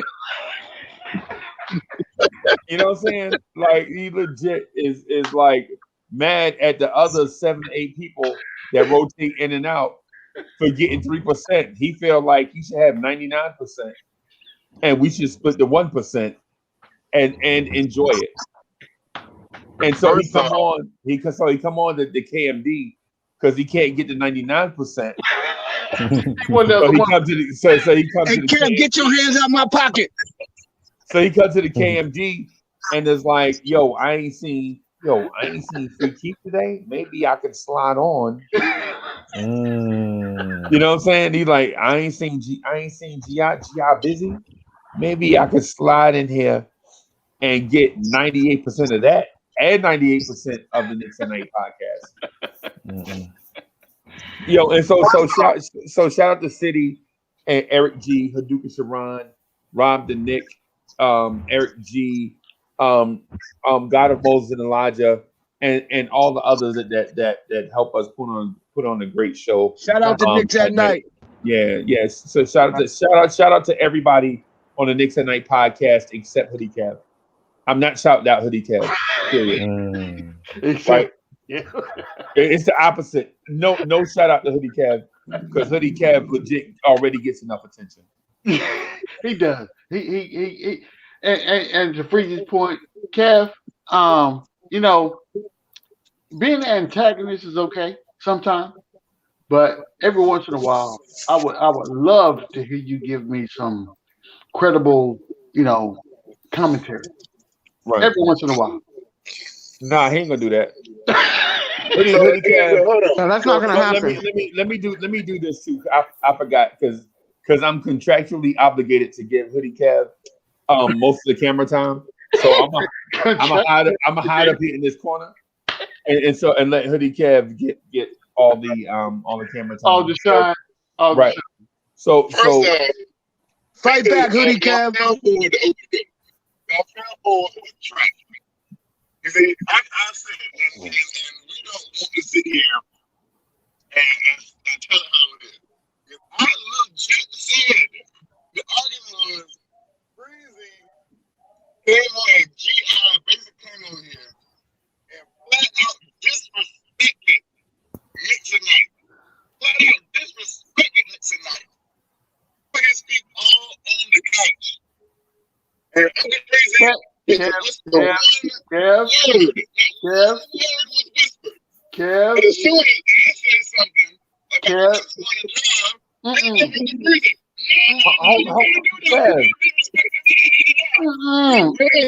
I got to mute Kev right quick. Hey, Kev, I muted you because first of all, everybody in the state of North Carolina don't need to know your business. And secondly, go to the nearest big city and dump that Alltel phone and get Verizon. Yes, get you a good carrier because please get rid of that Alltel phone. Oh my God! Hold on. I gotta jump right Jesus Christ, boy! Look here. Oh my! You can't ask Hoodie Kev for no commentary that's gonna be unbiased and that's gonna give you actual content outside of raving about how great he is. You know what? Yeah, Anthony, I would say we can ask for it. We may not get it, but I'm gonna ask for it every time I see him. Every time. Okay, so I'm back. And I had a Knicks related question too. 1 second. I'm in Raleigh, North Carolina right now. Hey, what's good, Colin? The capital of North Carolina. What up, bro? I have T-Mobile and the Galaxy S20. That's your first. I was on 540. So, there's a lot of dead zone. I'm on the highway. I'm 540. So that's why. But now I'm in the city. So everything is good. But I was on the highway. You got towers now. Is that you got towers now? That's what you're saying? Yeah. I mean, I don't know where y'all at, but y'all get on the highway in between places. It's mostly, wooded areas. Yeah. Yeah.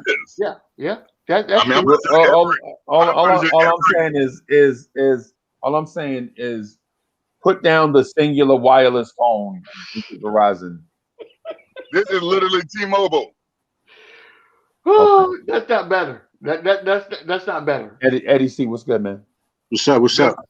Salute. There's three major carriers. What up, Eddie? AT&T, Verizon. What's going on, Eddie? It's good. What? Say that one more time, Kev. There are three carriers. Three major carriers in North America: AT&T, Verizon, and T-Mobile. What about Spectrum? Spectrum is a cable. I don't consider them. Listen, I had to cut Spectrum out 2 days now because my internet going out. I don't like it. Kev, how did you get in the corner spot up here in the corner? I didn't even put you up there. Hey, Kev, you better get it. You better move around, Kev. Yo. Just to say something, I was trying to get on last night. It was hard for me to get on last night. I waited for a minute, man, and I wasn't able to get on because I was actually agreeing with some of the points that Kev was saying yesterday. What? Don't say that out loud, please. I Don't was, say mic man. off. So I you was, Turn his you mic know, off. I decided to jump on today because you agree that Kevin Knox is a Hall of Famer. No, it wasn't that. Okay. But you know, Right. I just came on the show and I was listening to what you guys are talking about, just a little bit, not everything you guys are talking about, but I was agreeing with some of the points. One of the points that I agreed on was the maturation of Mitchell Robinson and the development of Mitchell Robinson. And everybody was saying that Mitchell Robinson was developing, and I agree to a certain extent. And Kev was saying that he didn't see much development from Mitchell Robinson except for staying on the floor. And that's the part that I was agreeing with him because we all know that Tom Thibodeau is a defensive coach. And if he's going to develop anybody, he's going to be an offensive player. He's going to develop their defensive abilities, kind of like we're seeing what Kevin Knox does when he comes in with his little 5 minutes. You know, he's playing hard, he's diving on the floor, and he's playing defense. And I don't think anybody could deny that. But at least I would like to see Mitch develop at least a hook shot. You know what I'm saying? That to me could be considered as development when it came to Mitchell Robinson because his defense was already there. His defense is already there. So how much more can Tom Thibodeau develop? I don't think Thibodeau can develop Mitchell's defense more than it has already. He's already a defensive monster when he comes out and he defends the three-point line. But a little back to the basket game, a little mid-range game, that part I do see Mitchell did lack this year. He didn't bring it this year. And I'm hoping that he brings it next year. It's a shame that he got injured, so we're not going to be able to see the next, 20-some-odd games the second half of the season where sometimes players develop certain aspects of their game. But I was agreeing with Kev last night, man, and everybody was going at him, but I'm like, yo, man, he's got a good point there. Mitchell Robinson, to me, is basically the same player. He's just stayed on the floor a little bit longer than he did last year. Can we keep him on the floor? Can I add something? Go ahead. And listen, we're a little bit less formal than that, dog. Yeah. If you got something, man, just get in when you fit in. We're a little less formal. We respect your opinion, man. We be, Yeah, so, but I like the guys to finish their thought. But here's the thing, right? All summer we watched this kid shoot threes and we doing all this. He has it already. He don't input it into the game. Right. He has it. He has the talent. That's my frustration with him. Like, if you're gonna show me all that during the summer, put it in the game because it's there. Let it fly. So that's my issue. Let it fly. Yeah, like Cully said, let it fly, yo. You. So some of his development is still on him to input it into the game. Because obviously everybody gets a green light on this team. Because if it wasn't, because Quickly wouldn't be shooting the way he's shooting without a green light. All these guys get green lights. So you gotta also put this on him at the same time. Exactly. That's exactly my point. Where I didn't see him developing because you can see a lot of things when it comes to those little Instagram videos. You can see that he was playing against his friends. He wasn't playing against, real competition, not even in the Chris Brinkley's open runs and stuff like that. And the thing that I point to when you say about the 3-point shot is his free throw percentage dipped this year. Crazy. Yes. Yeah. So you know what I'm saying? So what's happening? What is his concentration loss? That I have no answers for. But with that alone, it's like if you can't make your free throws, you think I'm gonna allow you to shoot a three? You know what I'm saying? So it's something that either he has to help himself out, or I don't know. But that's where I was coming at when Kev was like, "Yo, he didn't develop," and I agree with him with that. So I think from that aspect, I think it has a lot to do. And again, we don't know what the coach is telling him to do or what not to do when you're coming off the bench, right? So if you look at these guys when they're playing games, and the first time that a misstep is made, the first thing they do is look at the bench. They're looking at Thibodeau to see if they're about to get pulled out the game. So they're not playing for the sake of playing the game or playing their game or whatever their strengths are. They're playing based on whatever the game plan was when they came when they were put on the floor at some point. But if Noel shoots jumpers and he does it once or twice a game, Mitchell could shoot jumpers once or twice a game. I agree. That's what it is. I agree. But what has been making them? I agree, man. I would love to see Mitchell Robinson have a little 10-foot, a little 12-footer. I mean, everybody would love to see that, even if he misses it. But he's not taking it, and I think those shots are available for him. And that's exactly what I'm saying. That's on Mitch to take that shot. It's on Mitch to take that shot. It's not exactly. It is on Mitch to take that shot. Right. And so, but here's the thing about that though. Mitch is not that guy. We keep saying, yo, Mitch can shoot that thing. But watch his game tape. When Mitch catches the ball offensively, he does not even look at the rim. That's a fact. When he's away from the basket, he doesn't even look at the rim. Just him. Think about this. His defender would not sag off and give him 8 feet if he even looked at the rim.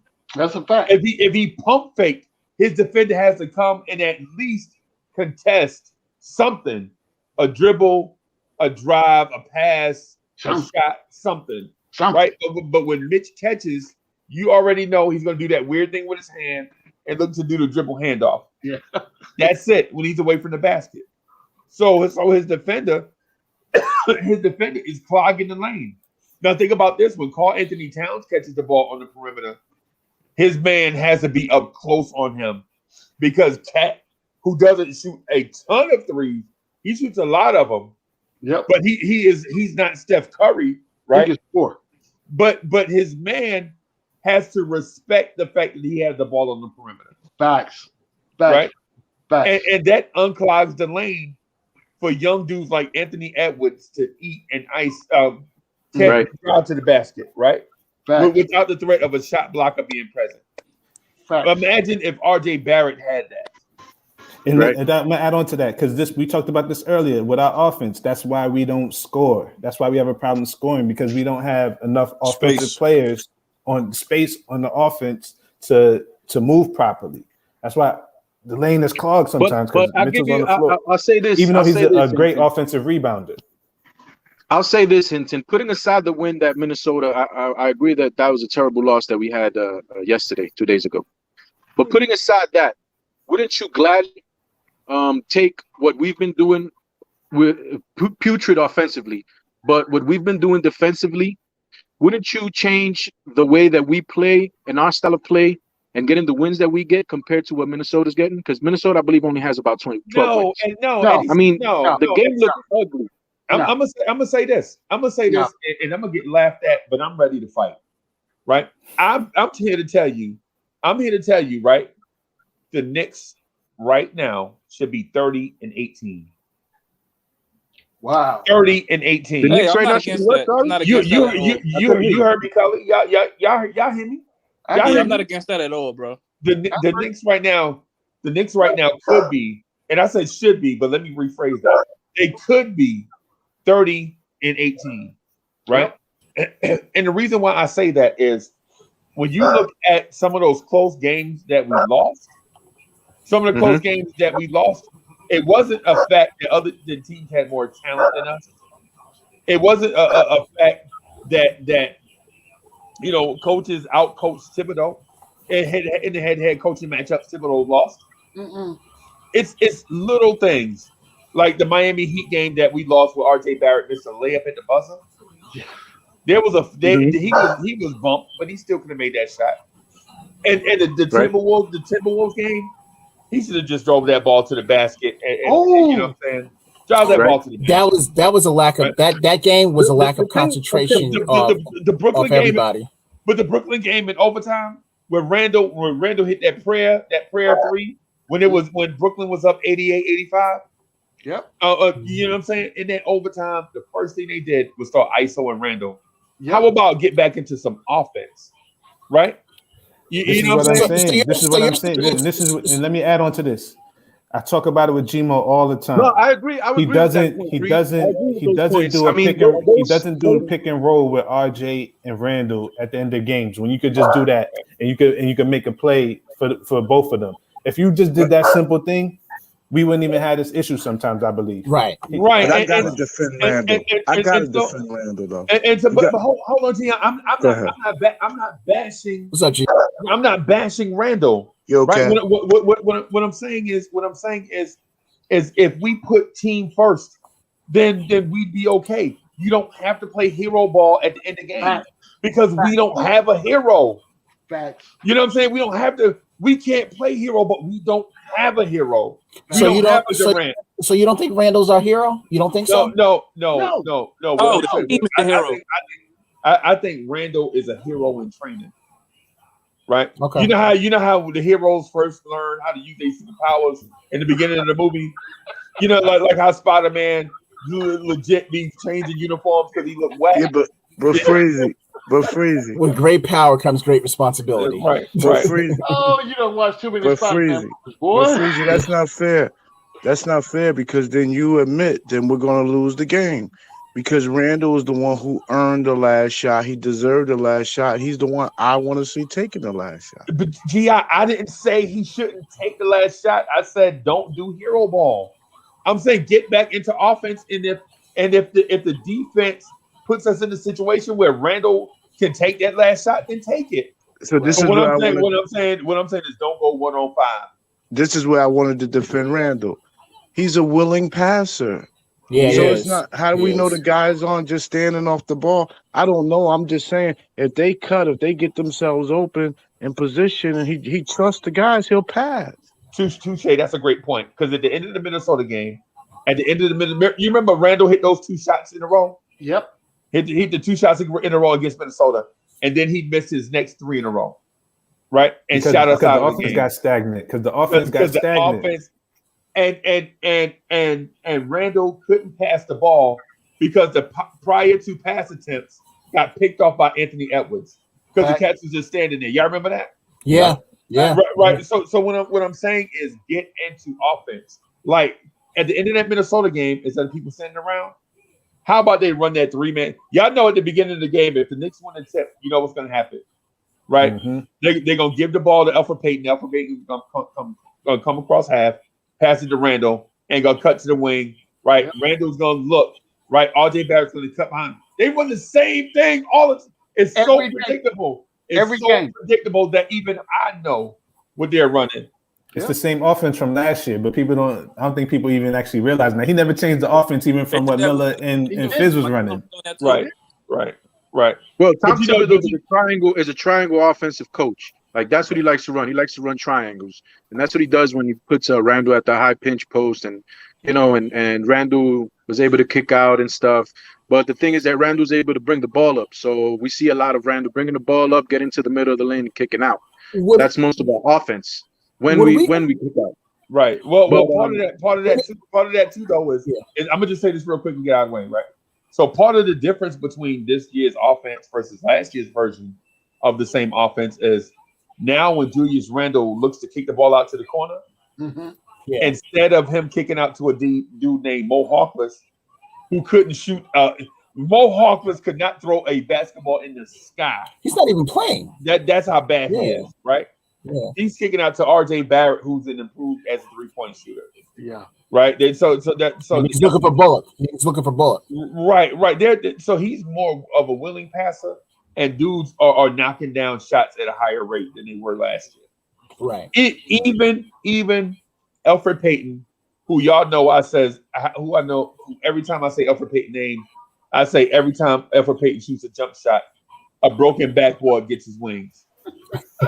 Every time Alfred Payton shoots a jump shot, a broken backboard goes crazy. Is he crazy? But it's true because you don't know what you're gonna get. When he lets it go, it's like, is it gonna brick or is it gonna go in? Right. It's different if he's close to the rim trying to make a layup and everything. You would think that that's gonna go in, but when he takes a jump shot, it's like, is it gonna go in or is it gonna? All right. Somebody want to read that super chat too? Yeah. Tanking. Oh, which one? For City for Real? Yeah. Shout out City for Real since it's a $19.99 super chat. Shout out to $20 Knicks. $20, Kev. $20, Kev. Come on. $20. Plus Come tax. on. Go ahead. You know what, man? You know what? Go ahead, Can I do this? Can I do this, please? Go ahead, Kev. Shout out to the Knicks Morning Drive crew, the chat, and everybody watching, and everybody that's gonna watch. I just woke up. Smash the likes. You already know. Let's get this win tonight. Is that to your liking, Mr. G-Man? I can see one of these days. I'm gonna have to come down to Florida. Next time I come down to Florida, where you at in Florida? Where you at in Florida? In Tampa, baby. Where I go from, Yo, man. I just want to put a bow on whatever we was talking about. You know, I agree with those points that you were saying, Freezy, completely. I agree with those points. But all I'm saying is that I would rather go through this first year of improvement on the defensive side than on the offensive side, because it is proven that that's not the way to go. Right. If we get the defensive principles and our defensive morals straightened out, we'll have time to get our offense together, especially if we get an offensive playmaker. You know what I'm saying? So the offense will come as long as we get our defense straight. I think we're on the right path. That's all. So the question I wanted to ask, one quick question to the panel. Yeah, do the super What? chat. The super chat. Yeah. White Falcon 44 sends us a $2 2.00 super chat. Taking for Luka Garza, 6'11", 24 points, 8 rebounds. Thank you, White Falcon. Thank you. Yeah, thank you so much. But cats have got to realize we're done with the tanking at this point. If you're talking about tanking, we should have been talking that in the beginning of the season. We're on a playoff trajectory right now. All right, we're trying to get position. Trajectory, Kev. Trajectory is the word. I'm gonna kill him. I'm gonna kill him. Trajectory. I'm gonna kill him. Hitting, I'm gonna kill him. Hitting. I'm gonna kill him. I'm gonna kill him. Hitting.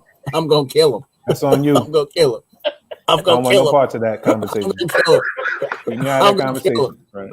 I'm gonna kill him. Right. I'm gonna bust Fred Sanford and get that little slugger. So Hoodie Kev.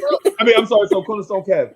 So CP the artist legit ignored the fact that I said Earth, Wind, and Fire was a great band, and he No, started he talking didn't. about Prince. Yes, No, he he did. didn't. No, he didn't. I Please tell me he didn't. told him the story Please, about LaTanya from Fulton Street, and I told him how Earth, Wind, and Fire impacted my life, and he legit said, "Me and Prince are the same," and I'm like, "How are y'all the same when CP the artist is 6'7.5" and Prince is 5'2"? How are y'all the same? Okay, so that's when you know he has no credibility.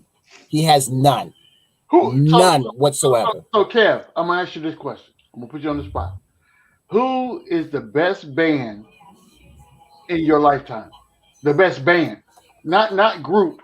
Notice I said band. The best band in your lifetime. Who is it? Jeez. It's gotta be Earth, Wind, and Fire. It's gotta be. It should be that hard. It's gotta be. The reason why I say it shouldn't be because I can throw out bands like Parliament Funkadelic. Okay. I could throw them out. I was going to say that George Clinton. Yeah, I could throw out. I could throw out. I could throw out Cool in the Game. I could throw them out. Yeah, but no. Go ahead. Next. I could throw out. Isley Brothers. Yep. No. Go ahead. Next. I could throw out Frankie Beverly and Maze. Yep. No. Yeah. Next. And I can. And my personal favorite. Is the Ohio player. They're in there, but I was going to throw out the Ohio players. Right. So this is okay, and this is how I'm gonna bring this back to basketball, right? So everything revolves back around, right? So when you look at the New York Knicks at some point in life, when they were winning championships back before most of us were born, it was a great thing, right? Yeah. So that's how I look at Earth, Wind, and Fire. So when you go into a concert with Earth, Wind, and Fire, and they were the epitome. They developed the pyrotechnics and everything that's going on the floor with the suits and absolutely. And what? Come on now.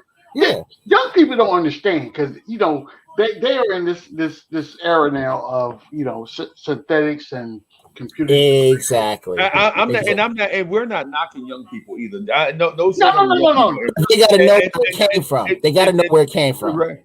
Because we're bringing back to the Knicks, but what happened is back then there was a proving ground. Like the proving ground weeded out those that were good from those that needed to go back and get more practice. Yep. Right. Like for instance, there were more groups singing there. There were more groups. There was like Fifth Dimension. Oh yeah. There was the Silvers. But those there was a podcast that I was listening to yesterday with Joe Button, and I think Steve Stout was on, and he was saying they were talking about this same thing that you guys are talking about between back in the day and now how things are made. Mm-hmm. Back in the day, talent and fame were co-conspirators. Right. You know what I'm saying? You had to be talented, and at the same time, you had to be famous to become a star. Right. Nowadays, it's actually fame has overtaken talent, and nowadays people are not that talented, but they find ways to get famous, and that will propels you to become a rap star, a rock star, or whatever the case is. Would Dr. Dre, Snoop Dogg, and all of them be where they are if they didn't have Parliament Funkadelic? No, because I heard Mothership Connection. I keep Mothership Connection. Of course. Get some Gladio stride. Yeah, and then dip in your hip and come on to the mothership. Yeah. Doing a loose booty, doing the buck. Yeah, Star Child. Yeah. Star Child. Right. See, and that song "Let Me Ride" by Dr. Dre. It's Mothership Connection. Exactly. Home of the P-Funk, the bomb. Right. Come on, 50. Michael Jackson. You guys, I know you guys have read already that we've picked up Pell, right? Yes. No. Who was that? Who was that? That was us. Norvell Pell is a center. Used to play for Philly last year. He played well against us. He actually blocked some shots against us last year. We picked him up. He's a defensive player. He's a defensive player. Somebody that can probably block shots for us in a pinch. Oh, let me go to my. So we taking one of our roster spots. So we got one left. I just want to ask, if we have one more roster spot, which position would you like to solidify with that roster spot? Wing. Point guard. G-Men. What point guard out there are you looking at? The wing. See, there's nothing that comes to mind. When we're talking big men, there are there are a whole bunch of big men. Plethora, Kev.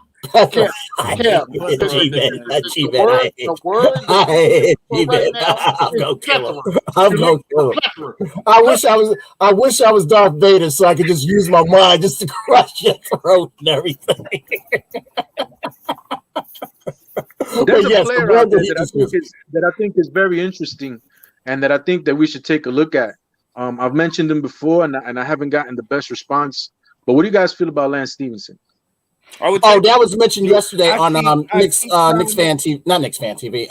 Nothing but Knicks. They were talking about yesterday. And see, I keep trying to ignore that topic. Him and Norvell Pelly. Norvell Pelly is trash. What are we doing? I would take Lance. Whoa, please. Y'all talking about bringing back Born Ready? No, absolutely not. No. What about what? I don't think Pavel is trash. Garbage. What do you think, Kev? I'm interested here. And they were also talking about I was also reading the article on ESPN.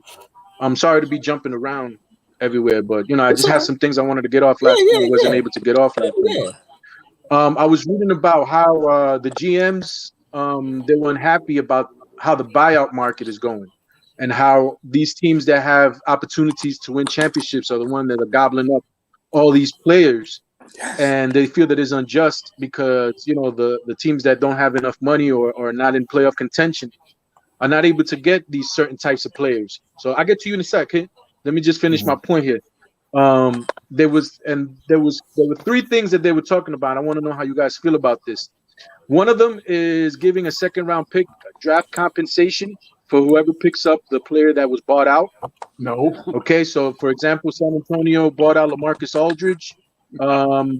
Brooklyn was able to sign LaMarcus Aldridge, so they were, in that case, Brooklyn had to send a second-round pick to San Antonio as compensation, right?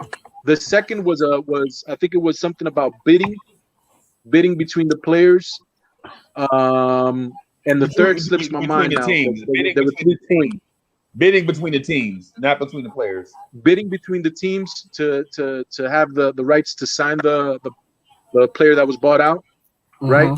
And the third one slips my mind. It was also I can't remember right now. But what do you guys feel about that? You guys think it's a good idea that the NBA should do this? Let me do this real quick. So I'm so Chief, I'm gonna just say this, and then the floor will be yours, okay? So what we want to do is address these topics one at a time and not talk to all 3 at one time. Right. So what we do after Chief say his thing, then the first thing we'll do is address the draft compensation for buyout players. That way, I'll give everybody some time to think about that while we listen to Chief real quick. I'm gonna say this. I gave up some money to let me go. I'm going about my own way after that. So it is what it is. I gave you money back. You know, I could have sat here and been miserable and y'all wasn't gonna let me play anyway. But since you buying me out, you know, and I'm giving up money, I should be able to choose where I go. Go ahead, Hinton. That's just what it is. That's what it is. Okay. Yeah. So I agree. So that's to that one point. Okay, but I'm good. Yeah, I'm good. All right. So here's the thing with teams that can't bid for other team services. When cry me a river. Agreed. Cry me a river. Because if your franchise was attractive, people would want to come there. Right? Austin Rivers got bought out. Guess what? He signed with the Bucks. That's right. Oh, shit, I didn't even know that. Yeah, don't tell me small market teams can't compete. When I just watched the San Antonio Spurs win championships, when I just watched the Golden State Warriors win championships, well, I found out that Milwaukee is a destination now for free agents. Don't tell me that you Boston Celtics, you know what I'm saying, who is a big market team disguised as a small market team. Hey, the Nuggets beat the Clippers last year in the playoffs. Right there, and so here's don't Atlanta, you're a big market pretending to be a small market team. Atlanta Hawks. Atlanta is huge. Don't try to play me Houston, Texas. Don't try to play me Washington, D.C. Dallas. Right. Dallas, Texas. Dallas got rings. They've been in the finals. Dallas, Texas is growing faster than any metropolitan city in the United States, right? Yeah, they are. Don't be crying to me, Mark Cuban, right? But in a few years, Dallas will be bigger than Houston and probably the biggest city in Texas, the DFW. Don't try to play me NBA owners with this mess, crying that you don't get a chance at free agents once they hit the buyout market. Most of y'all could have traded for these guys in the first place, but y'all didn't. And then now you crying that you couldn't get them in the buyout market. If you wanted them that bad, you could have traded for them, but you didn't. So don't cry me a river, Boston. Man, please. Wait, Danny Ainge was complaining? Cleveland, Ohio. Cleveland? Yeah. It's a bunch of my. Now, I don't know. The article didn't say specific GMs. They were just pointing it out that I guess it's because of the New Jersey Nets. I wanted to call them. That's what they are. That's what they are. Yeah. Brooklyn, yeah. So the Brooklyn Nets being able to get these 2 players and after the buyout, when teams were available to capitalize on the buyout, if Frieza and I were both interested in the same car on the used car lot, and he outbidded me, I would feel some type of way. You know what I'm saying? And that's what we got right now. People are out there and they're trying to make the case that I was interested in Aldridge. I was interested in Drummond, but because X, Y, and Z happened, I couldn't actually bid on them. That's a whole bunch of BS, if you ask me at the end of the day. I don't even think our front office tried. Yeah, they didn't. They didn't. So any front office right now that's coming out in the media saying, I feel it's unfair that New Jersey or Brooklyn actually got Aldridge or Drummond signed with the Lakers or whatever case may be, and it's unfair, and we're feeling a certain type of way. It's because you didn't try. Yeah, I'm telling you right now. I'll go with that. Yeah, absolutely. I'm telling you right now. If I was interested in Drummond, there was nothing that anyone could do to keep me getting him on the team. Period. Right. Period. Right. So exactly, because also if you wanted to put them on the waiver wire, if you wanted to put them, because if it was that, we'll put them on the waiver wire and let them pick them up and let the other team pay their salary if they want them. Exactly. Waiver. Right. Let me ask a question. When the player is on the waiver wire, when they're on the waiver wire, do they have a choice of where they want it to go if the team puts it out there? No. Okay, so a team actually has to claim them. Yes. You get claimed, then you have to pay their salary. Yeah. You have to pay their salary. They have to. Yeah. They have to put the bill. So that being said, it's the same thing as saying that I'm out here. This is my price tag. Yeah. If you want me? This is what I cost. And once you select me, then I'm all in for you. You know what I'm saying? Okay. All right. And that's so if we outbidded the Lakers, we could have had Drummond. Yeah. Okay. Absolutely. If we could have no. See, outbid is convoluted because outbid doesn't necessarily mean more money, right? Outbid doesn't mean more money. Outbid means they offered him a certain type of role, a certain level of cash responsibility. And certain things like like Dre, when you come here, we'll let you shoot the three. Yeah, you know what I'm saying. Yeah, so and you have a chance to win the championship. I mean, it's a bunch of stuff. It's not just cash. I mean, that's actually probably number one when it comes to these guys choosing where they go, right? Like, right over here, you're doing chips. But okay, I guess what I'm getting at is seeing where we're at right now. With and for instance, with the Mitch situation, before Mitch hurt himself,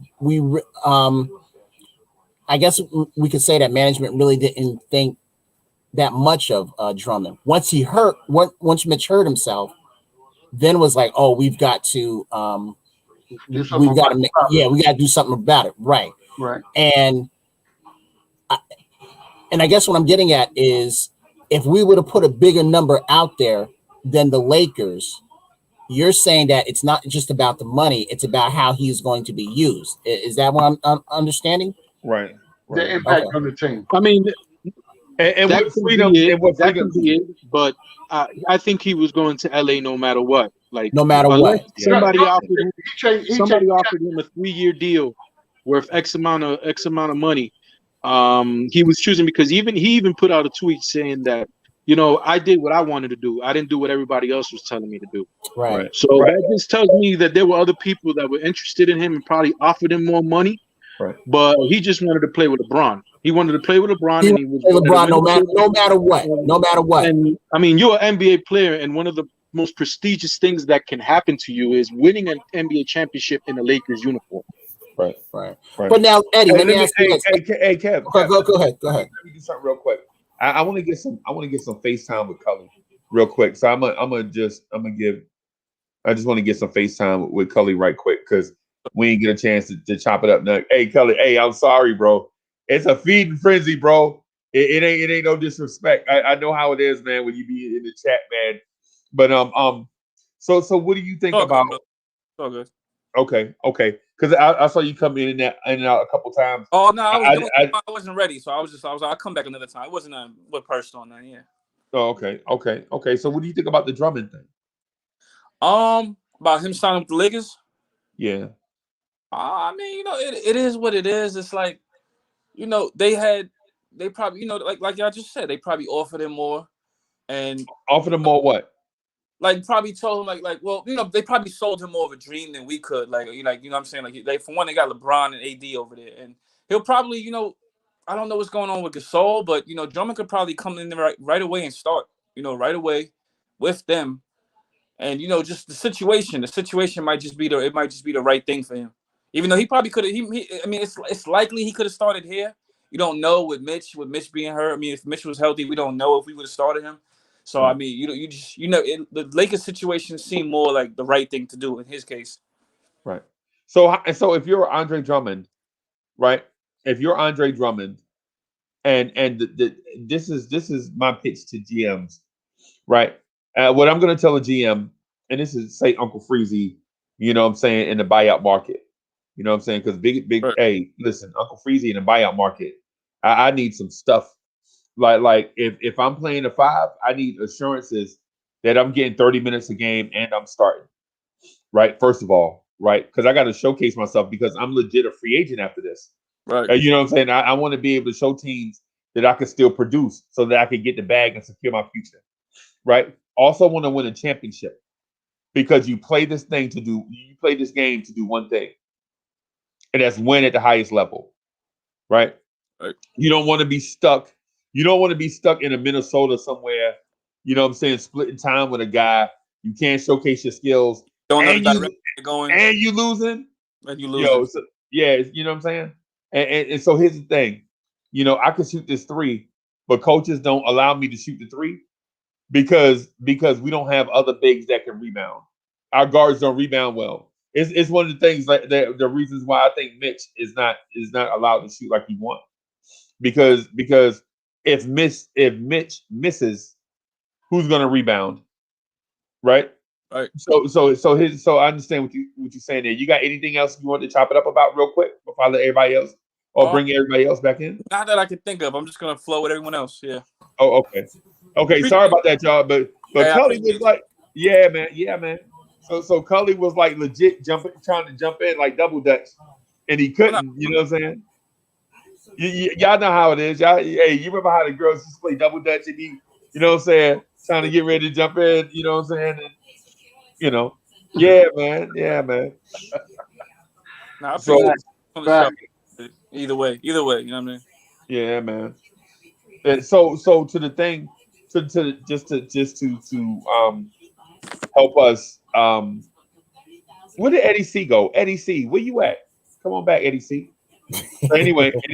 So what I want to say to the topic, man, and I don't want to jump in and take over. I just wanted to add something to it, just to make the conversation more robust and add different point of view to the conversation.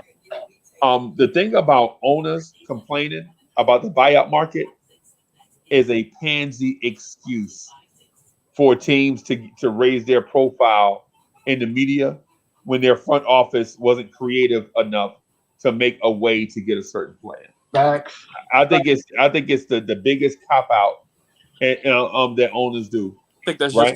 It's too damn bad. I agree. Right. It's the same because if you think about it, it's the same cop out that they were making about the lottery. They were like, how come Cleveland always gets the number 1 pick? Every time Cleveland get in the draft, they get the number 1 pick. And we all know that they were trying to save basketball in Cleveland. Cleveland has been an abstract disaster for their whole existence, except the LeBron years. Right? Right. But then let's be real.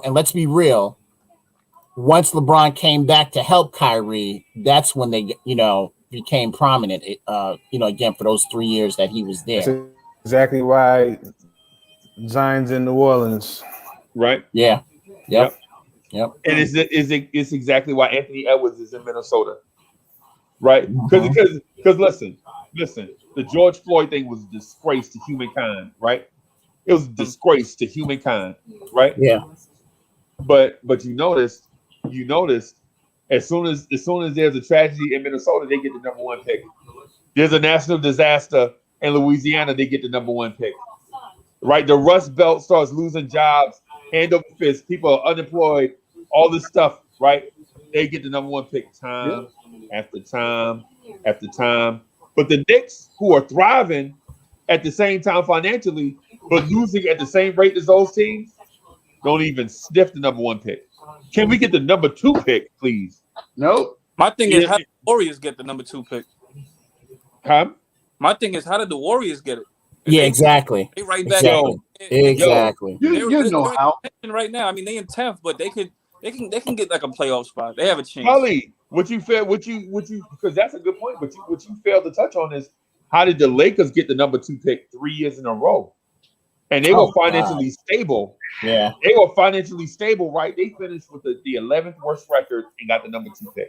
So they finished with the 7th worst record and got the number 2 pick, and they finished with the 4th worst record and got the number 2 pick. That's a problem. So this is where this is me. I am G-Man for life, right?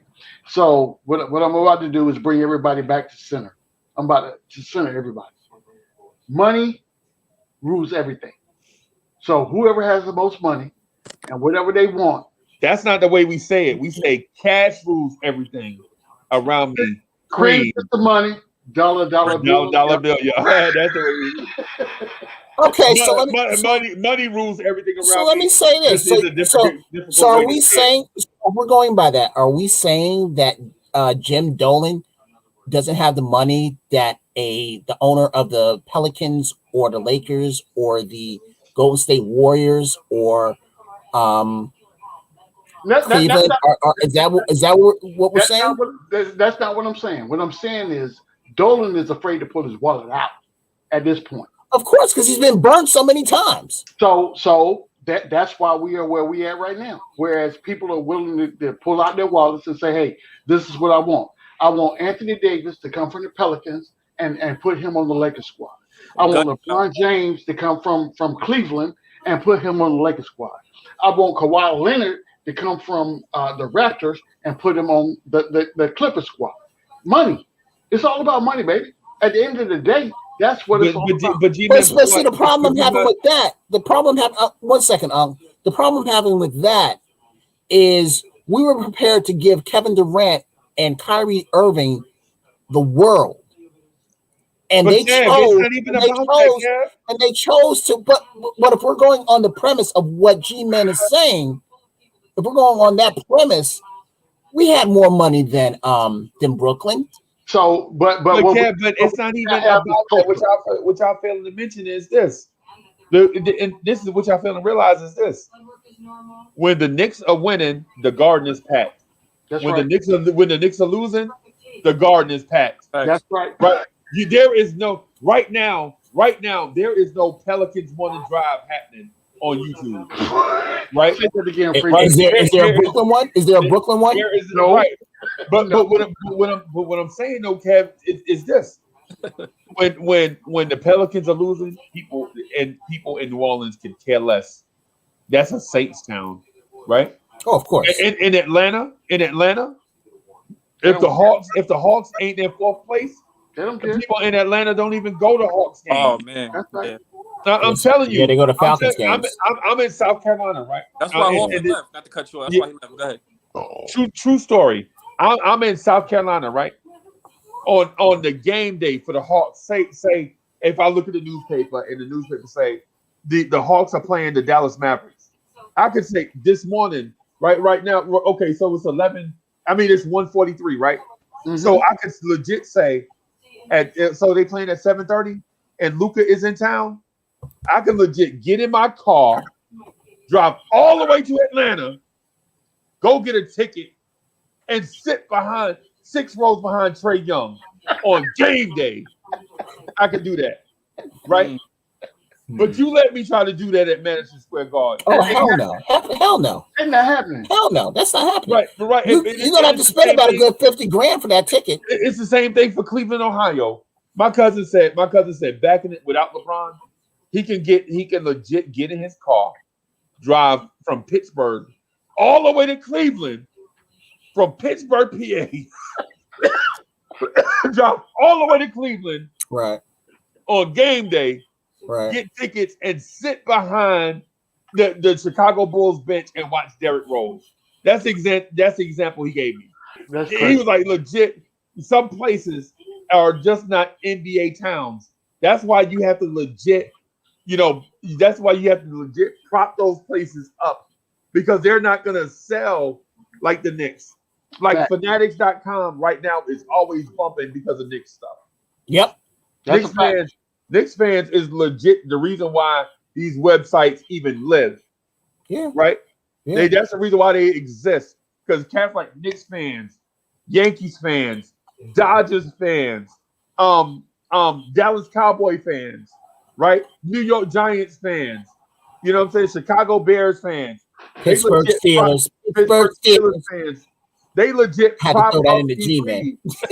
They prop up these leagues because the small town, the small town teams ain't selling nothing.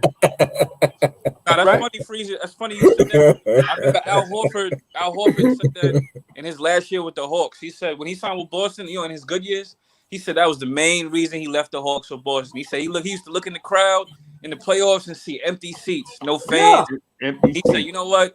Went right to Boston after. You see how they crowd is in the playoffs. So let me ask this. Let me ask this again. If we're talking all that, I think we have the best fans in the world. We do. There's never a time where the Garden is not sold out. I agree.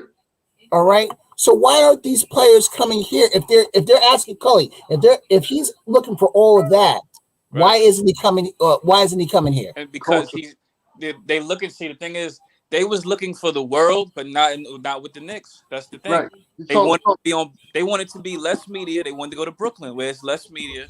You know what I mean? That's what it was. They didn't want that here. You see how emotional KD is. You see, they don't want the smoke. Oh yeah, they don't want that. Oh God, they don't want. Yeah, they don't want. Yeah. They don't want that. They don't want that here. Listen. So regardless of if you are a New York fan or not, I don't care if you root for the Mets, the Yankees, the Jets, the Giants, the Nets, or the Knicks, right? If you put yourself in that predicament, then you are accepting the fact that you're going to be under the spotlight. Yeah. For what you do. Right. And that takes a special kind of character, right? So when you play good and people praise you, it's all good. But when you suck and you get that and people coming for you for real, on real every day, everybody ain't built for that. Everybody's not built for that. And that's why Kyrie and KD took their butts across the bridge. Right across the And that's the reason why also at the end of this year, no matter where we end up, I can see Alpha Payton want to leave as well. Oh, thank God. And thank God.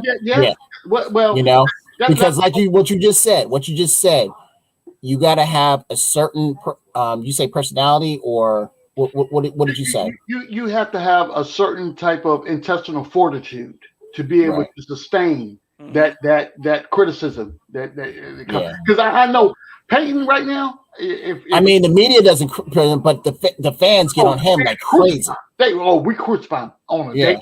Even when we win, we crucify him. He getting it. He get both barrels. Yeah. All the time. So if he doesn't have a person that's living in his household right now, that can give him some positive reinforcement, I highly suggest you go hire one right now. Because at the end of the day, I don't want to see nothing bad happen to you. But not at all. As a point guard for the New York Knicks, you suck. I'm just saying. That it is what it is. It is. If it walk like a duck and it quack like a duck, I'm gonna call it a duck. Come on now. And also, it's amazing that he did come back because nobody else, I guess, wanted him. Yeah, because he tested free agency, and see, this is a telltale sign, right? So in life, and I'm about to drop some pearls of wisdom on you guys real quick. So in life, we feel like we are better than the average person, right? Regardless of who it is, if you have a coworker or whatever's going on, you feel like I am better than the person sitting next to me in this cubicle. And I understand why they're getting paid more than me. So you know what? I'm about to put my talents out there. I'm gonna drum up my resume. I'm gonna put it out there, and I'm gonna put out there. This is my minimum salary that I'm willing to accept. Period. If you're not willing to get here, this number right here, we're not even talking at all. So, you put it out there, and put it out there for 2 weeks, then 3 weeks. No bites. Then 4 weeks, no bites. On the fifth week, they're out there, right? Somebody comes in and says they are at, let's say, 10,000 less than your asking price. What do you do? What do you do? Do you sit here and say, well, maybe I'm overvaluing my expertise and what I bring to the table, or maybe the person that I'm talking to is just cheap. Right. So how do you balance that? And that's what happened to Alfred Payton. He put his name out there. He was like, okay, I think I'm better than what the Knicks organization is willing to pay me. Yeah. So I'm going to go out here and test myself on a free agency, and it came to pass that, hey, dude, you're not as good as you think you are. Right. And we giving you $5 million. Yeah. Just for this year. Exactly. We giving you $5 million. It easily be brought out too. $5 billion. Yeah. We giving you $5 million. $5 million. Yeah. Easily. So I think that the where we lost that as the Knicks organization is we had to give them a no trade clause. Yeah. Yeah, that was a problem. Gets me mad. But they see that's the CBA as well. That was I don't think that was the Knicks want to do that. That was a CBA thing, unfortunately. But at the same time, and we didn't have to bring him back. We didn't. And we didn't have to bring him back. And I think that the reason he plays the way that he plays is because he knows that we didn't have to bring you back. That's true. I didn't think of that. That's a good thought. He plays the way he does because we had no choice but to keep him. Well, is that what you're saying? We had a choice, but we chose to bring you back. Yeah, I think and to pay you. So if I choose to bring, so if you know for a fact, if I call Kev and say, Kev, check this out. I don't really need you. I really don't. But, I would like to have you on the team. And, because I don't need you, but I'm doing you a solid to bring you back and to give you some type of structure for the next year. And then during the year, we can evaluate your performance and figure out if we can move forward or not. Then, it is what it is. So are you going to be more willing to put your best foot forward or say, well, I'm just biding my time to say until my next opportunity? Yeah, man. And that's how I look at Payton. So Alfred Payton is not what I want to see for the Knicks. So what I want to see for the Knicks, I want to see a fast-paced, not half-court team. I want to see somebody up and down the court. And making those baskets, right? Because we are 28th in the league in scoring. Get out of here. We're lasting pace too, right? Yes. And people can game plan for that all day long. All day long. How do you think people that come up and play us in zone every game? Every game. Because we don't have scores. Nobody can score the basket on a consistent basis. What's crazy about that too, with the point guard situation, the craziest thing about that, we don't need the craziest point guard in the world. We just need a guy that can get in the lane and make some passes. That's pretty much it. We don't need the if we do get a great one, that's a blessing. But we don't need like the most outstanding point guard in the world. I can understand why they kind of like stayed pat on Westbrook and John. I can understand why they didn't get involved in that with the John Wall thing at the time. I can understand that. But was I mad when we re-signed Payton? No. Oh, you can bet. I was. Everybody was. Yeah, I say about 95.5. No, I'll even go higher. I think about 98.9 of the Knicks fan base was like, what the heck? Just go 100%. You know why? You know why too? Because 100%. We draft Obi because it was looking like we was gonna move on from Randall, so they draft. Obi. So you would think the Knicks need a point guard. I mean, at the time, I didn't even want to trade Randall yet because I'm like, you don't know what they pitched to him in the meeting prior. You don't know what Scott Perry and Mills said to him. And Fizdale probably was there too. So you don't know Fizdale's more of a salesman than a coach. So you don't know what he said to Randall. Oh, you're gonna be the guy. So that could have got to his head at the time. You know what I mean? Right. The hero.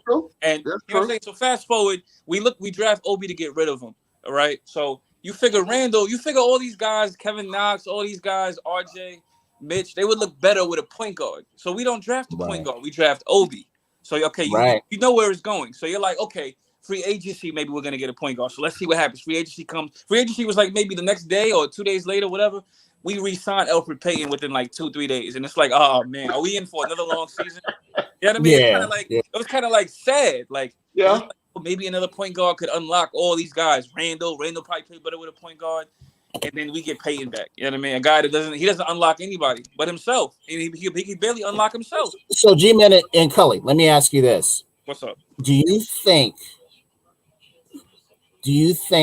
the reason why we do what we do on offense is that Thibodeau telling our point guards to do that, or is that a thing of Peyton not really adapting to what we're trying to do? I pray that it's not Tibbs. I pray that he doesn't tell Peyton, if you're open, shoot it. I pray he doesn't. But you figure that would be a coach-like thing to do if you're open, because it's like that is simple basketball. If you're open, shoot the shot. You know what I mean? But I pray that that's not. I feel like it's more so of Peyton. I really don't know, because I try to figure out his game from in Orlando, and I feel like when he was in Orlando, he was way better. But it's hard for me to really tell. I think it's more of a Peyton thing because I think it's more of a Peyton thing because I would think that if you can't shoot, you would be happy as a point guard. You would be, excited to give it to someone that can. That's what I would think. I would think if you can't shoot, like, you know what I mean? So it's like I feel like he's scoring to really try to get his own, to make him, showcase his value, get his own value up, to show his own value. Okay. All right. So his best bet to score is when, he's a big guard, to take a guy to the, take him to the basket and shoot. Right. That's his best bet at point blank range. Anything from the free throw line in, he has a good shot at making. He can't shoot the three. So it's like you would think he'd be the greatest playmaking guard that we can get. You would think that would have been a steal to get Alfred Payton. And it's like, that's not, like, that's just bad. So I think, it's more Payton. So let me ask you this. All right. So it looks like, Can yeah, absolutely. Yeah. Absolutely, man. Yeah, so to Khalid's point, what I would say is this: Alfred Payton is one of those things that if you've ever bought something in life, right, and the warranty ran out, and you couldn't get a return on your investment, you were forced to keep. That's Alfred Payton to me. That's where we are with Alfred Payton. Right? Like a tattoo? Yeah, exactly. Once you get it, you got to get it covered up. And when you get it covered up, what you got to do? You got to pay for that too. So that's a double investment. You invested on a bad investment. You know what I'm saying? And that's what we're doing with Alfred Payton right now. Right now. Move him. Look, you can't. So and he has all the cards in his pocket. He's like, okay, well, you guys can say all the time that you're not happy with my play or whatever the case may be, but guess what? I'm here, and you got to pay me, and I'm not going anywhere unless I like the destination in which I'm going. So guess what? You still got to pay me. And I think I have a question for y'all too. I also think that I think he knows he's not getting this much play on another team. No, absolutely not. But I have a question. I have a quick question for y'all. I just need y'all to briefly explain what exactly is a soft tank. I'm trying to figure that out. So a soft tank would be something. Okay, we all know what a tank is, right? Right. So of course. We know what a full tank, a full out tank. That's Phil Jackson. Yeah. So a soft tank would be this. And when I say this, you're gonna scratch your head and be like, oh. I know I am. I already know. So a soft tank. Think about this. In the fourth quarter of the game, when the second team was bringing us back to win the game, then all of a sudden in the fourth quarter we put the starting five back in, who has not produced anything in the last, the entire totality of the game. Right. Okay. Imagine. Makes sense because I see everybody in the comments, oh, soft tank, and I'm like, oh, please no. I don't want anything to do with that word. You know what I mean? Yeah, exactly. Because I've always said this. Even when we beginning of the season when we will lose, 3 in a row or whatever, you automatically see fans putting up the tank. Yep. My belief is that tanking breeds a losing mentality. Absolutely. And I've always said that I'm not a loser. Not a loser. I want my team to compete. And if we lose, we lose. I'm not a tanker. And people will come at me, from, left and right. That is tanking never works. And even if we do, we're still against the 8 ball because when have we ever gotten the #1 draft pick? I don't think never. Ewing was the last one. Was he the last one? Ewing was the last one. Ewing But that was decades ago. That was almost 40 years ago. That was 30. Yes, it's never happened for us. So why put yourself in just to be let down? We already know you've got to. Not only do you have to lose almost every game, which that has happened to us, but then you got to go into the lottery, and that lottery you're not guaranteed. That ball bounces right. It may the lottery. That's true. Right. It's worked out. You remember G-Man and Cole, you remember when the Orlando Magic they got the #1 pick and they got Shaq. Yeah. Then the next year they got it again. Yeah. They got it again and got Chris Webber and and traded that. Oh, Yep. man, yeah. Yes. Yeah. It doesn't work out for us. We are not these people. Now, the year that RJ came out and Morant and Zion, we were supposed to get like number 2 or 1. we were supposed to get 2 or 1. Right. Yep. We were supposed to get 2 or 1, and we got neither. Neither. And now that they've changed the rules, with it, so tanking doesn't guarantee anything. Nothing. Only thing that it guarantees you is that you're going to have a losing season, and I'm not a loser. Right. It's funny. That year was a smack in the face. We wanted Zion, we wanted KD, Kyrie, and we got we got nothing. Nothing. You heard it. You saw in the media how they were boosting us up. Yeah, they're going to get the #1 draft pick, and we're going to get KD and Kyrie, and we got nothing. And people feed into that like nobody's. They're like, oh yeah. We don't get all these drafts. Yeah, we're going to get all these. Really? #1. Really? Zion's coming to New York, and we got the billboards up and everything. Come on. Yes, come on. Stop playing. Come on. Stop it. That's why I'm saying I want my guys competing every night. Mm-hmm. And if we lose, we lose. But if we win, it's great. I'll tell you this, and to Kev's point, and when I say this, I'm gonna throw up in my mouth a little bit because I'm agreeing with Kev. But I got some Pepto-Bismol for you. It's all good, man. Kaopectate, Phillips magnesia, and something. Kev, know you my guy, right? This is what I'm gonna tell you, right? I will always say, and I will always fall back on this: the Knicks have to create a foundation. Yes, what we're trying to build. Right. First and foremost, whether that's on the player side, the coaching side, the front office side, we have to have a foundation as to what our identity is going to be. Mm-hmm. Right now, I don't think people trust what we're showing them. They don't trust what their eyes are telling them right now. They don't. Right. They don't. Right. So right now, where our test comes about is this.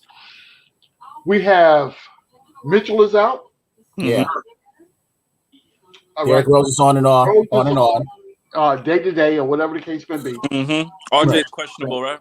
RJ is questionable, and we have a game against a perennial playoff team in a few hours. Right. Yeah. So what is that going to look like? And people are looking, and I think when people, because I was the biggest critic as to why Thibodeau is playing Randall so many minutes, right? But then I had to take a step back and think about it. I'm like, okay, so we're playing against the Timberwolves, which is in some markets, people going to watch that game. And we need to, kind of commercialize the Knicks brand, right? What we bring to the table. So if you're a free agent at the end of the season and you're having thoughts about where do I go? What do I want to do? So I watched the Timberwolves game on. That was Wednesday. That was March the 31st. Right. Yes. So I'm watching that game and I'm thinking, you know what? I can bring something to that organization right there. I can contribute to what you got going on right there, and we can move this to a whole nother level, right? So, and I had to take a step back and start thinking about it from not so much from a fan perspective as thinking that Thibodeau, Randall just got hurt. He got a freaking thigh contusion, and you still playing him 30 minutes plus a game. What are you thinking about? What are you thinking of? And then I had to take a step back. I'm like, okay, you know what? I need for you to think about it from a step outside yourself and think about it from this lens over here. And so I'm sitting here, I'm like, okay, well, who is more likely to look at the game if Randall is not playing? So if I put out on Twitter, Randall is not available for the game, who's going to watch? Because automatically you're going to figure, the product on the floor is going to be substandard. So why am I going to tune in? And I have NBA Pass. So why am I pay for that every on a yearly basis. So, but why am I going to tune in if Randall's not playing? What product is going to be on the floor? So I had to think about it from that aspect, right? So, as far as having a monetary value that's associated with a team, we also need to think about, the health of the team. So again, Tibbs has seen these guys play throughout the practice every day. Yeah. And I have to believe in my heart of hearts that as a head coach, you're not going to put somebody on the floor that's not ready to play. Right. Right. That's not going to happen. That's not going to happen. Right. So I go back to my original statement saying that the Knicks are building a foundation right now. As Knicks fans, we have to be patient with the process of because you can't erase. It's not easy just to erase what we've done in the past few years. It's not. It takes time to erase that stigma. Mm-hmm. But we are in the right direction into doing that. I would say I wouldn't say erase. I would say not erase, but the perception. Perception. Yeah, absolutely. I agree with you 180%. And again, that cost me to throw up in my mouth. Agreeing with Kev.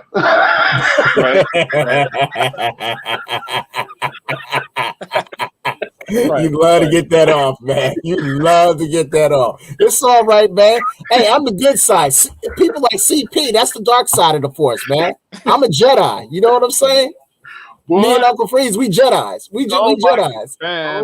We Jedis.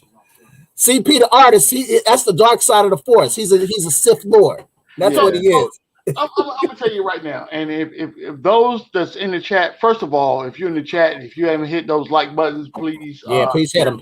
Yo, we need to get up to 100 likes. No doubt. No doubt. Get up to 100 likes, y'all. If you like the content, then go ahead and hit the like and subscribe, and because this is what we do all day. This is not this is not something that we set back and plan to say, hey, I want this person on the panel, that person on the panel to talk about whatever. This is what we do on a daily basis. You never know what you're gonna get. Absolutely.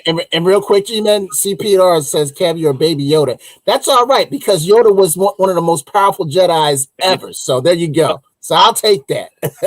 You know what? TP, the artist, says, I realize G-Man looks like Rob Parker. Are you serious right now? Really? He's ridiculous. Really? He's really? ridiculous. You know what, CP? I'm gonna give you a pass on that one right there. Yeah. I'm not going to give a pass there, right there. Yeah. All right, guys, I got to get off, man. But it was great talking with y'all. I gotta run too, man. Yeah. I love y'all. Love y'all. All right, Kelly. Hey, so y'all smash that like button real quick. I'm gonna get off. Thank you for everybody that came through the video chat, the virtual chat. The conversation was definitely dope. Make sure y'all tune in tonight at 11:45 p.m. for the Knicks at Night podcast. It's gonna be on and popping. I'm gonna be in the video chat, live in the video chat all night long. I got some scores to settle. I have some axes to grind, and I'm gonna grind them tonight. So y'all tune in to the Knicks at Night podcast. I'll see y'all later, everybody. Thank y'all for coming through. Peace. Sure.